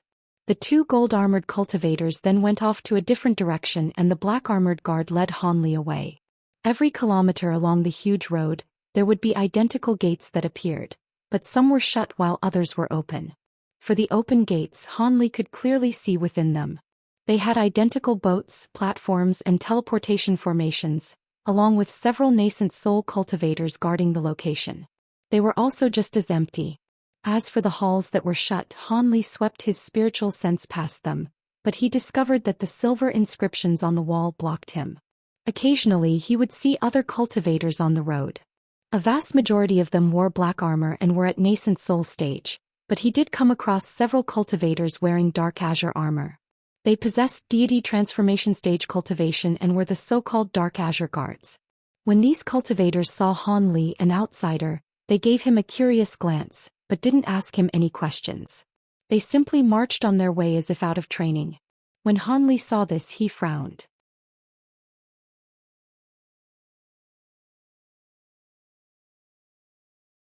After walking for another 3 kilometers, Han Li saw his surroundings suddenly light up and he arrived in front of a giant hall that was over 3 kilometers wide. Nearly 100 armored cultivators were bustling through the hall in a busy manner. There were dozens similar roads connected to the hall that had people frequently using them. A trace of surprise flashed on Han Li's face, but when he looked up at the ceiling he felt deeply shocked. The so-called hall didn't have a flat ceiling. Instead there was a ring-shaped cylindrical opening like a hollow tower. That meant the opening they arrived from was a gap in the tower wall. This was the first time Han Li had seen such a huge stone tower, but he soon recovered from his shock and his ordinary expression returned. The large green-eyed man leading him didn't mind Han Li's surprise, nor did he make any attempt to rush Han Li. He simply nodded at Han Li when he regained his bearings and led Han Li out the hall once more. When Han Li went outside he looked to the distance and felt his heart thump. There were towering azure towers in a dense arrangement as far as the eye could see, numbering over 100 at the very least. The base of the towers were surrounded by rows of pagodas attached to smaller buildings. The tallest of the pagodas were 3 kilometers tall, while the shortest were at least 300 meters tall. Each building appeared ordinary apart from its size. Having seen this for the first time, Han Li was left dumbstruck. When the two both left the hall, they took off in streaks of light to a building below a pagoda. The green-eyed man called out to Han Li and brought him to a pavilion that was 300 meters tall. The pavilion was divided into 10 stories with an opening with each story. There was a 100-meter-tall gate at its very center with the words, Spirit Flight Hall written in silver words. The green-eyed man brought Han Li to the 4th floor of the hall. When they entered the small hall he saw 7 passages heading off in different directions. The small hall had various dressed cultivators gathered together, speaking to each other with a smile. When Han Li glanced at them he saw that they were early deity transformation cultivators like himself. When Han Li and the green-eyed man entered, they all turned around and looked at them. Well, if it isn't esteemed nephew Zhou? Have you brought us a newly arrived companion? A white-haired old man with a dark complexion asked with a smile. As the green-eyed man was a late nascent soul cultivator he didn't dare to be negligent. When the green-eyed man entered the hall, his solemn expression vanished and his bearings appeared entirely changed. He answered with a respectful tone, so it was Senior Lu. This senior is someone that the Heaven Guards personally brought in from the outside. He isn't someone that entered the city. An odd expression appeared on his face. Could it be that he is a cultivator brought in from the Spirit Flight Tower? Could it be he ascended from another world? How can he be at early deity transformation stage? Did they say that one can only ascend with their cultivation is at late deity transformation stage? When the early deity transformation cultivators heard this, an uproar was raised in the room and they all looked at Han Li with an odd expression. Han Li smiled at them and saluted the crowd, but said nothing else, thoughts quickly running through his mind. Could it be that also ascended from a lower realm? But that didn't seem to be the case. If they were natives to the spirit realm, why would they be here? Didn't the Spirit Flight Hall have something to do with ascended cultivators? The green-eyed man quickly greeted the crowd and gave a few vague answers before leading Han Li down one of the passages and taking him to a suite connected to several rooms. The rooms were fashioned after a small-scale cave residence. Not only was there a secluded room for cultivation, but there was also room for pill and weapon refinement.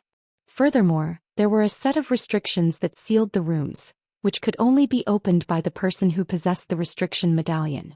When Han Li saw this, he nodded with satisfaction. The green-eyed man then mentioned a few of the restricted places and immediately handed him a restriction medallion, then uttering a farewell before Han Li could flag him down. Han Li thought to ask him some questions about the circumstances of Deep Heaven City. As of current, he leaned back in a wooden chair in the living room and fiddled with a silver restriction medallion in his hand. He began to think about everything that had happened since his tribulation.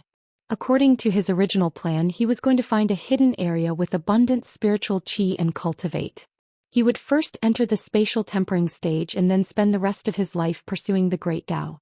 He completely didn't think that ascended cultivators would actually carry the aura of another world and turn minor tribulations into something fearsome. For the first appearance of the two-colored lightning tribulation, he might have truly been able to protect himself, but he definitely wouldn't be able to protect himself the second time. Thus, he immediately followed the two spatial tempering cultivators to Deep Heaven City without much more consideration. But when he arrived, he found something that was much different from what he experienced from cultivator cities. It left him completely clueless as he didn't know much about how the city operated. The only thing he knew was that the city had a large relation to cultivators that ascended from lower realms. As these thoughts came to mind, he became restless. Just as he continued to ponder about whether he should inquire about Deep Heaven City circumstances with the cultivators on the outside, as well as what they did with ascended cultivators like himself. As Han Li's heart stirred and had thought to take action, an old man's voice sounded from outside the room. "Fellow Taoist, I am an old man by the name of Lu Hedao. Would you like to chat for a bit?" Han Li paused for a moment and smiled. He wouldn't have to take the initiative to come out. Someone had already come over to befriend him. So fellow Taoist Lu has come to take a visit. I Han am honored to have you. With that said, he waved the medallion in the direction of the door. A wave of silver mist rushed out and the large door creaked open by itself. A man with a dark complexion and white hair stood outside the door. "So you were surnamed Han. I hope you won't take offense at my sudden visit." The old man smiled and spoke with a polite tone. How could I? Even if you didn't come, I planned on heading out anyways." As Han Li was long experienced throughout his journey of cultivation, he didn't believe himself to be superior to this old man Lu, and he replied with a beaming smile. As such, the two began to chat as if they were friends for years. "From that esteemed nephew, I heard that the Heaven Guards personally brought you back to the city. You must be a cultivator that recently ascended from a lower realm. Which mortal realm would that be?" Old man Lu suddenly asked. "Which realm? I'm not too sure about what the spirit realm calls the many lower realms, so I don't know how to answer that. How about this? I'll give you an answer when I come to understand this better. Could you help me with that?" Han Li glanced at him with a smile. He wasn't about to easily give answers about his true origins. After all, during his time in the mortal realm he was involved with a few superiors in the spirit realm. Regardless of whether it was the soaring sky beast or the wolf king Tian Kuei that Silvermoon mentioned, they weren't people that he could currently provoke. Old man Lu laughed. "How foolish of me. You've only entered the spirit realm recently. Of course you wouldn't know. However, the initial generation of ascended cultivators all possess astonishing potential. Their chances of accomplishing spatial tempering is far greater than the descendants of ascended cultivators like me and those native to the spirit realm. They are viewed with importance by the elders. Most of them don't need to undergo examination and are directly appointed as Dark Azure Guards." Initial generation of ascended cultivators? Could Brother Lu explain that to me? An odd expression appeared on Han Li's face and his smile waned. "It isn't a secret. In truth, Brother Han will soon figure this out after only staying in the city for a bit of time." Old man Lu chuckled. He continued, "The initial generation of ascended are those that enter the spirit realm like Brother Han. They are deity transformation cultivators that ascended from their realms. The dense otherworldly aura you carry will take 300 years worth of earth cleansing pills to cleanse. The direct descendants of ascended cultivators will carry a portion of this otherworldly aura. So long as they enter nascent soul stage, they will also encounter two-colored tribulations. As for descendants like me, they would have to rush to Deep Heaven City and take an earth cleansing pill to vanish their otherworldly aura, or else they will perish. Once the otherworldly aura is cleansed, you'll be able to leave the city. About 5 generations after the ascended arrive, their bloodline will not longer carry the otherworldly aura and be considered the same as a native cultivator." Han Li blinked and asked, "In that case, Brother Lu should have already cleansed himself of the otherworldly aura since you've entered deity transformation stage. Why did you stay?" Brother Han already sees a problem. That's right, even if we've cleansed ourselves of otherworldly aura, there aren't many that are willing to leave Deep Heaven City of their own accord. I don't know more than a few. Not only us but those native to this land that entered the city also aren't willing to leave." The old man answered with a chuckle. "How interesting. Could you tell me why?" Han Li's heart stirred, but he still wore a friendly smile. The old man said with a deep tone, "It's quite simple. In Deep Heaven City, the speed of cultivation is doubled compared to other areas. Items found in the 3 regions and 7 lands are certain to be found here. There are even things unique to our city. Brother Han should realize what I am saying."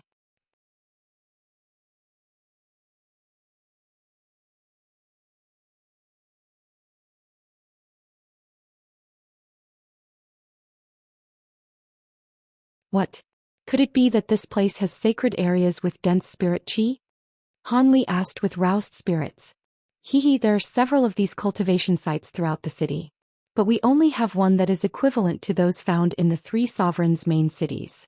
But what is important is that not only do we have a stream of materials from the lands of humans and demons, but the city is also the sole entrance between those lands and the wilderness. As a result, there are countless rare treasures that are brought back from the wilderness. A vast majority of cultivators sell or exchange these materials. Even medicines that allow for advancement over a single night are on the market. However, their price makes them something that could only be looked at. The old man briefly paused before adding, there is also another reason why the cultivators of this city aren't willing to leave it. Every 10 years, the Deep Heaven City cultivators listen to someone from the Council of Elders explain the worldly Tao. It can answer some doubts about cultivation. And all of the elders are at integration stage cultivation. Nobody else has the same opportunities we do. That is why those that join the city don't often wish to leave. Those benefits. Han Li felt joy at the explanation, but he soon frowned and asked, but why are there so many high-grade cultivators guarding the city? In addition to human cultivators, there are also large quantities of demon cultivators that guard the city. They occupy the other half of the city. And apart from that, there are large quantities of demon beasts and body refiners. Half of those low-grade existences originated from the city, while the other half comes from the outside. Our Council of Elders consists of over 10 integration stage cultivators. With such astonishing might, the city has naturally become a target of the wilderness outer tribes and true spirit-level existences. The elders have arranged an extremely powerful and profound immortal formation forcing successive generations of outer invasions to first go through the city. If so much power wasn't garrisoned here, the outer tribes would exterminate us. I heard that if we were to truly fight with the outer tribes, most of the city would be eradicated. Old man Lu wore a solemn expression. When Han Li heard this, his expression faintly changed. More than half eradicated? There is no need for Brother Han to be so worried. An outer tribe invades us once anywhere from 60,000 years at the earliest, to 100,000 years at the latest. Against such a long period, there is no need for you to be worried. If there is truly an invasion, then you'd be out of luck and could only fight to the death. As for anybody that flees that Deep Heaven City's guard, they will be jointly pursued by both demons and humans. Since there is a smooth life in the city, it is natural to have a bit of danger with it. However, the last invasion of Deep Heaven City took place 30,000 years ago. We will have another 20,000 years before we have to worry about anything. So it was like that. In that case, I was brought here to Deep Heaven City so I could be profited from. Han Li stroked his chin with a pensive expression. Of course, initial generation ascended have far higher odds of entering spatial tempering than natives and descendants like me. Each ascended cultivator is viewed with great importance by the elders and aren't easily let go. Furthermore, over the past few years, there have been fewer ascended cultivators appearing at the Spirit Flight Tower. I heard several of the elders send spiritual sense threads down to the lower realms to investigate the matter, but they hadn't succeeded. Since Brother Han came from a lower realm, did you notice anything strange? When Han Li heard this, he suddenly recalled the matter with the Elder Devil and felt his heart tremble, but he maintained a normal expression and answered, nothing. My world was quite normal. That is a pity. If Brother Han was able to come up with a reason, he would be heavily rewarded. However, of the cultivators that ascended recently, they also had no clues.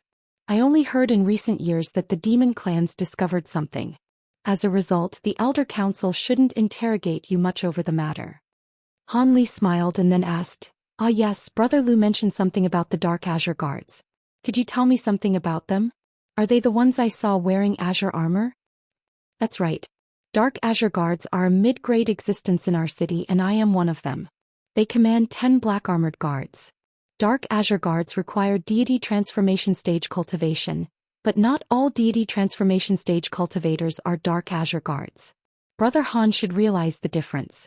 I have an idea. They either lack leadership or aren't skilled in battle, I think. That is correct. Now that we're on the topic, there are two types of Deep Heaven City guards. There are those that appointed missions on a fixed schedule and may make arrangements for themselves during other times. But these guards aren't given many spirit stones during their 10-year tenure and are often found wanting more, but there is very little danger. The other kind undergo missions that are assigned by the Council of Elders. Each finished mission will give good benefits. Not only spirit stones but treasures, medicine and other treasures are rewarded. Of course, these missions are far more dangerous and most often relate to outer tribes in the wilderness. One must make careful consideration before agreeing. However, after each completed mission you don't need to take another assignment anywhere from decades to a century. You'll be able to peacefully cultivate for longer periods of time. Of course, the 2 posts aren't rigid and you can change your posts as you wish. Many thanks for Brother Lu's pointers, Han Li said with a calm expression. The old man chuckled and waved his hand. Then they chatted for a while more before the old man stood up and departed. After the old man left, Han Li's smile faded and he walked into the secluded room and meditated in silence. As for the dark-skinned old man, he returned to where the other deity transformation cultivators were chatting. When they saw the old man, they all walked over to him. Did Brother Lu acquire any information from him? Information? That man is tight-lipped. Apart from acknowledging he is someone who ascended from a lower realm, he said nothing else. I only answered a few of his questions. The old man shook his head with a helpless expression. It is only natural for him to be cautious when Brother Lu came knocking on his door. He only just arrived in the spirit realm. However, we don't have any intentions other than befriend him. After all, the Ascended have high potential. The deity transformation stage cultivators continued to chat pleasantly as if they had no evil intentions towards Han Li. As for Old Man Lu, he simply smiled in silence.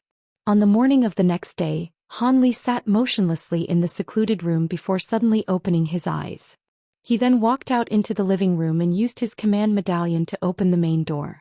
There was a white-clothed cultivator standing there with a blank expression. Greetings, Senior.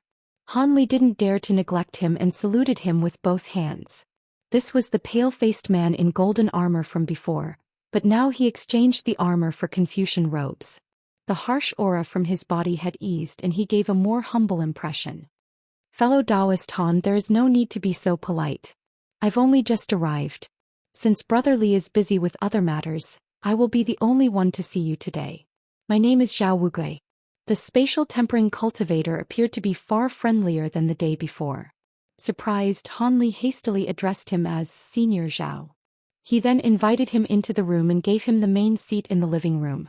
As soon as Zhao Wugui took a seat, he offered Han Li an azure jade pendant.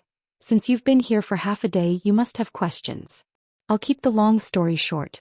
As an ascended cultivator and someone who was able to persist against two-colored tribulation for so long, you must possess powerful abilities. As such, I've already had you apply for the position of a Dark Azure Guard. This is your identity token. Keep it well. When the time comes, you'll take over 3rd Squad 56. They are the small group of 4 you saw at the teleportation hall the day before. Han Li didn't immediately reach out for it and hesitantly said, as someone who's just arrived, there is much I don't understand. Isn't it a bit rash for me to suddenly be appointed to that position? Zhao Wugui chuckled. Fellow Taoist Han doesn't need to be so modest. Every ascended cultivator is appointed a Deep Azure Guard when they come to the city. They are mostly all extremely competent. As for your understanding of the city, you will know everything about it after living here for a year. Han Li's eyes stirred and he eventually took the jade pendant. In that case, I won't decline it.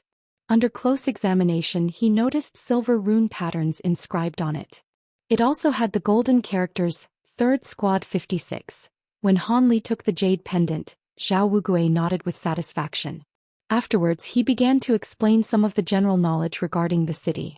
Some of it had been mentioned by Old Man Lu the day before and some of it was new. It was very useful, of course. Zhao Wugui took out a white jade slip from his storage pouch and handed it over to Han Li.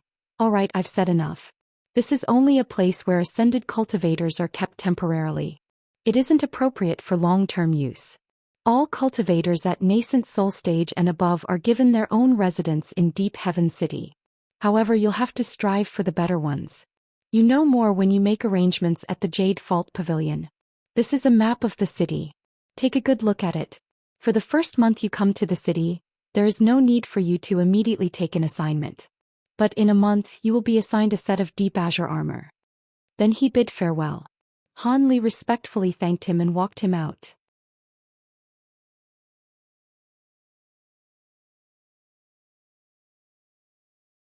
When Han Li went back inside, he took the jade slip into his hand and pressed it against his forehead, sinking his spiritual sense into it instantly. A moment later his expression changed. Han Li swept his spiritual sense through it with a changing face. Deep Heaven City is actually this large. It appears even larger than the capital cities in the 3 human regions. He then stroked the jade slip in his hand for a moment more and casually left the room. Regardless, he first headed to the Jade Fault Pavilion and make arrangements for his cave residence. From what Zhao Wugui said, there should be something strange about it. A bit of his interest was piqued. Just as he committed the location of the Jade Fault Pavilion to memory, he left the pavilion in an azure streak. As he swept past a dozen giant nearby pagodas, Han Li took a hidden glance at the various cultivators he spotted on the way. He saw cultivators wearing various sets of armor, but they most commonly appeared near the huge buildings. Those farther away were wearing common cultivator attire from the spirit realm. It was unknown if they had taken off their armor or if they were cultivators not part of the city. However, there was something he was certain of. You are normally required to wear armor when you enter the huge pagoda. Furthermore, Han Li discovered that yellow and white armored body refiners used the first few floors of the huge pagodas. The yellow armored body refiners only possessed mid-grade cultivation while white armored body refiners had high-grade cultivation. The number of them entering the huge pagodas was far beyond the cultivators wearing black and azure armor. When Han Li saw this, he came to understand a bit. It appeared that Deep Heaven City's military force was due to the countless soldiers stationed at the huge pagodas. The yellow, white, black, azure and golden armor were all clear classifications of their fighting power. After Han Li took a few glances at the huge pagoda and the soldiers, he turned his attention over to his objective. After about an hour of flight, Han Li eventually caught sight of an extremely tall city wall in the distance. Then the light around his body darkened and he dropped down to an unremarkable 3-story building below him. Although the building was small and plain, many cultivators were bustling in and out of it. Han Li simply stopped and placed and examined the building and the streaking lights of flying cultivators for a moment more before he approached the gate. The pagoda gate signboard, the Jade Fault Pavilion, was written in bold artistic lettering. Han Li glanced at the sign with narrowed eyes for a long while before he slowly stepped inside. The first floor had a large hall that was over 100 meters wide. There were several dozens of cultivators standing in the hall, looking at a huge screen shining in azure light at the very end of the room.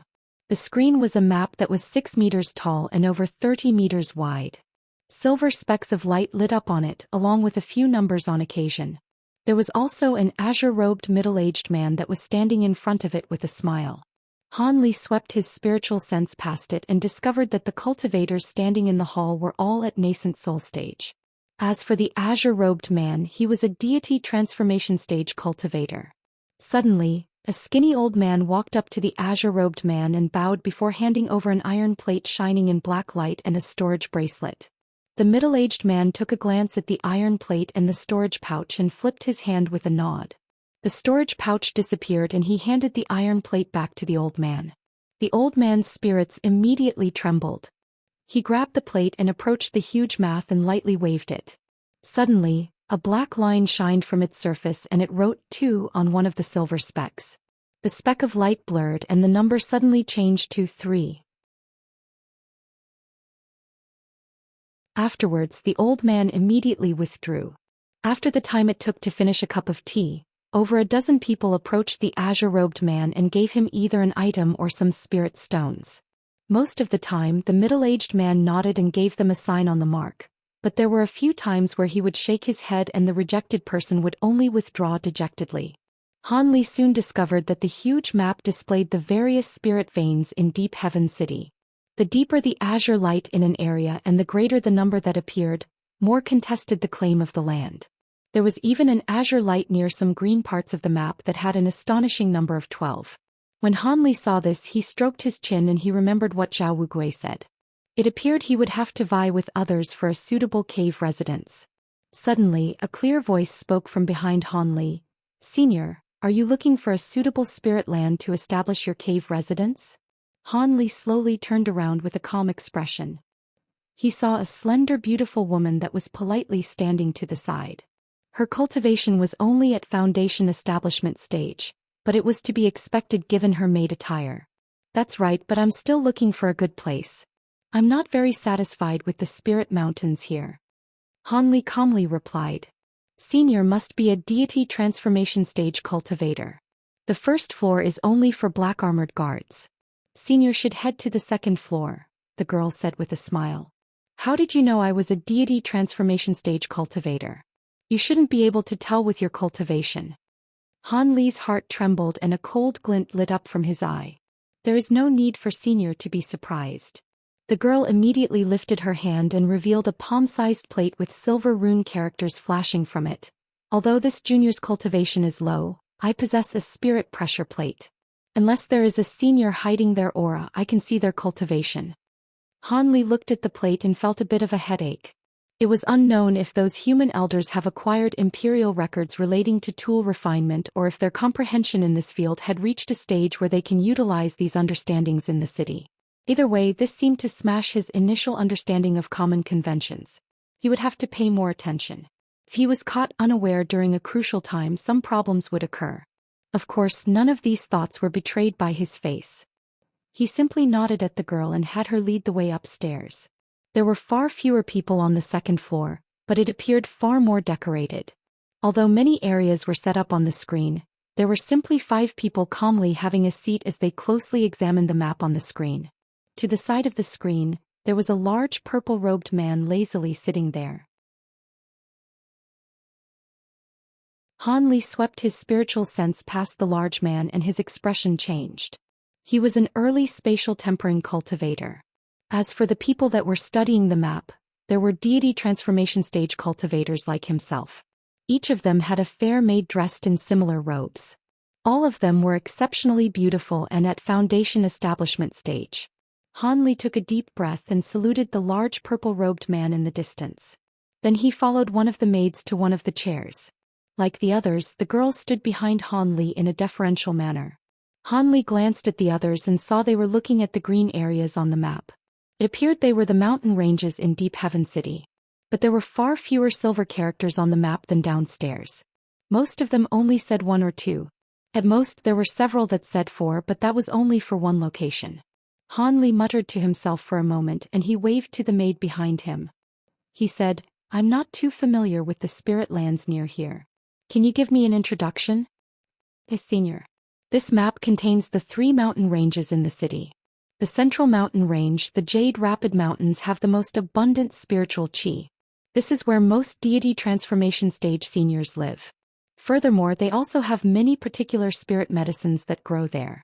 This time there are 2 deity transformation stage seniors that hadn't survived their tribulation, and there is one that also reached the end of this lifespan. According to the rules, their residences have been made available. Many fight for them. The other area is the Heavenly Sound Mountains. Many deity transformation stage cultivators live there as well, but the spiritual chi isn't as abundant as in Jade Rapid Mountain.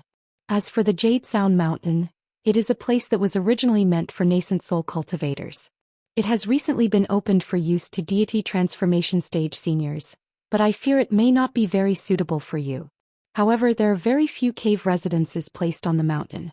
If senior wishes to have a large stretch of land exclusive to himself, that may be the better choice. So it was like that. Han Li slowly nodded and he took another look at the screen. The maid tactfully stood back behind Han Li and couldn't help but take another glance at Han Li. Han Li only appeared to be in his 20s, but he was already a deity transformation stage cultivator. Although she had seen many deity transformation cultivators during her time in the Jade Fault Pavilion, seeing one so young had piqued her curiosity. Suddenly, a wealthily dressed fat man boldly stood a few steps forward and raised an embroidered box and an azure jade pendant. He respectfully brought it up to the large azure-robed man and said, "This junior recently acquired a talk of silver immortal grass at 4,000 years of maturity. Can senior decide if I have the qualifications to choose a spirit land? Even with one of 4,000 years, it will be difficult. Let me take a look." The large purple-robed man spoke casually and raised his hand to take the pendant and the box. When he opened the box, he found a sparkling silver light that released a refreshing medicinal scent. Even as someone well-versed in medicinal plants, when Han Li smelled it, he couldn't help but concede its quality. The large purple-robed man narrowed his eyes and examined the medicinal plant for a long while before reluctantly saying, "For 1,000 years? It seems to be lacking a few hundred, but I'll let it go. It'll qualify."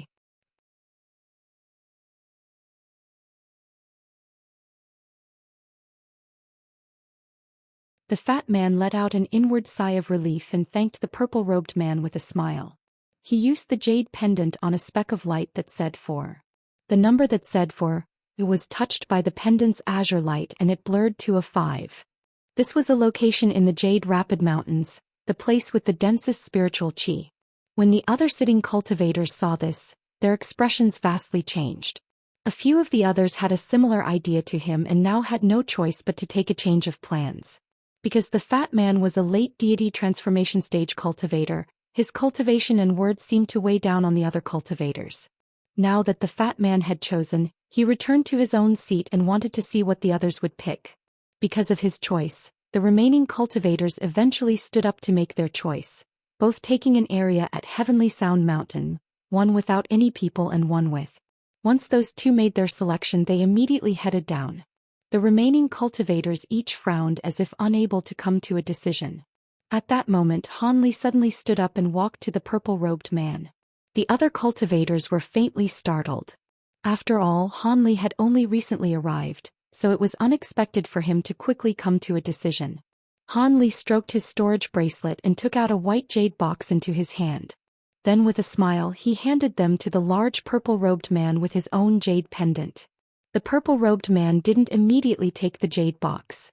Instead, he glanced at Han Li and said, "I heard there was a newly ascended cultivator that arrived in the city. Are you that fellow surnamed Han?" Senior is well informed. "That is me."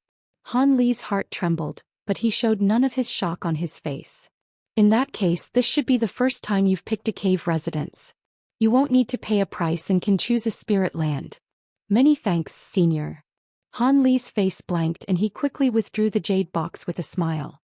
When the cultivators heard that Han Li was a newly ascended, they glanced at him with an odd expression.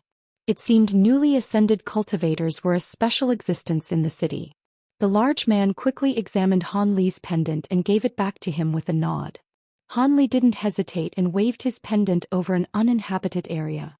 The azure light passed through it and marked the area with 1. An uproar was raised when they saw the area Han Li chose. The area Han Li picked was an area on Jade Rapid Mountain with the most inferior spiritual qi. It wasn't strange for a deity transformation stage cultivator to choose that mountain range, but there were other areas on the mountain range with no one as well. Han Li instead chose the most unremarkable area with the least spiritual qi. This left them bewildered. The spirit land's sole benefit was that to make up for the land's deficient spiritual qi, they gave a larger plot of land to make up for it.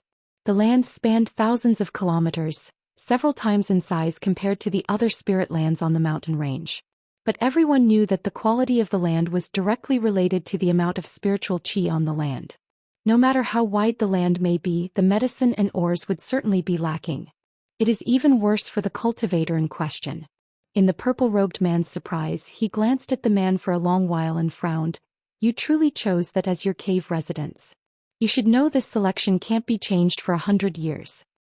Han Li calmly answered, "I've only arrived in the spirit realm. I want a place to stay for the time being. I don't wish to fight over space with other fellow Taoists. Although the area is lacking, there is no one else there."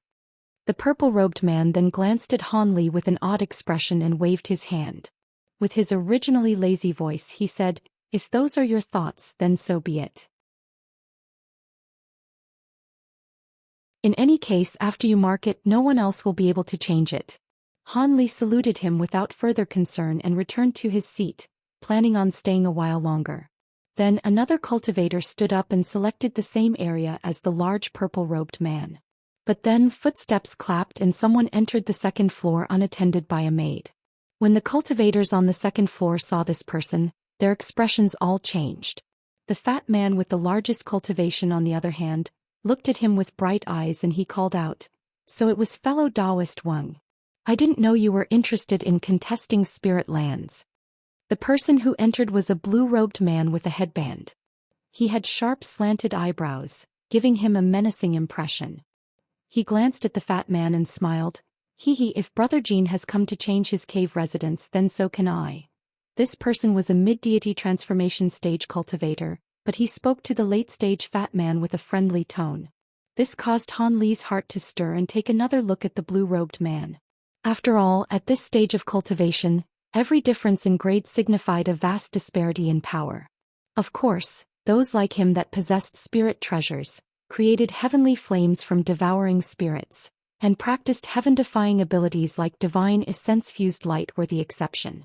Since the blue-robed man acted so familiarly with the late-stage cultivator, he should belong in this category. Little brother Wing must be joking. You hold a top-grade spirit land. What would you exchange it for? The fat man stroked his chin and wore a trace of confusion. I've been recently cultivating a secret technique that doesn't need too much spiritual qi. I require a larger area or it will be difficult to cultivate. I'm going to change it for the time being. The blue-robed man replied with a shock. So it was like that, the fat man said with understanding, but it was unknown if he truly believed him. When Han Li heard the two talk, he frowned for a brief moment. The blue-robed man took several steps to the purple-robed man and saluted him. "I pay my respects to Marshal Uncle Jiao. My master sends his regards." From that old eccentric's rotten character, why would he say that? Nevertheless, you master hide from 6 greater tribulations already. I fear he won't be able to hide from the 7th, the large man said with a cold laugh. When the blue-robed man heard the purple-robed man's reply, he wore an embarrassed expression, but he soon answered, "My master has been secluded for 200 years. He is preparing to forge a spirit treasure that can withstand the next calamity." A spirit treasure? It seems your master's luck is quite good. Last time he had his spirit treasures destroyed to withstand the tribulation and he managed to gather enough materials for another. In that case, your master does have a chance at surviving the next one. Alright, enough of that. I am on duty. Quickly make your choice. The purple-robed man's expression sank and he said no further. As you wish. The blue-robed man quickly swept his gaze past the man, and looked at several areas with a number and his expression sank. Someone actually chose such a remote area on Jade Rapid Mountains. Not daring to ask the purple-robed man any questions, he turned to the fat man and pointed at an area on the map. "Brother Jean, you've been here a while. Do you know who chose that place?" When the fat man saw where he pointed, an odd expression appeared on his face and he unconsciously glanced in Han Li's direction. The blue-robed man quickly understood what the fat man's face meant. He promptly turned around and closely examined Han Li. When he saw Han Li's cultivation was only at early stage, he wore an arrogant expression and he coldly said, "So you're the one who chose the spirit land."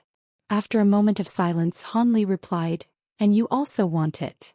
The blue-robed man snorted and eerily said, "My secret technique can only be cultivated in a suitable place. If you're smart, you'll renounce your claim. Otherwise, don't blame me for being ruthless in our fight." His threat was clear to see. Han Li remained silent. In order to avoid a fight, he intentionally picked an area with sparse spiritual qi. He wanted to avoid provoking any problems as he only had interests in cultivating. He didn't want to make any enemies that would disturb him. He completely didn't expect this plan to backfire and have someone come knocking on his door. Han Li found this matter to be truly laughable. With blue light shining from his eyes, he took a quick glance at the others. The large purple-robed man still lazily sat in his seat and had yet to raise his eyes. It appeared he didn't really care. As for the other cultivators, they looked at him with schadenfreude. "Senior, if I renounce my choice, will I be able to pick another area?" Han Li calmly asked the purple-robed man. "You cannot. There are only so many spirit lands. Everyone will only have one opportunity to fight for it. If you lose, you'll have to contest an empty land in another 100 years.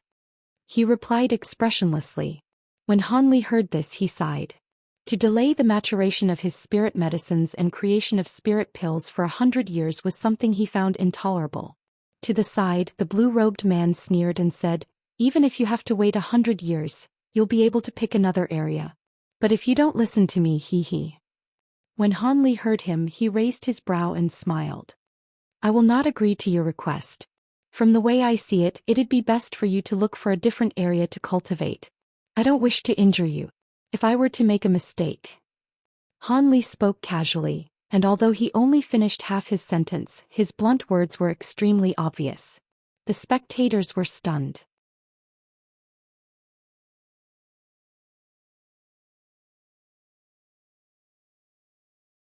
Han Li was only at the early deity transformation stage, and he had been feigning weakness this entire time, so his words naturally came as quite a surprise to everyone. Even the perpetually expressionless purple-robed man turned to Han Li with a hint of surprise on his face. A cold light flashed through the eyes of the man with the sharp eyebrows. You're a brave one. It's been several hundred years since I've met someone who dared to talk to me like this despite having an inferior cultivation base. In that case, we won't have to hold back in the battle for the spirit land in 3 days, the man said in a menacing voice. I'll be sure to take everything you throw at me when the time comes. I'll be taking my leave now. In response, Han Li gave a nonchalant reply before extended a slight bow toward the purple-robed man and departing from the second floor. The man with the sharp brows looked on at Han Li's departing figure with a dark expression. Not long after that, the fatso and the man with sharp brows appeared in the air high above the heavenly jade pavilion, and the two of them were discussing something through voice transmission. Brother Xian, what use do you have for that spirit land that you're fighting for? You couldn't disclose this information in there, but you can tell me now, right?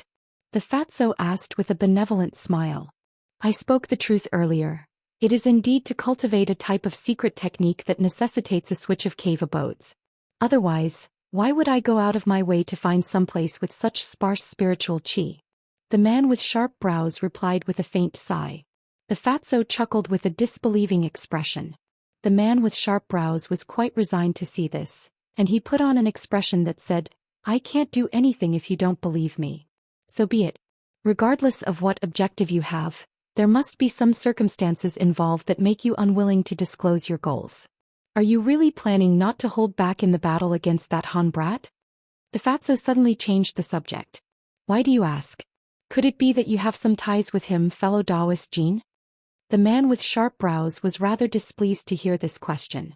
How could I share any ties with him? I just wanted to tell you that he's a cultivator who's only recently ascended to Deep Heaven City, the fatso cautioned. A recently ascended cultivator? So what? A new cultivator will ascend to our Deep Heaven City once every 2 or 3 years. Do you think I'll lose to an early deity transformation cultivator, Brother Jean? I was wondering why this man dared to be so arrogant. He must have dominated whatever lower realm he came from, and he's taken that cocky demeanor all the way here to the spirit realm. The man with sharp brows gave a cold chuckle in response. This man's cultivation base is naturally not noteworthy at all. With your powers, even I wouldn't dare to say that I can defeat you. No matter how powerful an early deity transformation cultivator is, there's no way that he'd be a match for you. However, the ascended cultivators in the city always like to look after one another, so just teach him a lesson and don't actually kill him. Otherwise, even with Senior Ming as a backer, things could become quite troublesome for you if those guys become aware that you killed one of them, the fatso cautioned in a meaningful and heartfelt manner. This man has been far too arrogant, so I'll naturally be teaching him a good lesson. As for whether I'll actually be taking his life, we'll see when the battle comes. A cold light flashed through the man's eyes. Alright, in that case I have nothing else to say. In 3 days I also have to go and fight those 4 guys. I don't even know if I'm going to be able to win my own battle. A concerned look appeared on the fatso's face. You're being far too modest if you say that, Brother Jean. I heard that Brother Jean recently obtained a primordial treasure that possesses incredible abilities, and it's no less powerful than a spirit treasure. A peculiar smile appeared on the man's face. The fatso's expression changed upon hearing this before he quickly recomposed himself. I didn't think that you'd heard about that already, Brother Wang. Indeed, I did obtain a rather powerful treasure recently, but to say that it's as powerful as a spirit treasure is a bold exaggeration. It simply has some protective properties. The fatso waved his hands in response. Oh really? A hint of a smile appeared on the man's face. After that, the two of them conversed for a while longer, each of them harboring their own ulterior motives, before the fatso departed as a streak of red light. The man with the Wang surname looked on with a dark expression and harumphed coldly. He's trying to anger me and make me strike up a vendetta against those ascended cultivators. What a devious plan. That man knows a lot about you and is already beginning to suspect you, so you should be more careful from now on. He's not anything to worry about, but his grandfather is someone whom even I'd rather not face. Another man's voice suddenly sounded above him. Spiritual light then flashed there, and a green jade-like WM that was around a foot in length appeared. The man immediately extended a respectful bow toward the green WM as he said, "Don't worry, master. As soon as I obtain the spirit land, I'll completely seal it off immediately. Unless that fatso knows anything concrete, he won't be able to do anything. I trust that you'll do a good job. This is quite an important matter, and if it weren't for the fact that I'm at a critical juncture in refining my spirit treasure, I definitely wouldn't just be deploying an avatar here. I hope you won't disappoint me." The WM nodded in response. "I'll be sure not to disappoint you, master," the man vowed before a hesitant look appeared on his face. "But master, are we sure that the information we have is accurate? The spiritual chi there really is quite sparse. It doesn't appear possible that that man would have passed away there." "Of course we're not completely sure, but with that person's identity, we have to give it a try even if there's only the slightest sliver of a chance. If it's true, then we'll be able to obtain that person's treasures and cultivation arts.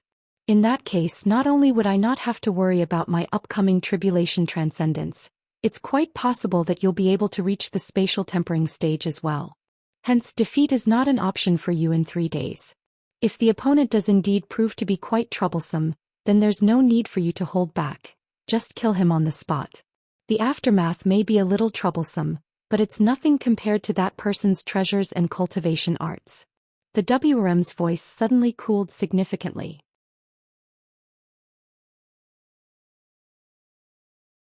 The man's heart jolted upon hearing this, but he immediately replied, "I understand, master. All ascended cultivators have different tricks up their sleeves, so make sure you don't get complacent. Even though this man is only at the early deity transformation stage, I'll lend you my 1,000 soul bell just in case. You'll have 3 days to refine it, and that should be enough for you to temporarily use the treasure. With that treasure your victory will be assured." The WRM opened its mouth after a brief period of contemplation, following which a ball of yin qi was expelled from within its body. A black bell that was around an inch in size was enshrouded within the yin qi, and there were countless runes visible on the surface of the bell. The man was ecstatic to hear this, and he hurriedly extended words of gratitude toward the WM.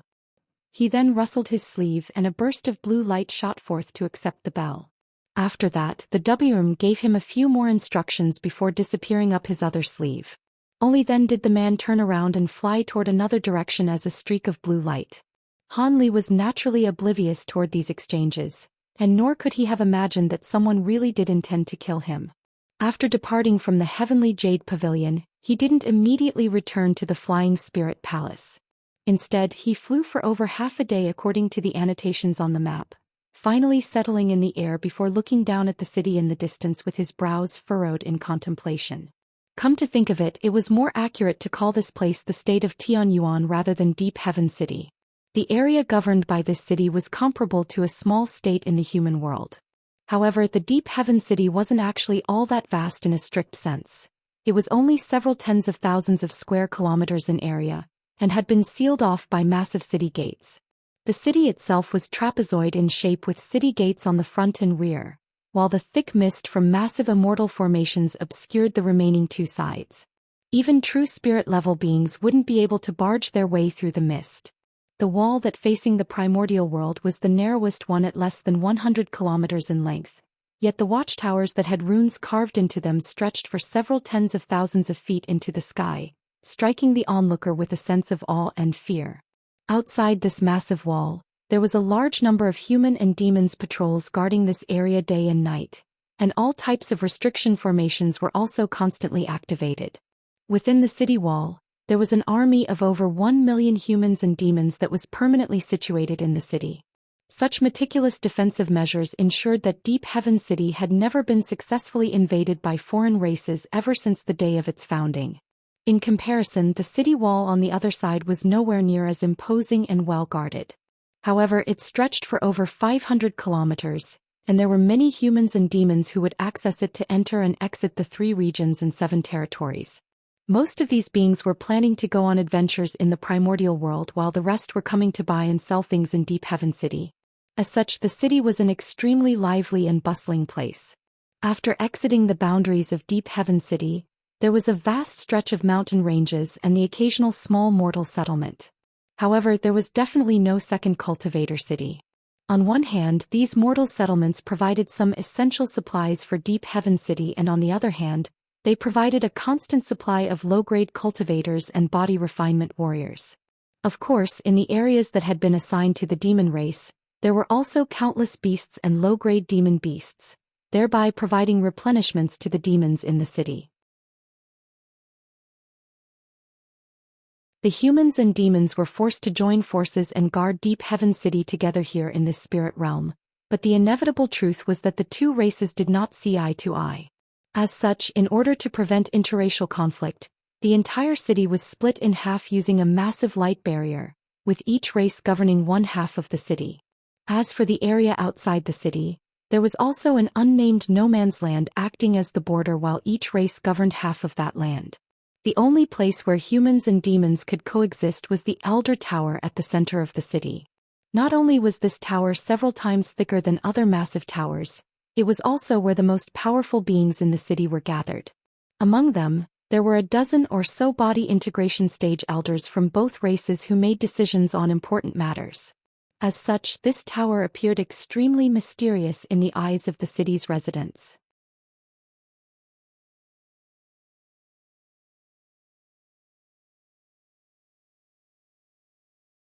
The place that Han Li was situated at was over 10 kilometers away from the Elder Tower. He looked at the massive azure stone tower that extended all the way up into the clouds, and his eyes were flashing with a contemplative light. According to his knowledge, there was always at least one body integration stage elder each from the human and demon races that were stationed at the tower, and that was a rather disheartening notion to Han Li. Back in the human world, all deity transformation cultivators were extremely mysterious, and it was very difficult to encounter one. However, here in Deep Heaven City he was so close to even body integration cultivators, and he could ask them for guidance in the future. It appeared that prior to cleansing himself of the aura of an alternate realm, this was a good place to stay. Han Li was hovering in midair with a contemplative look on his face. He naturally wasn't thinking about his battle against the man with the Wang surname. He had even faced spatial tempering cultivators in the past, so this wasn't a concern for him. After inspecting the city for a while longer, Han Li flew back toward the Flying Spirit Palace as a streak of azure light. After returning to his own room, Han Li immediately deactivated the restriction, and he only made his way into the secret chamber before sitting down with his legs crossed after verifying that nothing was amiss. Even though he was rather confident in his ability to emerge victorious in the upcoming battle, he naturally wasn't going to make no preparations at all. However, prior to that he had a small matter to take care of. Han Li rustled a sleeve and a petite little silver bracelet appeared in his other hand. The bracelet appeared to be extremely intricately crafted, yet was extremely light, thereby suggesting that it was a hollow object. This was none other than a spirit beast bracelet, which was similar in nature to the storage bracelets of the spirit realm. The space within the bracelet was split up into several compartments so different types of spirit insects and spirit beast could be stored in it at once. Following his trip to the setting sun tomb, Han Li had stored all of his spirit beasts into the bracelet, including his gold-devouring beetles and weeping soul beast. As such, his spirit beast pouch was naturally in disuse now. He swept a hand over the bracelet and a fist-sized ball of yellow light immediately emerged from within. The ball of light rapidly expanded before transforming into a little beast that was around a foot or so in size with its body tightly bound by azure ropes. It was none other than the mutated leopard Kirin beast that had been captured by the spirit tribe beings in the setting sun tomb. After sifting through Zhou Xian's memories, Han Li had learned that even though this little beast appeared to be no different from a normal leopard, it actually possessed traces of a Kirin's bloodline. Furthermore, it was a mutated leopard Kirin beast, so it already possessed nascent soul stage power even though it hadn't yet reached full maturity. After Han Li had recovered his magic power, he had naturally considered taming the beast. However, this beast was extremely feral and already possessed a certain degree of intelligence, and it appeared that it would rather die than submit to Han Li. As such, Han Li had no choice but to put it into the spirit beast pouch to try and grind down its rough edges through captivity. After being detained for several decades, the little beast was finally at the end of its wits. A few days ago, the spirit beast had sent a signal to him from within the bracelet, expressing an urge to submit to Han Li. However, Han Li was busy preparing for his tribulation transcendence as well as a string of other events, so he had no time to take care of this matter. He now had 3 days within which he could tame this little beast. As soon as the little beast appeared from the spirit beast pouch, it immediately began to whine at Han with a beseeching look in its green eyes. In conjunction with its petite little feline body, it was rather adorable. I'm going to place a restriction on your body now. If you accept the restrictions, I'll release you from your bindings and I'll also give you some benefits. Otherwise, I'll lock you up for another century.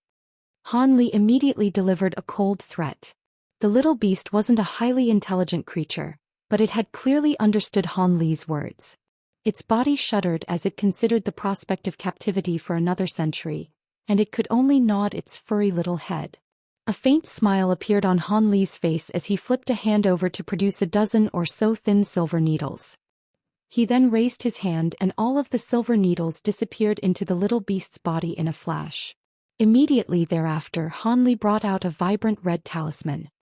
He opened his mouth to expel a ball of blood essence before pinching the talisman between his fingers and gently waving it through the air. The talisman transformed into a ball of blood mist that refused to dissipate. Han Li then began to chant something before patting the top of his own head. Azure light flashed and a nascent soul that was several inches in size appeared atop a miniature cauldron. As soon as the nascent soul appeared, it opened its mouth to blast out a ball of green light. As soon as the green light appeared, the blood mist surged toward it, and the two quickly combined to form a ball of green and red light. The nascent soul then made a hand seal and cast several incantation seals into the ball of light. All of a sudden, the ball of light began to surge and churn violently, transforming into a fist-sized ghostly head with a set of sinister facial features. The nascent soul pointed toward the little beast, following which the ghostly head opened its mouth before burrowing itself into the little beast's head in a flash. The little beast let loose a loud cry before falling unconscious to the ground with its eyes rolled over into the back of its head. At the same time, a layer of green and red light began to flash erratically all over its body. A pleased look appeared on Han Li's face upon seeing this, and he made a grabbing motion toward the little beast. A muffled thump rang out as the azure ropes around the little beast's body snapped into countless segments before disappearing. Han Li then paid no further heed to the little beast as he began to close his eyes in meditation. In the remaining time, Han Li remained in his secret chamber, and 3 days passed by in the blink of an eye. On the morning of the 4th day, a streak of light flashed through the restriction outside the door, flying toward the secret chamber within which Han Li was situated. However, after flying into the door of the secret chamber, a layer of white light surfaced to repel the streak of light.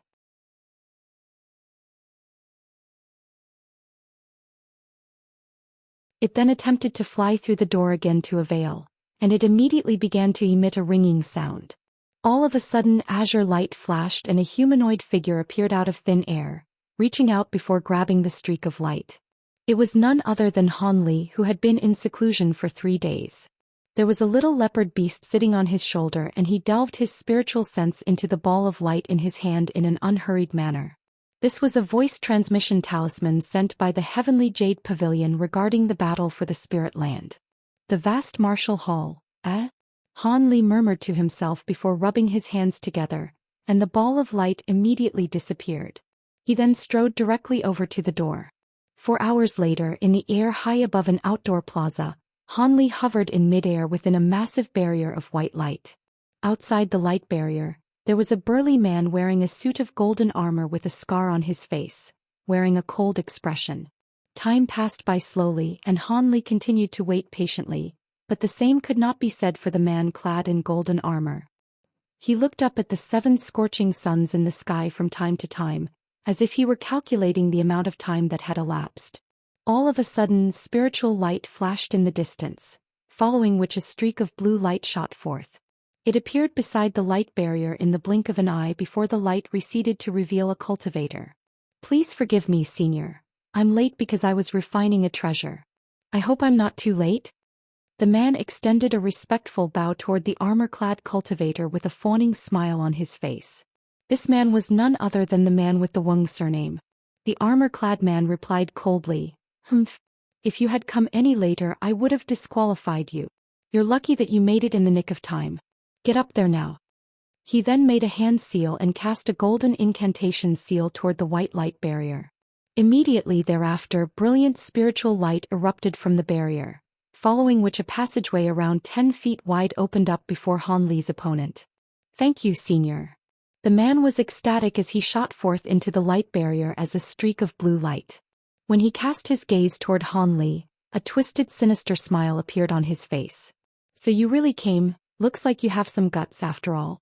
To think that you would dare to accept my challenge as a mere early deity transformation cultivator," the man said in a sinister voice. Han Li merely gave a lazy smile response as if he couldn't even be bothered to offer a reply.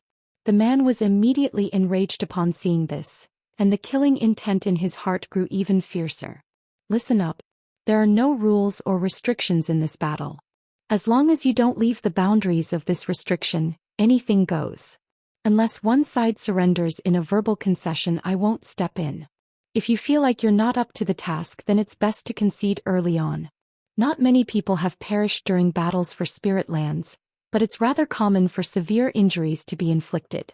If neither of you have any objections, then we'll begin soon," the armor-clad cultivator announced. Han Li and his opponent looked at one another from afar, and neither of them said anything. The armor-clad man nodded and loudly declared, "Begin." Han Li and his opponent sprang into action at the exact same moment. In the face of an opponent whom even late deity transformation cultivators treated with respect, Han Li naturally wasn't going to make the mistake of underestimation and complacency. He rustled his sleeve and 72 small swords shot forth in a frenzy, each of which was around an inch in length. Amid a burst of shimmering golden light, they transformed into golden lotus flowers that circled around Han Li's body. At the same time, he opened his mouth to expel a miniature cauldron.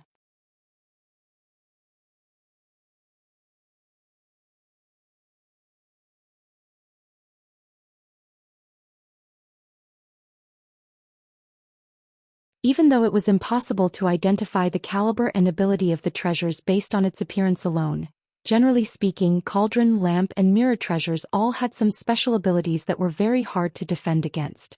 In particular, the Heaven Void Cauldron was emanating spiritual pressure far beyond that of a normal treasure, so Han Li's opponent immediately became quite wary.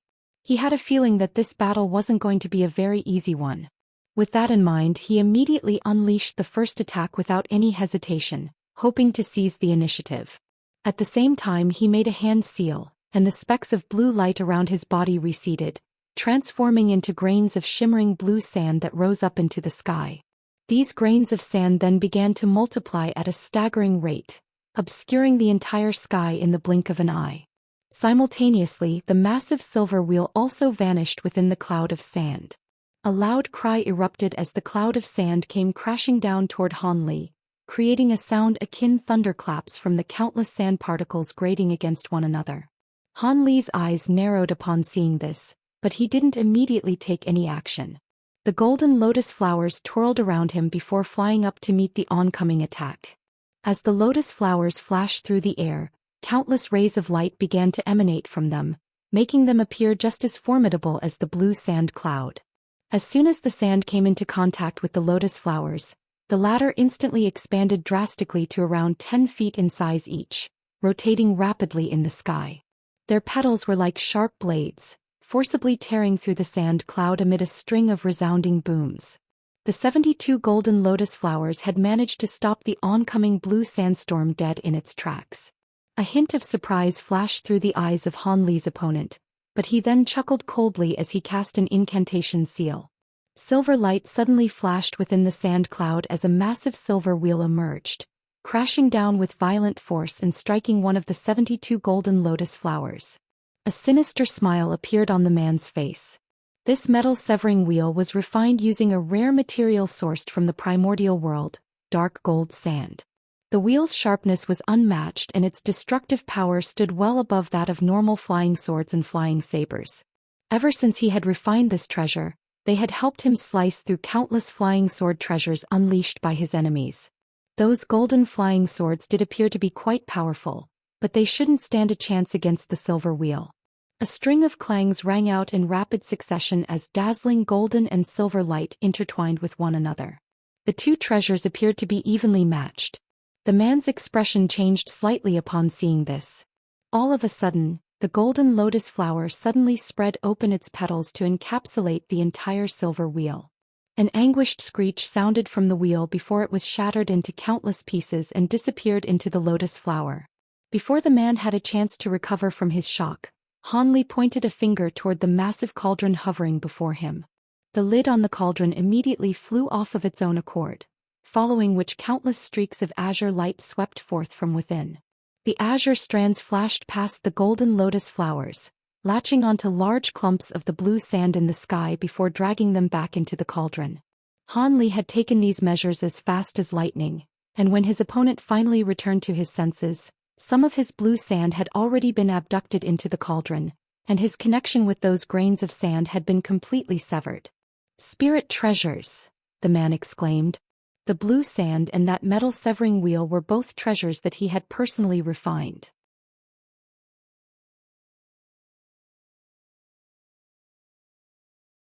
Aside from spirit treasures, no other treasures would be able to forcibly take them from him. Now that they had been taken away, over a century of arduous cultivation had gone to waste. With that in mind, he immediately opened his mouth to expel a fist-sized ball of blood essence.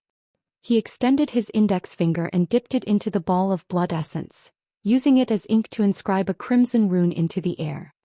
He then slammed a hand toward the rune, following which it disappeared in a flash. However, in the next instant, the rune reappeared only around 10 feet away from Hanli, having already transformed into a massive azure ghostly head with a pair of sharp horns before pouncing toward Hanli. It appeared that he was trying to use this surprise attack to force Hanli to stop acquiring the blue sand and silver wheel treasures. Hanli was in the process of making hand seals while the Heaven Void Cauldron assimilated the blue sand at his behest. As soon as the ghostly head appeared, it rushed toward him with ferocious might, but he remained completely unflustered as he abruptly opened his mouth. An arc of golden lightning shot forth from within, striking the ghostly head with unerring accuracy, causing it to vanish into a cloud of azure smoke. Even an avatar of the Elder Devil didn't dare to take an attack head-on from the divine Devilbane lightning, so this ghostly head naturally stood no chance at all. Hanli's opponent faltered upon seeing this. A thought then occurred to him and his expression darkened significantly. At this point, the strands of azure light from the Heaven Void Cauldron had already taken half of the blue sand in the sky. A bone-chilling harumph sounded as Hanli's opponent furrowed his brows, then made a strange hand seal. At the same time, what sounded like Buddhist chants rang out, following which he slowly pointed a finger toward the air before him. The grains of blue sand that were locked in a fierce battle with the azure light and the golden lotus flowers suddenly became completely stationary. Immediately thereafter, brilliant spiritual light erupted as the grains of sand began to expand drastically. In the blink of an eye, these tiny rice-sized grains of sand transformed into head-sized blue rocks, all of which were translucent and giving off vibrant blue light. These glittering and translucent rocks immediately came crashing down from above, finally causing the freely rotating golden lotus flowers to slow down. Even the strands of azure light from the Heaven Void Cauldron also became unable to draw in these heavy blue rocks. Hanli faltered upon seeing this before casting his gaze toward his opponent. He discovered that the man's entire body was radiating brilliant spiritual light while his hair danced in a frenzy around him. There was also white light flashing from within his visible orifices, and it was quite clear that he was using the power of his essence. Hanli's expression darkened as he laid a hand onto the top of his own head. All of a sudden, murky gray light erupted forth before sweeping through the air. The incredibly heavy blue translucent stones in up above immediately became almost completely weightless before being forced to revert back to their sand form. The gray light rapidly swept forth, completely capturing all of the grains of sand in the air. Not only did this turn of events cause the expression on the face of Han Li's opponent to darken even further, even the perpetually emotionless armor-clad cultivator outside the light barrier revealed a hint of surprise for the first time. It was quite clear that Han Li's divine essence-fused light had even drawn the interest of this spatial tempering cultivator. What ability is this? Why is it able to wrest away my blue crystal sand? The man asked with a vicious expression. Do you think I'll tell you? Han Li chuckled with a carefree expression.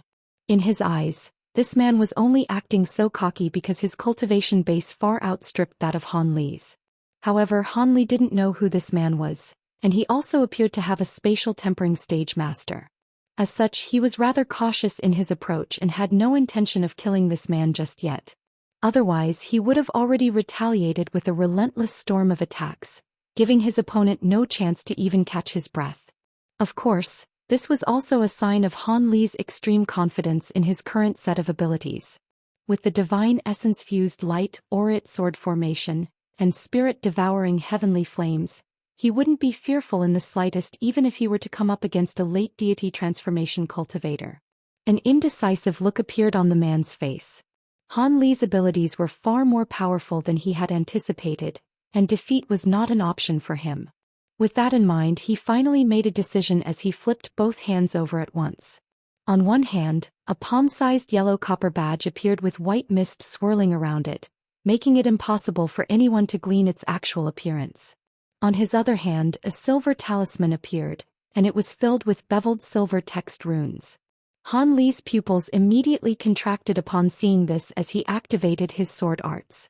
The golden lotus flowers that were circling around overhead suddenly converged toward the center, forming a supermassive golden lotus flower that was over 100 feet in diameter, and the gargantuan flower hurtled toward the man at Han Li's behest.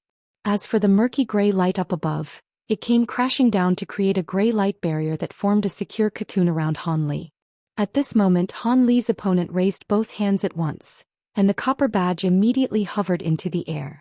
At the same time, brilliant white light erupted from the badge and a projection emerged from within before rapidly expanding. A half-naked giant of a man that was around 20 feet tall soon appeared. The giant was carrying no weapons, but its skin was like translucent green jade and there was spiritual light shimmering in its eyes. It was a humanoid puppet. Meanwhile, the silver talisman exploded into a ball of silver mist that was around a foot in size. The silver mist materialized into a giant black wolf with a pair of sinister green eyes, which were cast toward Han Li in a completely expressionless manner. After summoning these two creatures, Han Li's opponent still wasn't content. He took a deep breath and his face suddenly turned as crimson as blood. He laid a hand onto the top of his own head, and blue light flashed up above as a blue nascent soul appeared, holding a black bell that was around an inch in size. That's the 1,000-soul bell. Has eccentric Ming gone senile? How could he lend such important treasures to his disciples?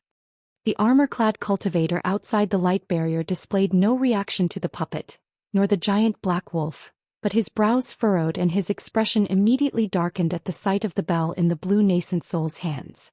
Senior, this is a treasure that I borrowed from my master. I'm not breaking any rules here, right? The blue nascent soul chuckled as it spoke in an infantile voice. Of course not. However, the 1,000-soul bell is an extremely powerful treasure, and you'll only barely be able to use it through the help of a secret technique. Even if you come out on top in this battle, you'll sustain severe injuries for forcibly using power beyond your capabilities. Are you sure you want to do this just for a plot of spirit land? The armor-clad cultivator asked in a cold voice. Thank you for your words of caution, Senior, but I've naturally thought long and hard before making this decision, the nascent soul replied. The massive golden lotus flower was almost upon it, and it immediately hurled forth the black bell in its hands in response. At the same time, the green puppet began to rush toward Han Li, expanding even further with each and every step it took. After reaching the halfway point between Han Li and his opponent, it had already swelled to more than twice its original size. Meanwhile, the giant black wolf swayed before disappearing on the spot as a burst of black mist.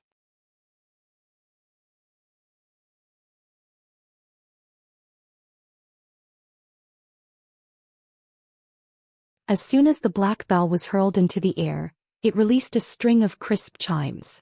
Han Li was suddenly struck by the feeling that a massive boom had erupted within his spiritual sense, following which his body spasmed as if he'd been electrocuted, and he almost plummeted from the sky. Han Li was naturally shocked by this development, and his great development technique activated of its own accord to send a stream of coolness circulating through his mind. His face had paled significantly, but his body was finally back to normal. That's also a spirit treasure. There's no way that a normal treasure could possess such power. A hint of wariness flashed through Han Li's heart as he reflexively retaliated. He made a hand seal, and his spiritual sense converged into a ball in his mind before being expelled toward his opponent. Meanwhile, Han Li's opponent was even more shocked than he was to see Han Li recover so easily from the effects of the Thousand-Soul Bell. Even though this attack wasn't the bell's most powerful ability, it was very difficult for opponents of a lesser cultivation base to withstand such an attack. He gritted his teeth, and just as he was about to pour forth even more magic power into the bell, a burst of acute pain suddenly tore through his spiritual sense, as if a sharp spike had been forcibly stabbed into his brain. Unfortunately for him, his spiritual sense wasn't as powerful as Han Li's. As such, he was quite susceptible to Han Li's spirit stun thorn attack, causing him to let loose a howl of pain as he threw his hands over his head, while his body completely curled up into a ball. His nascent soul also instantly disappeared into his body. In an instant he had lost control over the Thousand-Soul Bell in the air. A cold light flashed through Han Li's eyes upon seeing this, and he completely ignored the oncoming giant puppet as he pointed a finger toward the massive golden lotus flower in the distance. The massive lotus flower immediately rotated rapidly as it came crashing down from above, encapsulating the black bell in a burst of golden light. Just as the golden lotus flower enshrouded the Thousand-Soul Bell, the green puppet had swelled to around 60 to 70 feet in size, raising a massive fist before swinging it violently toward Han Li. A loud thump erupted as the puppet's punch was kept at bay by the Heaven Void Cauldron. However, the cauldron tremored violently as it shrank down to around half its size. This puppet possessed extraordinary strength. Meanwhile, a burst of ghastly howls rang out from within the massive golden lotus flower. A giant bell projection around 10 feet in size appeared at the center of the golden lotus flower, warding off all of the flower's sharp golden petals. At the same time, wisps of black threads emerged from within the black bell, binding the golden lotus flower, forcibly slowing down its rotation. Han Li was rather bewildered upon seeing this, yet just as he was about to inject more power into his treasure, the giant black wolf surfaced behind him like a wraith before pouncing toward him from behind. Its claws were able to pierce through Han Li's gray divine essence-fused light barrier without any trouble. The divine essence-fused light was indeed powerful, but its powers were not applicable to existences outside the realm of the 5 elemental powers. Just as the giant wolf thought that its sneak attack had succeeded, 2 shimmering golden fists suddenly hurtled toward its front paws. Following 2 resounding booms, its front paws were completely pulverized by the pair of golden fists. The wolf let loose a howl of anguish as its body shot back from the tremendous resulting force of the clash. Right at this moment, Han Li finally turned around to face it. His entire body was shimmering with golden light, making it appear as if he were a divine deity forged from gold.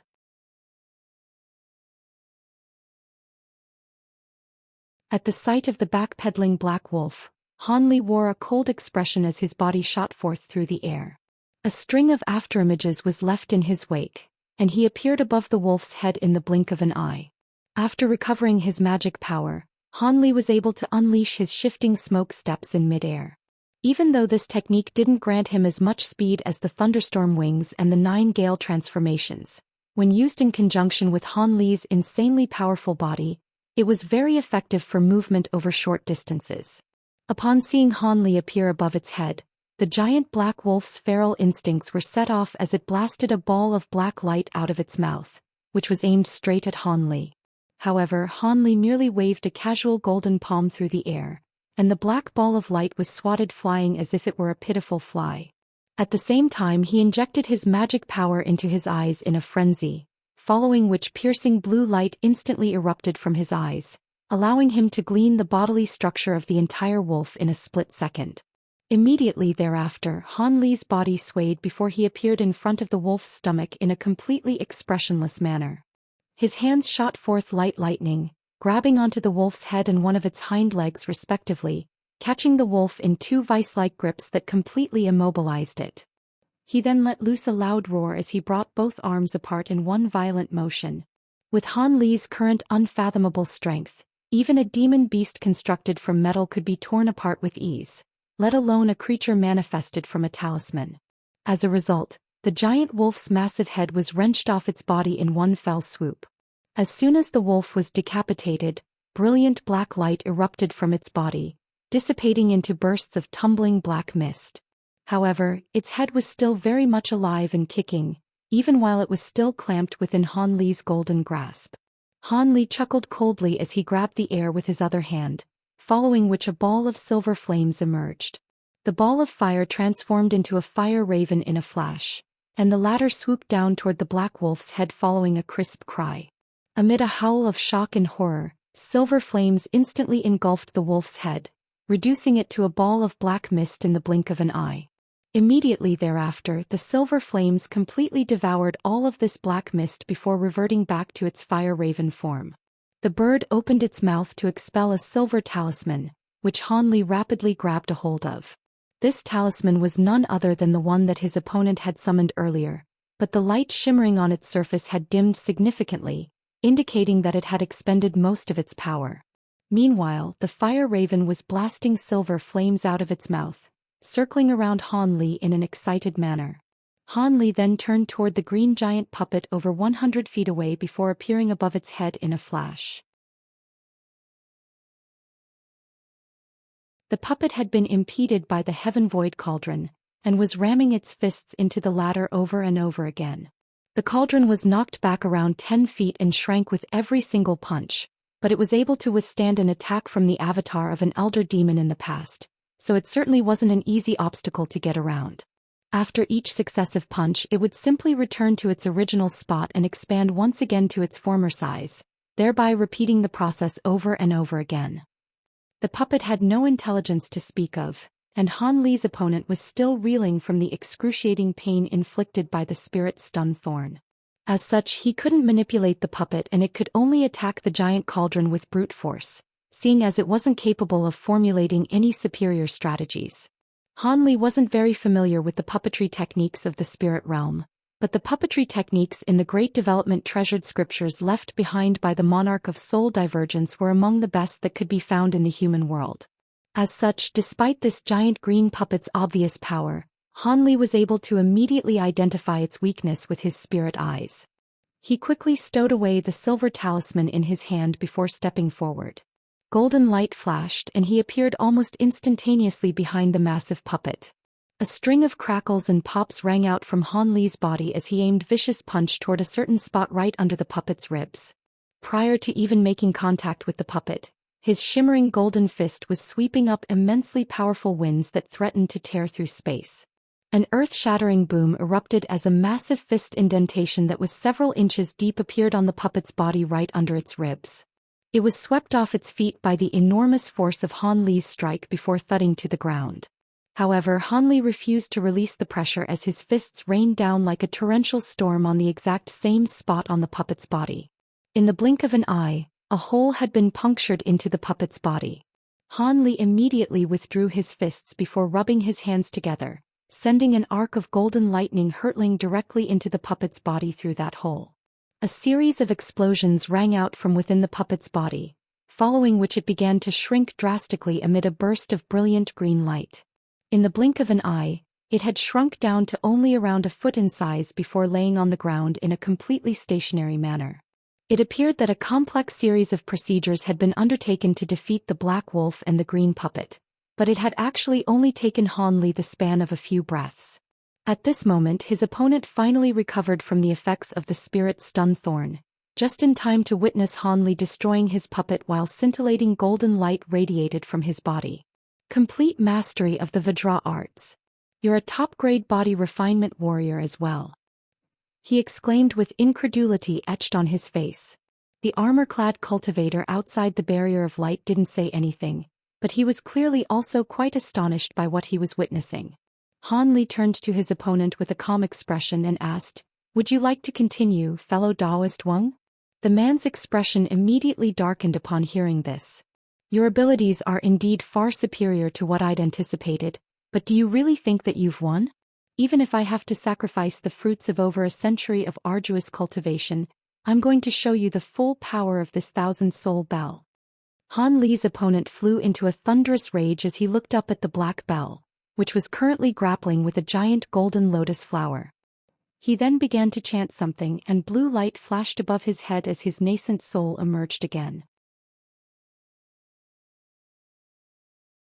The nascent soul wore a grave expression as it made a hand seal with one hand while raising its other hand into the air. A blue pillar of light shot forth, striking the black bell with unerring accuracy as the nascent soul began to chant an unintelligible incantation. The black bell shuddered before absorbing the blue pillar of light as specks of spiritual light. Taking advantage of this opportunity, the man pointed a finger at the black bell from afar, and it gave off a crisp tinkle. A burst of violent spatial fluctuations abruptly erupted from within the light barrier, following which a thin black rift appeared in the air above without any premonition.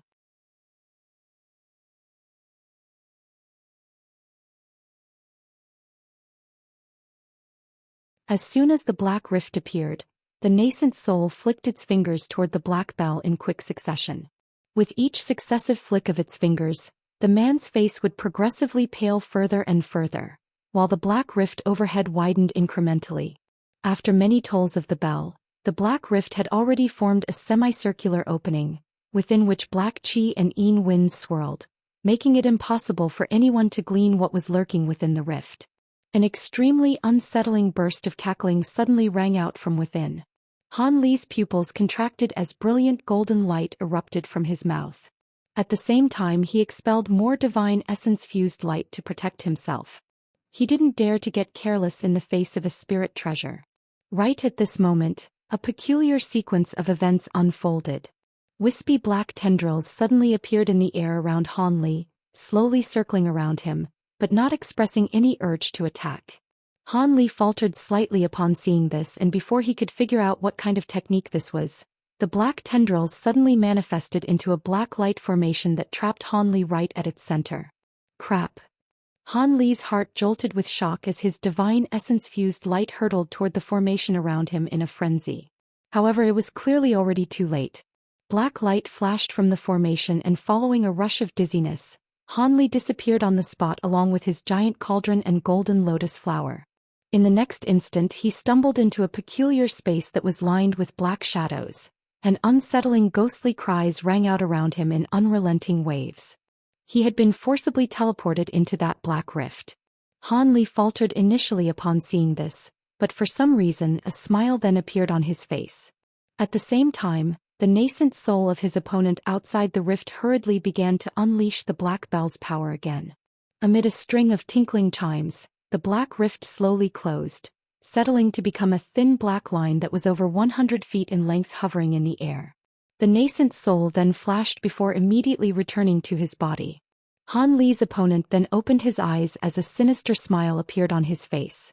That black rift was an independent space opened up by the 1,000-soul bell.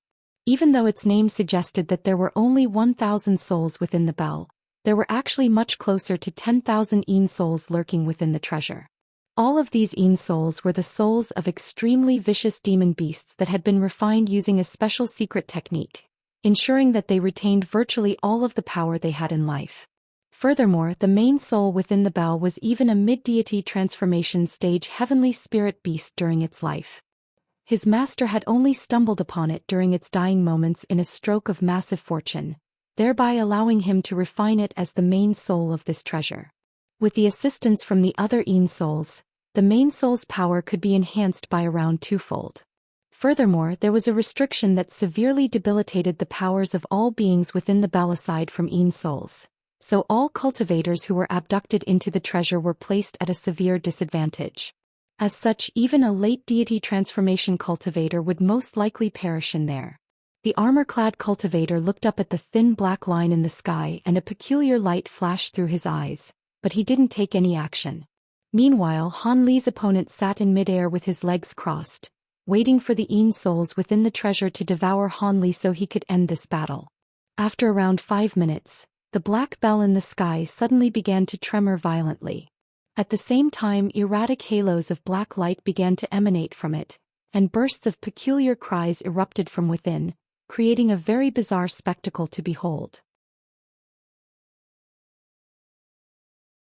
Han Li's opponent was able to use the treasure, but had not forged a spiritual connection with it, so he had no idea what was going on. The black bell suddenly let loose a grief-stricken chime, following which the massive projection around it abruptly shattered. The projection disintegrated into wisps of black chi that disappeared into the thousand-soul bell in the blink of an eye. Impossible! The main soul was destroyed? The man finally understood what had happened, and an expression of shock and horror appeared on his face. Right at this moment, a burst of black light suddenly punctured a certain spot in the space overhead, creating a fist-sized black hole. Spiritual light flashed and a burst of azure light shot forth through the hole, quickly revealing itself to be a humanoid figure. As a mid-deity transformation cultivator, Han Li's opponent seemed to have detected something, and he hurriedly turned toward that direction. However, the humanoid figure disappeared in the flash before suddenly reappearing behind the man, leaving a trail of afterimages in its wake. A thunderous roar erupted, making the man's ears ring as a golden fist came flying toward him. Arg! The man was stunned by this turn of events, and his body suddenly shattered like a mirror, manifesting 7 or 8 projections at once that all fled toward different directions. You're not going anywhere. That humanoid figure was naturally none other than Han Li. He let loose a cold harumph as he launched a string of identical punches toward all of the fleeing projections at once, all of which struck the backs of the projections with unerring accuracy. All of the projections were vanquished and disappeared on the spot, but a small silver shield appeared behind the man's true body, keeping the golden fist at bay. However, the silver shield only managed to withstand the fist for a split second before it was violently shattered. The golden fist struck the man on the back without any hesitation, but right as it made contact with the man's body, a layer of azure armor suddenly appeared over his skin. A resounding boom erupted as the fist struck the suit of armor in a violent manner amid a flash of intertwining golden and azure light. The azure light tremored violently as the fist sank several inches into the man's body, sending him flying through the air amid a howl of agony. However, Han Li was not satisfied with the outcome of that attack. His fist had been imbued with immense power, but he felt as if he had struck a wall of feathers, and only a small proportion of that power had actually impacted his opponent's body.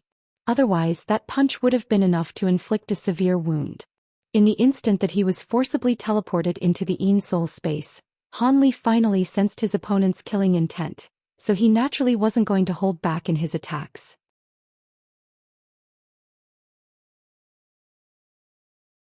Even though he was surprised by the fact that his punch seemed to have been buffered, he didn't allow his surprise to slow him down in the slightest as he instantly appeared above his opponent. He grabbed the air with a single hand, upon which a golden long sword suddenly appeared in his grasp. Just he was about to plunge the sword into his opponent's body, the latter suddenly let loose a desperate cry. "Stop. I concede." Han Li's lips twitched upon hearing this, but he completely disregarded this plea for mercy as he brought his sword down without any hesitation. With the insane sharpness of his azure bamboo cloudsworm sword, he would definitely be able to slice the man's body cleanly in half, even with that suit of azure armor he was wearing. Spatial fluctuations suddenly erupted nearby as a swath of yellow light shot forth, sweeping up Han Li's opponent and causing him to vanish on the spot. As such, Han Li's sword struck empty air. Han Li's expression changed slightly as he turned toward a certain direction. There, over 200 feet away, a ball of yellow light suddenly erupted, following which 2 humanoid figures emerged from within. They were none other than the armor-clad overseer of the match as well as Han Li's opponent. The former remained expressionless as usual, yet the latter's face was deathly pale, and his suit of azure armor was stained with blood as he glowered at Han Li with resentment in his eyes. It appeared that even though Han Li's punch had been buffered significantly by the suit of azure armor, his opponent had still suffered internal injuries, to the extent that he had thrown up a mouthful of blood. The fist indentation on the back of his armor was quite apparent. Han Li glanced at his opponent expressionlessly before stowing away his long sword and extending a salute to the armor-clad cultivator.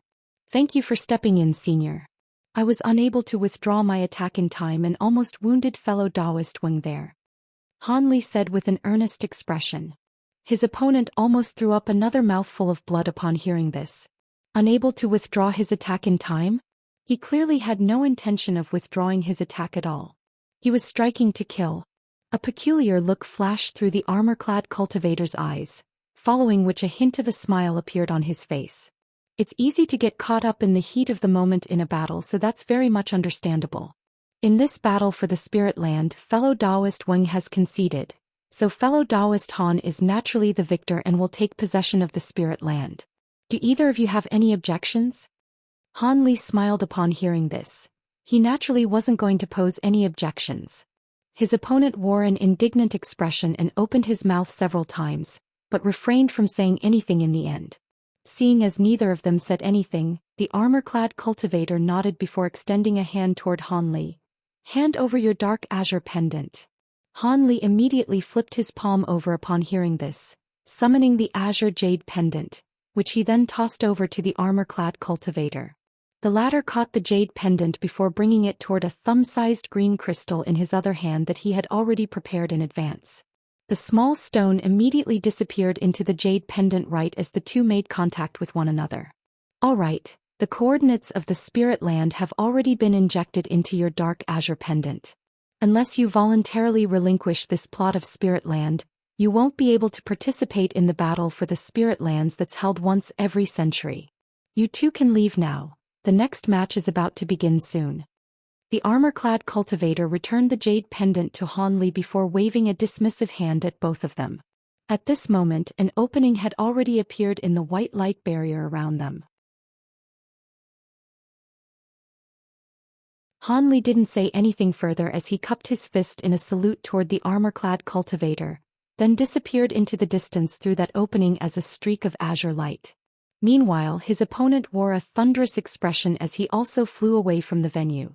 However, he paused nearby and glowered at the direction that Han Li had left in before flying toward the opposite direction.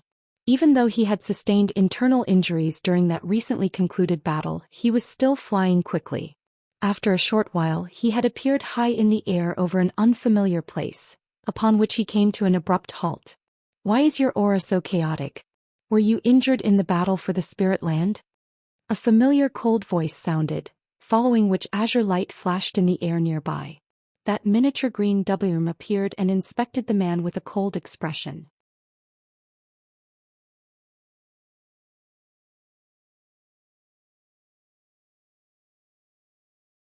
Sorry to disappoint you, Master.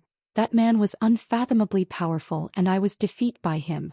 If it weren't for the intervention from the Heavenly Guard in the end, I would have perished by that man's sword. As soon as the green WM appeared, the man hurriedly lowered his head in a respectful manner. Your opponent is only an early deity transformation cultivator and I even lent you my 1,000-soul bell. How did you manage to lose? When did you become so useless? The green WM's expression darkened significantly. Cold sweat immediately began pouring down the man's face as he explained, I did everything I could, Master, but there seemed to be no end to the tricks that my opponent could pull out of his sleeve.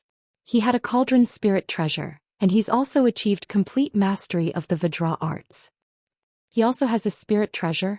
And he's completely mastered the Vajra arts? The green WM was rather surprised to hear this. Indeed, I speak only the truth, Master. The man was slightly relieved upon hearing the hint of intrigue in the WM's voice. A contemplative expression appeared on the green WM's face before it suddenly extended a claw toward the man. A ball of black light shot forth from his body, carrying the 1,000-soul bell into the WM's grasp. It carefully inspected the bell for a while, following which its expression immediately darkened again. The man was feeling quite uneasy upon seeing this. The green WM chuckled coldly and scoffed, so that means this man is walking the path of simultaneous cultivation. Such a style of cultivation was popular once back in ancient times, but barely anyone pursues this path now. Body refinement and cultivating magic power both take an extremely long time, doing both works to a certain extent at low cultivation bases, but over the long term one's cultivation would inevitably trail behind their peers if they were to continue down this path. On top of that, body refinement requires a certain level of aptitude.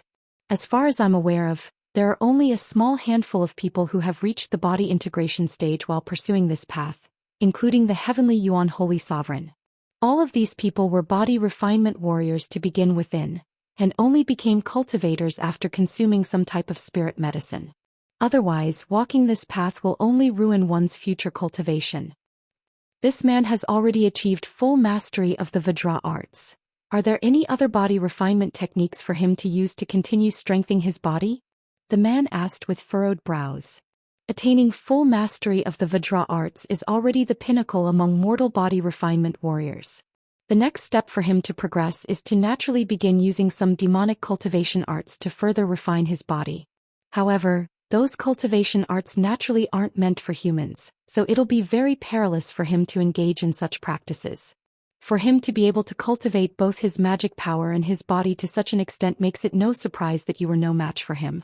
However, that doesn't explain how he was able to break free from my thousand-soul bell.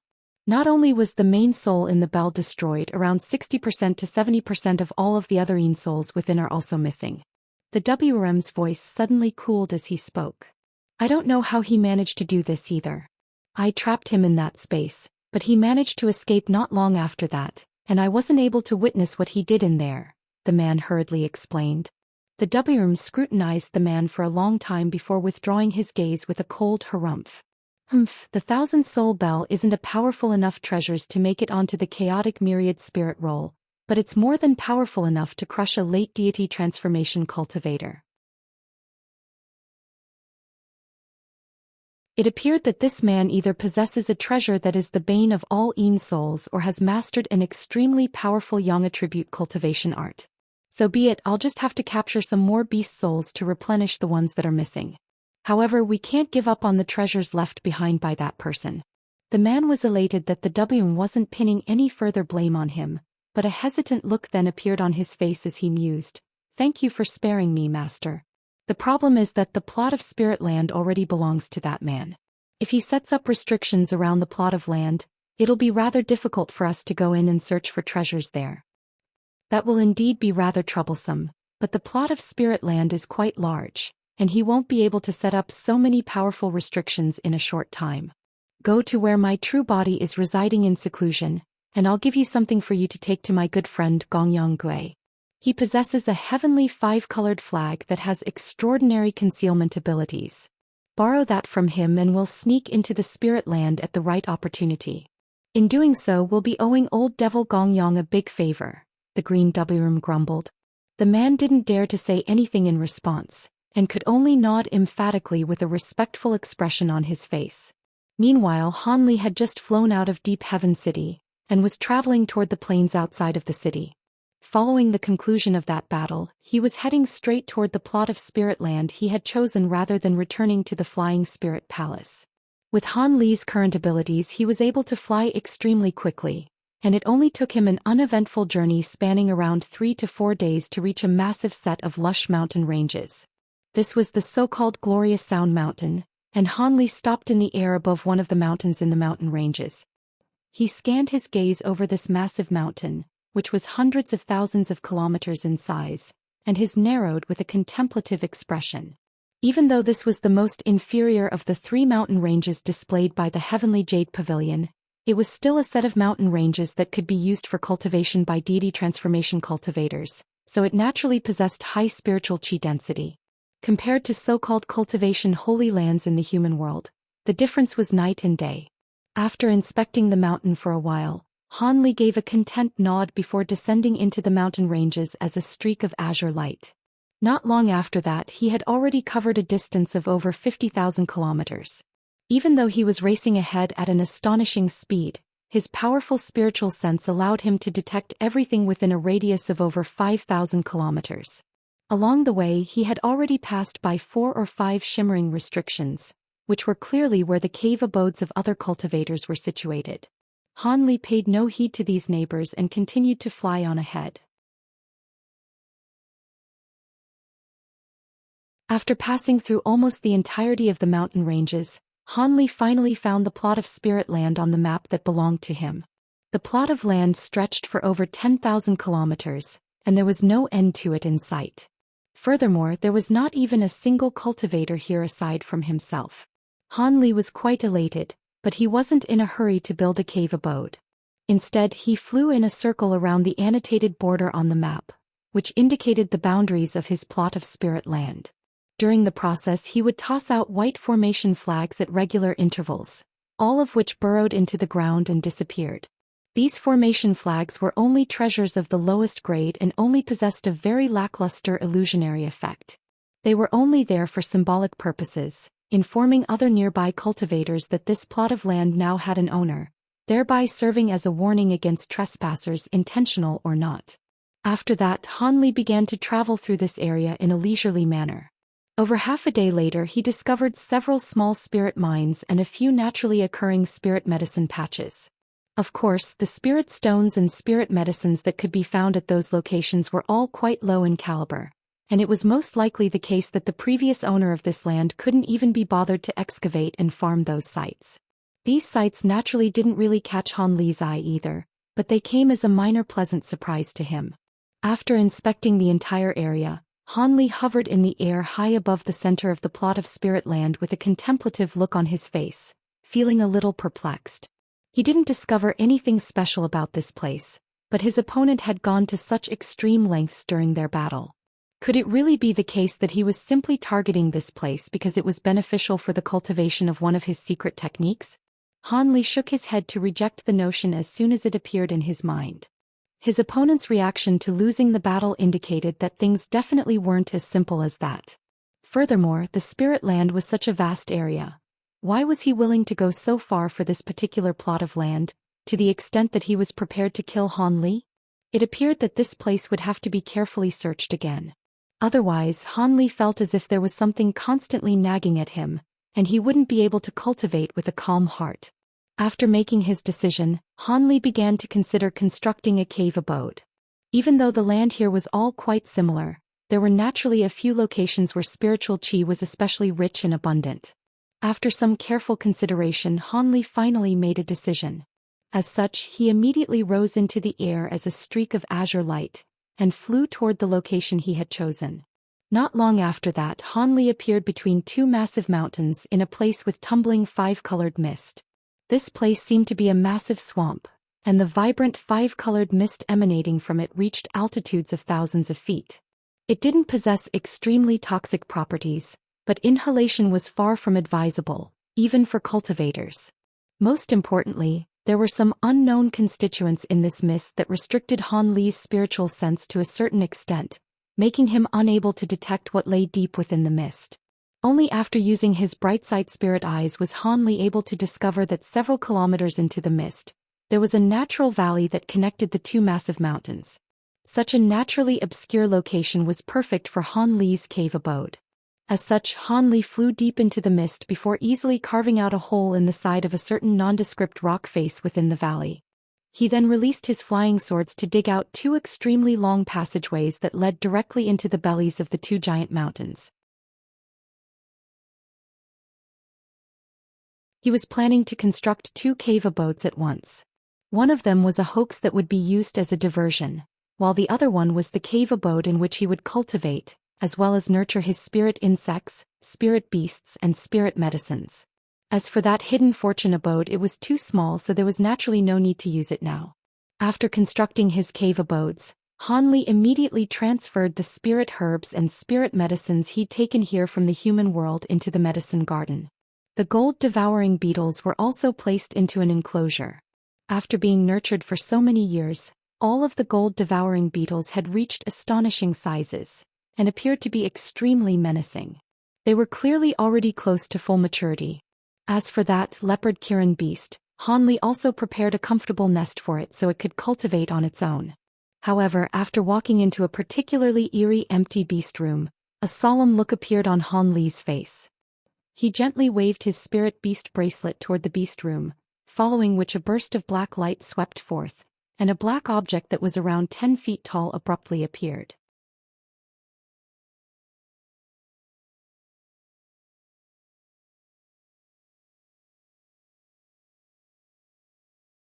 The object was round and resembled a cocoon. It was emitting faint black light, and the image of a crimson malicious spirit could be seen on its surface. The malicious spirit possessed a single horn and 3 eyes, giving off a very sinister appearance. This cocoon was naturally formed by the Weeping Soul Beast. Back when the Weeping Soul Beast had last evolved, it had also transformed into a black cocoon just like this one. The image of the malicious spirit on the cocoon was identical to the one on the Weeping Soul Beast's back. Han Li stroked his chin as he looked at this cocoon, and a hint of elation flashed through his eyes. During the battle for the Spirit Land, when he was sucked into the Yin Soul space, he had immediately sensed the abundant Yin Qi in the air. Immediately thereafter, countless vicious souls materialized, all of which swept directly toward Han Li, led by a powerful ghostly monarch. Han Li naturally released his Weeping Soul Beast without any hesitation upon seeing this. This beast possessed the incredible ability to devour souls, and as light poured forth from its nostrils, none of the normal Yin souls were able to put up any resistance as they were reduced to sustenance for the Weeping Soul Beast. Only that ghostly monarch was a little troublesome to deal with. It had cultivated its body to take on a substantial form, thus allowing it to resist the Weeping Soul Beast's light. However, Han Li used his thunderstorm wings to appear behind it and unleash a sneak attack with his divine Devilbane lightning, upon which the situation changed drastically. After being wounded, the ghostly monarch was no longer able to use its secret technique to stabilize its soul. In the end, the Weeping Soul Beast swooped in to devour the ghostly monarch during its battle with Han Li. After engulfing so many vicious souls and this final ghostly monarch, which possessed powers comparable to a deity transformation cultivator, the Weeping Soul Beast immediately broke through its evolution bottleneck, thereby transforming into this black cocoon. Thankfully, Han Li had witnessed the same phenomenon in the past, so he was filled with elation rather than panic. As such, he didn't have any time to take care of the rest of the vicious soul as he forcibly broke out of the Yin Soul space with his Law Destruction Eye, escaping into the outside world with this cocoon. Now he was placing the giant cocoon into this beast room, and he would only have to wait for some time for the Weeping Soul Beast to complete its evolution. Han Li took one final long look at this cocoon before departing from this room, heading for his medicine garden instead. The 9 curls spirit ginseng, dragon scale fruits and other spirit medicines in the garden were quite rare even in the spirit realm, so Han Li had to treat them with care. The only thing that was missing was the profound goddess's palm that Han Li had painstakingly nurtured. The palm had borne fruit in the human world, but it had completely wilted and disintegrated into dust as soon as Han Li took this fruit. What was even more incredible was that the several cuttings he had taken from the palm in advance also disintegrated. Thus, there was no way for him to plant it again. It was most likely the case that not only had all of his cuttings been ruined, all of the cuttings carried by others had to have also ceased to exist. That was the effect of the law of exclusivity. No profound goddess's palms could exist in the same world, and that was something that Han Li couldn't change. Even the deity transformation and spatial tempering cultivators in the spirit realm were powerless to alter the laws of heaven and earth. They were only capable of using the world's origin chi around them. It would take beings of higher levels to be able to control such things. Perhaps beings as powerful as heavenly true spirits would be capable of such a task.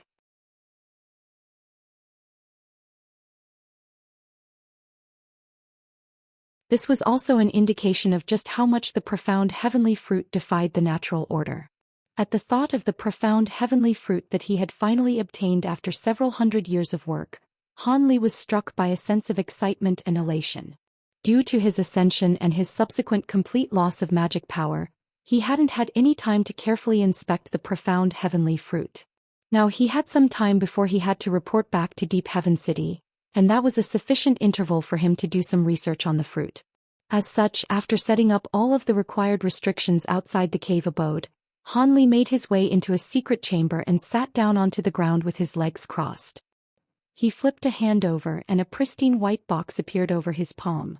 The surface of the jade box was plastered with 7 or 8 restriction talismans, all of which were shimmering with spiritual light. After a brief hesitation, Han Li tore off the talismans before slowly removing the lid of the box. A shimmering white object that was several inches in length appeared before Han Li's eyes. He extended a hand to extricate this object from the jade box, then carefully inspected it while stroking it with his finger. The object was of a thin oval shape, and its surface was extremely smooth. It was ever so slightly yellow in color, and one end was slightly blunt, while the other was completely even, as if it had been chopped by a blade. It looked like a small oval rod. However, it was only around half a foot in total length. On the surface of the rod, there was a series of indecipherable dark green patterns. The rod appeared to be made from something that was a blend of metal and wood, and it was quite supple to the touch. This peculiar rod was the fruit from the profound goddess's palm. The humanoid puppet had informed him that in the beginning, the fruit from the palm wasn't like this in the beginning. Instead, it was a spherical fruit that was shimmering with white light, and it only became like this after being fertilized by the green liquid for years on end. Han Li was rather speechless when he first caught sight of this strange object. Back when he had just obtained this fruit, he had only examined it for a short time, but he was still struck by how peculiar this thing was. However, he was busy working toward ascension to the spirit realm at the time, so he didn't put in any diligent research. After a brief pause, Han Li carried the object with one hand while extending a finger from his other hand. Azure spiritual light flashed from his fingertip as he gently tapped it against the rod. The azure spiritual light tremored as if it had come into contact with some kind of restriction before completely dissipating, unable to penetrate so much as a single millimeter into the fruit's surface. Han Li raised his eyebrows, but he wasn't surprised to see this. This fruit had always rejected any injections of spiritual qi, and no spiritual power could be infused into it. After staring at it for a while longer, a thought occurred to Han Li as golden light shimmered from the hand that was carrying the fruit. A peculiar scene then unfolded. Han Li was able to sink his fingers into the fruit with ease, causing it to warp and distort as if were made from soft dough. However, when Han Li released the fruit again, it instantly reverted back to its original rod form. Han Li suddenly opened his mouth to expel a thin golden thread, which circled around the fruit once before returning to Han Li's mouth. However, the sword thread formed by the azure bamboo cloudsworm's sword wasn't even able to leave the slightest trace on the surface of the fruit. Han Li was quite intrigued to see this, and he flicked his finger to blast an arc of golden lightning onto the rod. The arc of lightning was repelled by the fruit, striking a corner of the secret chamber, causing the entire chamber to tremor slightly due to the force of the resulting explosion. Han Li's brows furrowed slightly as he grabbed the air with his other hand, following which an egg-sized ball of silver flames emerged over his palm. Han Li immediately tossed the fruit into the fireball without any hesitation, but Han Li was disappointed by what he saw next. As soon as the fruit was hurled toward the fireball, the latter suddenly dissipated into specks of silver flames before materializing to form that spirit-devouring fire raven in the air several tens of feet away. As soon as the fire raven appeared, it stared intently at the fruit with horror in its eyes, letting loose a few sharp and urgent cries to express its fear. Han Li's brows furrowed even further as he grabbed a hold of the fruit again. His spirit-devouring heavenly flames were a culmination of the most powerful yin and yang flames. How could it be terrified of a piece of fruit? That was truly a surprise to him. Could it be that this fruit was even more mysterious and profound than he had anticipated? Immediately thereafter, Han Li brought out his glacial flames, wind blades, and various other types of attacks to experiment on the fruit, only for it to remain completely unscathed throughout this sustained assault. Han Li had even brought out a few gold-devouring beetles from the insect room and placed them onto the fruit. In his memories, the gold-devouring beetles were capable of engulfing anything and everything, yet they displayed a similar reaction to the spirit-devouring fire raven, hurriedly flying away in a panicked frenzy with no intention to try and devour this object whatsoever. Han Li then tried using his law destruction eye to attack the fruit, all to no avail either. Despite Han Li's vast array of abilities, he was completely stumped and was left scratching his head. He then injected all of his power into his eyes, upon which piercing blue light erupted from his pupils. He was trying to glean the internal structure of this fruit using his spirit eyes. Much to his surprise, his spirit eyes revealed to him a poised speck of white light within the fruit that was flashing in an extremely feeble manner. Han Li was immediately reinvigorated upon making this discovery. However, further inspection yielded no other results. During the next half a month or so, Han Li was almost constantly carrying out experiments on the profound heavenly fruit. During the final few days, he even set up a few profound miniature formations within his secret chamber, trying to use the power of the formations to refine this fruit, but none of that worked either. On the final night, Han Li stroked the profound heavenly fruit with his finger, but his expression was completely calm and devoid of urgency. It appeared that without encountering any miraculous opportunities, he wouldn't be able to do anything to or with this fruit.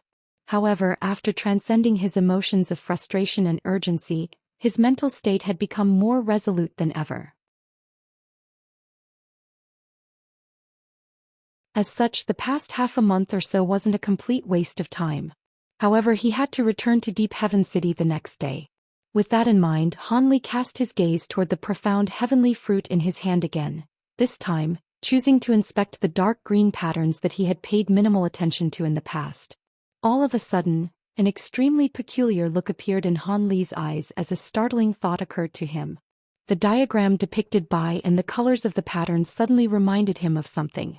There was another object with similar patterns on its surface, and even though its color wasn't completely identical to that of the profound heavenly fruit, it bore a strong resemblance. Why hadn't he thought of this object before?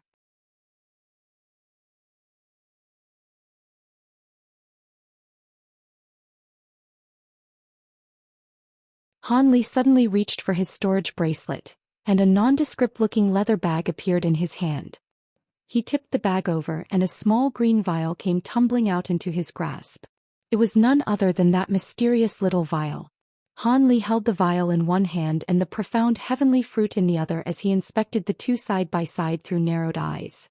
The two items were different both in shape and mass, but the dark green patterns on their surfaces really did bear a strong resemblance. Could it be that the two objects were connected somehow? Could it be that the mysterious little vial was refined from a profound heavenly fruit? Han Li's heart rate began to accelerate as he considered the small vial's incredible abilities. The more the thought about it, the plausible this notion seemed. The small vial was made from a different material compared to the profound heavenly fruit, but it was also a material that he had yet to decipher the origins of. He inspected the objects in his hands before exhaling as he cast his gaze toward the small vial. All of a sudden, he placed the profound heavenly fruit on the ground before removing the lid off the mysterious little vial. A drop of green liquid dripped soundlessly onto the fruit. The scenes that followed struck Han Li with a sense of elation. Azure light flashed from the drop of liquid before it disappeared into the profound heavenly fruit. Brilliant blue light erupted from Han Li's eyes again as he gleaned the internal situation within the fruit. As soon as the drop of green liquid disappeared into the fruit, it immediately fused with the speck of white light at its center. A few moments later, the feeble speck of white light expanded slightly.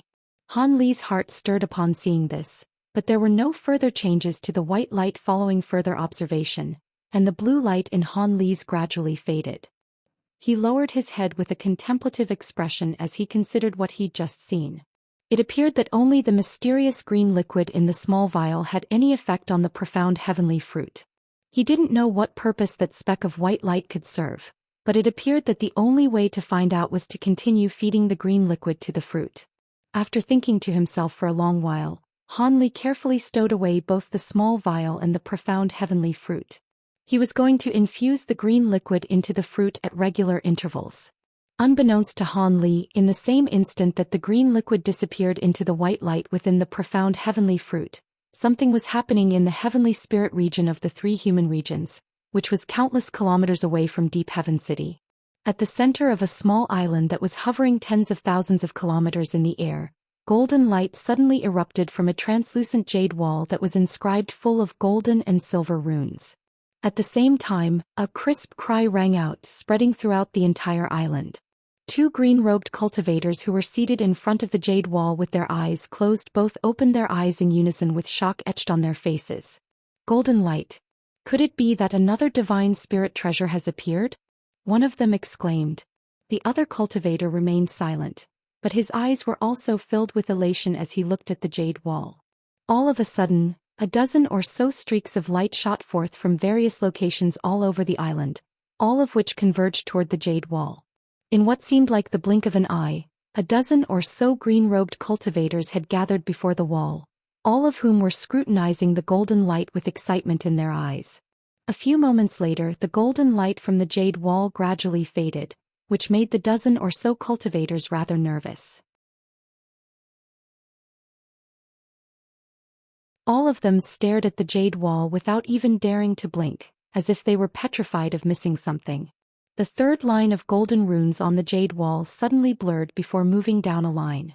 Meanwhile, a new line of golden text appeared on the vacated third line. All of the excited cultivators' expressions immediately stiffened.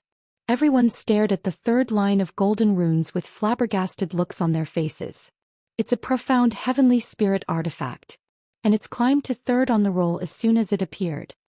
After a long while, an elderly green-robed man murmured to himself, "Heavens, could it be that another true spirit tribulation is about to descend upon our spirit realm?" All of the other cultivators were also alerted to this possibility upon hearing this, and all of their faces paled as horrified expressions appeared in their eyes. None of them seemed to want to say anything. Finally, the golden light on the jade wall completely faded and everything returned to normal. Looking up above the jade wall, there was a silver plaque that was over 100 feet in length hovering roughly 10 feet above the wall. There was a string of golden text on the plaque that read, "Chaotic Myriad Spirit Roll." Not long after that, streaks of light shot forth from the island, heading toward the 3 human regions and the 7 demon territories. At the same time, within the restricted areas of the larger races in the primordial world, similar changes were taking place on all of the jade walls there.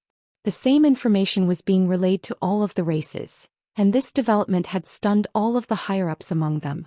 Not long after that, all of the higher-ups among the various races, including the human and demon races, had burst into an uproar. It appeared that the spirit realm hadn't changed at all, but drastic changes were taking place beneath the visible surface. All races were bolstering their defenses in anticipation for the ordeal that could befall them soon. Of course, as the instigator behind all of this, Han Li himself was completely oblivious to what was happening. He was currently meditating in his cave abode, preparing to return to Deep Heaven City the next day. Time passed by slowly, and just as daylight was about to arrive outside the cave abode, Han Li abruptly opened his eyes as an elated look appeared on his face. He immediately rose to his feet before rushing out of his secret chamber, heading straight for one of the beast rooms. Han Li stood outside the beast room and peered in through a window, upon which he was completely rooted to the spot. A head-sized hole had been punctured into massive black cocoon within the room, and the cocoon was now completely empty. Directly above the cocoon, there was an inky black cloud hovering in mid-air, creating quite a mysterious sight to behold. Han Li was quite startled to see this, but he still cast an incantation seal toward the door of the room with furrowed brows. Azure light immediately flashed from the door as an invisible restriction was lifted.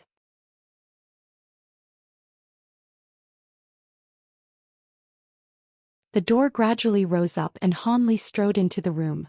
The black cloud in the air, which was around 10 feet in size, didn't display any reaction to Han Li's arrival. Han Li stared up at the cloud before making a hand seal. He opened his mouth, a black bead shot forth from within. It was none other than the weeping soul bead that he had refined long ago. Han Li began to chant something as he pointed a finger at the weeping soul bead. Green light flashed from the bead and its surface began to flash erratically. The dark cloud in the air finally began to react. Gusts of powerful winds were swept up around it, and at the same time, arcs of black lightning erupted within the cloud amid a series of rumbling thunderclaps. The bead hovering before Han Li also began to vibrate, and the green light emanating from it began to brighten significantly. Han Li's expression changed upon seeing this. He could sense resistance from the dark cloud, as if it were trying to shrug off the call of the weeping soul bead. Following its evolution, the weeping soul beast was following in the footsteps of the 6-winged frost centipede, trying to escape from Han Li's control. However, Han Li had now recovered all of his powers, so he naturally wasn't going to allow this to happen. He immediately began to circulate his magic power as he flicked his 10 fingers in quick succession, casting incantation seals of different colors, all of which disappeared into the weeping soul bead. The bead let loose an anguished cry, following which the brilliant green light radiating from it began to dim again. At this moment, a massive thunderclap erupted from the dark cloud, following which a dark figure emerged from within amid countless arcs of black lightning. The creature descended right in front of Han Li, staring intently at the black bead with a conflicted light in its crimson eyes. Han Li's heart jolted, but upon catching sight of the appearance of the creature standing before him, a peculiar look appeared on his face. His expression was a mixture of astonishment, surprise, and exasperation. The figure standing before him was another black-robed Han Li. Aside from the fact that the color of its robes was different, it was completely identical to Han Li down to the very last detail. Upon seeing this expression on Han Li's face, Han Li also adopted the same expression, making Han Li feel as if he were peering into a mirror. Han Li was silent for a long while before his brows furrowed as he asked, "You're the Weeping Soul Beast?" The black-robed Han Li put on a bashful smile as he replied, "Mas. I am. Weeping Soul." His voice was extremely coarse, but he spoke with the proficiency of an infant. Han Li had already ascertained this being's identity through his connection with the Weeping Soul bead, but he was still struck by a sense of shock upon hearing the beast's reply. "Have you taken on a permanent form or have you learned a transformation technique?" The black-robed Han Li's mouth gaped open upon hearing this, and it seemed to be at a loss for how to reply.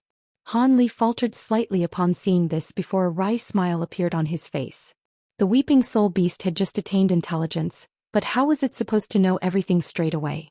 He had to inject some knowledge into the beast's mind before it would be able to formulate a reply. This was a rather difficult task for other cultivators, but it was very simple for Han Li. He abruptly placed a hand over the top of his own head, following which black light flashed, and a black nascent soul that was around an inch in size appeared. This was none other than Han Li's second nascent soul.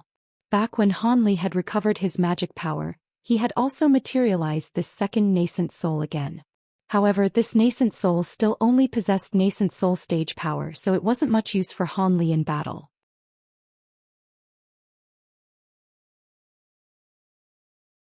As such, Han Li was planning to infuse it into a puppet to help him to look after the cave abode. Thus, the nascent soul shot forth and disappeared into the body of the black-robed Han Li. Black lightning flashed all over the black-robed Han Li's body, and a painful expression appeared on his face.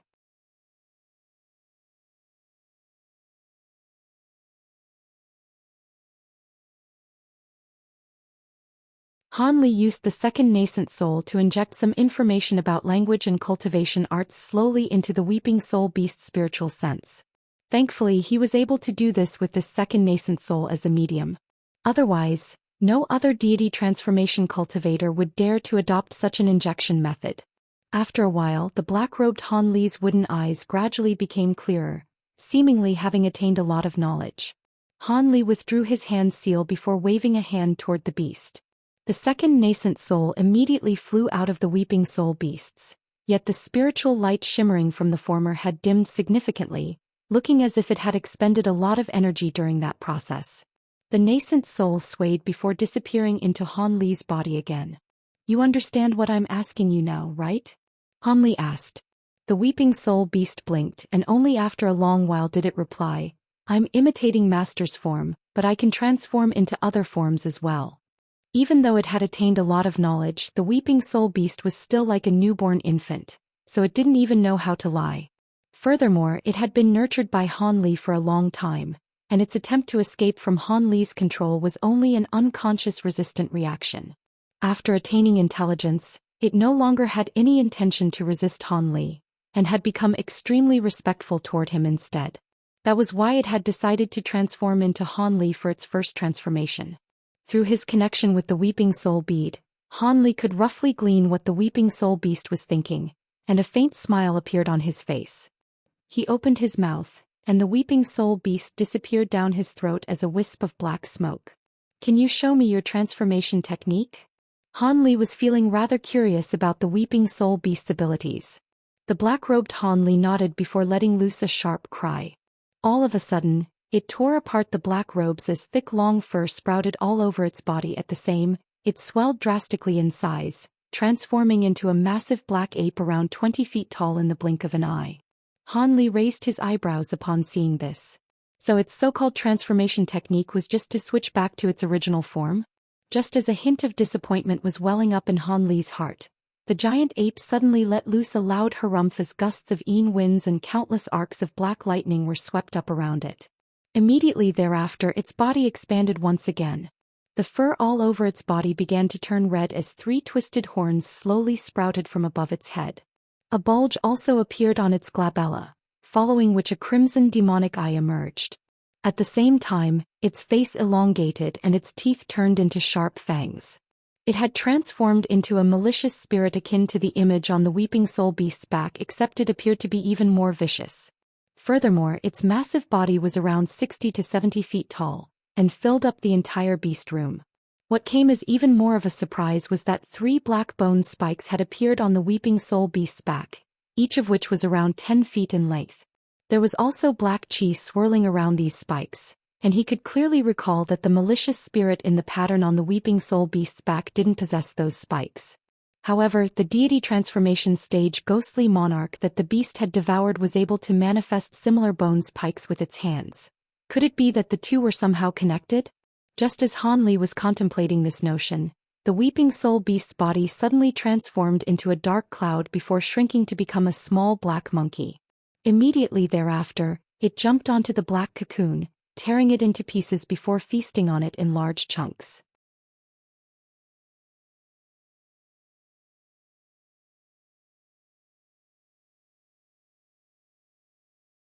Han Li faltered slightly upon seeing this before a faint smile appeared on his face. It didn't take long for the little monkey to devour the entire massive cocoon, following which it let loose an elated cry and leaped onto Han Li's shoulder, settling there in an intimate manner. Han Li stroked the Weeping Soul Beast's furry head before stowing it away into his Spirit Beast bracelet. After doing all that, he went to the nearby insect room to check on the gold-devouring beetles. These beetles had reached half a foot in length each, and he was very excited to see this. All of a sudden he raised a hand and azure light flashed as that small green vial appeared again. He looked at the vial for a short while, stroking it silently with his finger. Come to think of it, this mysterious little vial had become a lot more efficient here in the spirit realm. In the past, it had taken 7 days for it to produce a single drop of liquid, but that time had been shortened to 3 days in the spirit realm. What was most surprising to Han Li was that the phenomenon manifested from the creation of the liquid at night had also been minimized. In the past, as it basked in the moonlight, all types of strange phenomena would appear, but it only glowed with a faint white light under the moonlight now. Unless one was to inspect it from close quarters, it would be impossible to even identify the fact that it was glowing at all. Even if it didn't manage to catch someone's attention, they would only mistake it for a low-grade treasure anyway.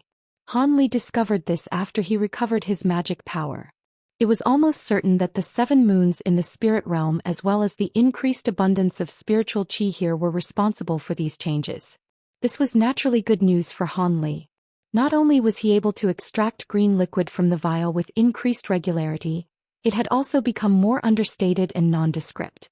He could even use the small vial in public on some occasions and not be afraid of it being noticed by anyone. Han Li contemplated the situation for a short while before stowing away the small vial.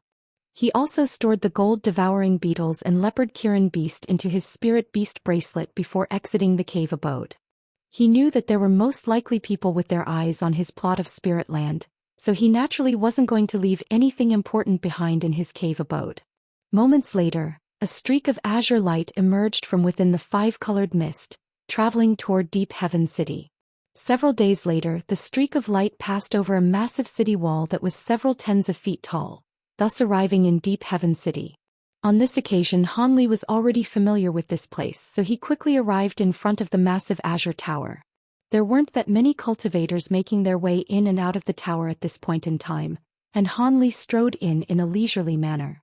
According to what Zhao Wugui had told him, there was no hurry for him to go and report his plot of spirit land.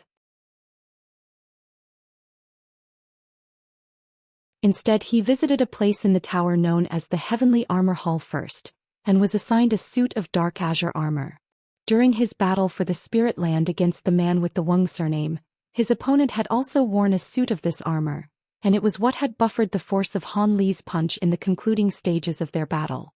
He then sought out one of the black iron guards within the tower and inquired about the whereabouts of the 56th squad in the 3rd team, and he headed directly over to that location. After a series of twists and turns, he finally stopped in front of a mundane-looking gate. Above the gate was a sign that read, C56 in ancient text. Han Li looked at the shimmering white restriction on the gate before flipping over his palm, following which an azure jade pendant appeared in his hand. He waved the jade pendant toward the gate, following which a plume of azure light shot forth, and the white restriction on the gate was instantly dispelled. With his other hand he gave the gate a casual push and it opened up quite smoothly. He made his way through the gate and found himself in a spacious hall. There were some tables and chairs within the hall, as well as 2 passageways on either side of the hall, seemingly leading to someplace else. At this moment, there were 2 cultivators clad in suits of black armor seated next to one another, discussing something in quiet voices. Both of them immediately turned to Han Li with surprised expressions following his arrival. Han Li cast his gaze toward the 2 men, upon which he immediately raised his eyebrows. What a coincidence! One of the 2 men was none other than the green-eyed man with the Zhou surname who had taken Han Li to the Flying Spirit Palace. A hint of recognition appeared on his face at the sight of Han Li, following which he hurriedly rose to his feet and extended respectful bow.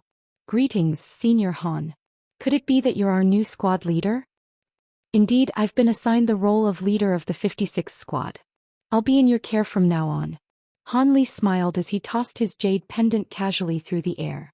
The man's heart jolted as he caught the jade pendant. He carefully inspected the jade pendant before returning it to Han Li in an even more respectful manner.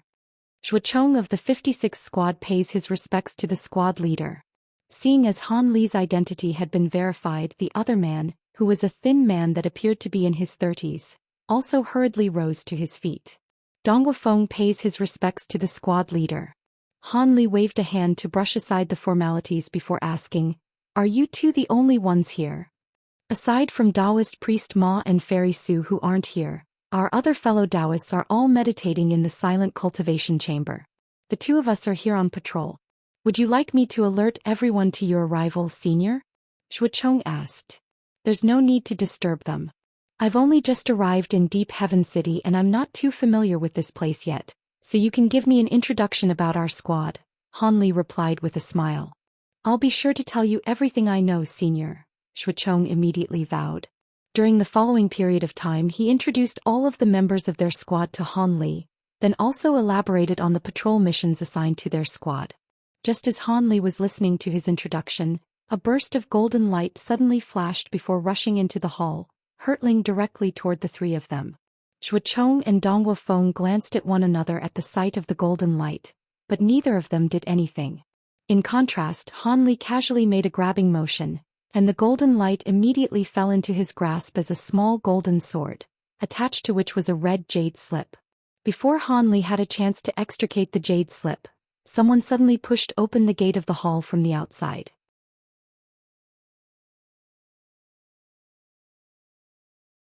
At the same time, the refined voice of a man sounded. "Hee, was that a messenger sword from our higher-ups? Looks like I'm not too late after all." You're..." A graceful Taoist priest strode into the hall before faltering at the sight of Han Li. "Brother Ma, this is Senior Han. He's been assigned to be our squad leader," Zhou Xian hurried introduced. "Senior Han." This junior pays his respects to Senior Han.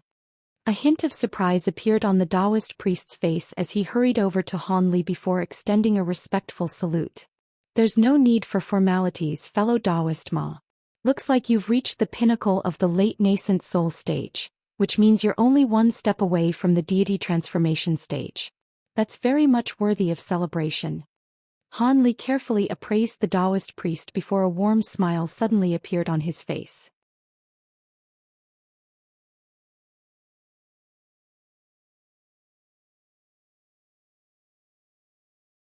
"You have a sharp discerning eye, Senior Han. Unfortunately, I've been stuck at this cultivation base for several hundred years already. I'm not sure if I'm going to be able to take that final step before my lifespan runs out," the Taoist priest replied with a wry smile. Han Li gave him a faint smile in response and didn't say anything. He pulled the red jade slip off the small golden sword before examining its contents with his spiritual sense. The other 3 cultivators waited patiently off to the side. Moments later, Han Li withdrew his spiritual sense from the jade slip and uttered the name of a place. "Floating Dawn Swamp." What? How could it be that place? Shuacheng exclaimed upon hearing this. Dong Guofeng and the Taoist priest were also shocked by this development. What? Is there something wrong with that place? Han Li asked with furrowed brows. That's an understatement. That place is regularly frequented by beings of other races, and many of our fellow Taoists perish there every year. It's an extremely perilous place, Shuacheng explained in a grim voice. And we'll be the only squad patrolling this place? Han Li asked with a hint of surprise on his face. That most likely won't be the case. The Floating Dawn Swamp is an extremely massive place. Even if we fly non-stop, it'll still take us half a month to fly a lap around it. Generally speaking, there would be 4 or 5 squads patrolling the place at once, Taoist priest Ma explained. If we're not the only squad there, then we have nothing to complain about. We'll just need to take extra care, Han Li said in an indifferent voice. Senior Han, you won't be aware of this, but 2 years ago, Leader Xian Guang of the 12th Squad was attacked by Shadow Tribe beings in the Floating Dawn Swamp, and he perished on the scene along with 2 of his companions. Senior Xian Guang was already a mid-deity transformation cultivator at he time. Dong Guofeng explained with a fearful expression. Is that so? Han Li's expression finally changed slightly upon hearing this. Right at this moment, the sound of footsteps rang out from the passageways on either side of the hall as a few more people emerged. Among them were 5 men and a woman, 2 of which were elderly men, 2 of which appeared to be a middle-aged couple, and the remaining 2 were a young man who appeared to be in his late teens, as well as a boisterous-looking burly man. These were clearly the squad members who had been meditating in the silent cultivation chambers, and they had emerged clearly because they had somehow been alerted to the arrival of the messenger sword. All of them were naturally rather surprised to see Han Li before extending respectful bows toward him following introductions made by Shuacheng. Han Li naturally responded politely in kind. After sweeping his spiritual sense through these squad members, he took an extra glance at the teenager, who introduced himself as bearing the Ying surname. This was at the pinnacle of the late nascent soul stage, just like Taoist priest Ma and Shuacheng. Surprisingly, the 2 with the lowest cultivation bases were the pair of elderly men. After learning of the fact that they were being deployed to patrol the Floating Dawn Swamp, all of them also became quite concerned. Alright, we can't change the order's issues by our higher-ups, so we'll just have to be more careful in the next few years. Let's set off tomorrow. Make sure you're all prepared for our journey by then. Han Li issued a few instructions before making his way into one of the passageways. He then found a silent cultivation chamber for himself and settled in there. Han Li's nonchalant reaction made all of the cultivators present even more concerned. Everyone turned to Shuacheng in the end. The young man who appeared to be in his teens asked, Brother Zhou, did you inform Senior Han of the perils of the Floating Dawn Swamp? Of course I did, but it appears that he hasn't really taken me seriously. Shuacheng heaved a faint sigh. We have no choice in the matter anyway. The order was issued by the panel of elders. What are we going to do? Resist the orders? The woman among them said in a resigned voice. Obviously we can't resist the order, but we have to at least alert Senior Han to the perils of the swamp so he can treat the situation with more caution. If we really encounter those powerful beings from foreign races, we have to at least be prepared, Taoist priest Ma said with a concerned stroke of his beard. Shuacheng was silent for a moment before saying, There's no need to be overly concerned, everyone. The Floating Dawn Swamp is indeed quite a perilous place, but truly powerful beings from foreign races are still quite rare there. On top of that, due to how dangerous the swamp is, we'll receive a handsome reward for our efforts, and we'll be able to take a long rest after this patrol mission. As long as we can survive these next few years, we'll most likely be assigned to less dangerous areas thereafter. You've all heard what Senior Han said. Go back and make preparations for our journey tomorrow. No one else had anything meaningful to contribute to the discussion, so they could only depart amid a rather gloomy atmosphere.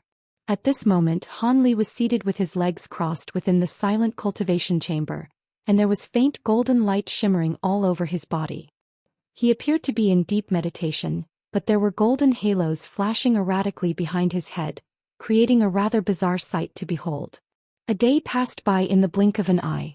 When Han Li opened his eyes again and emerged from the silent cultivation chamber, Shuacheng and everyone else was already waiting there for him.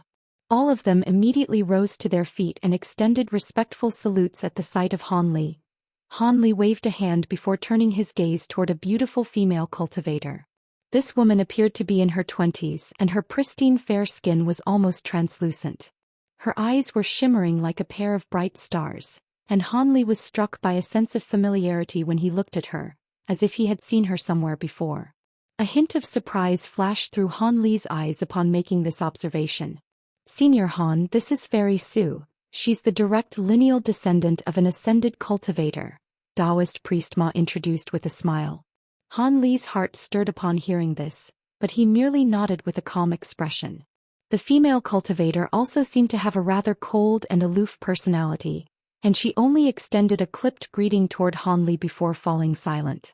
"If everyone's here, then let's set off." Han Li didn't delay any longer as he led everyone out of the hall, heading directly toward a teleportation stone hall nearby.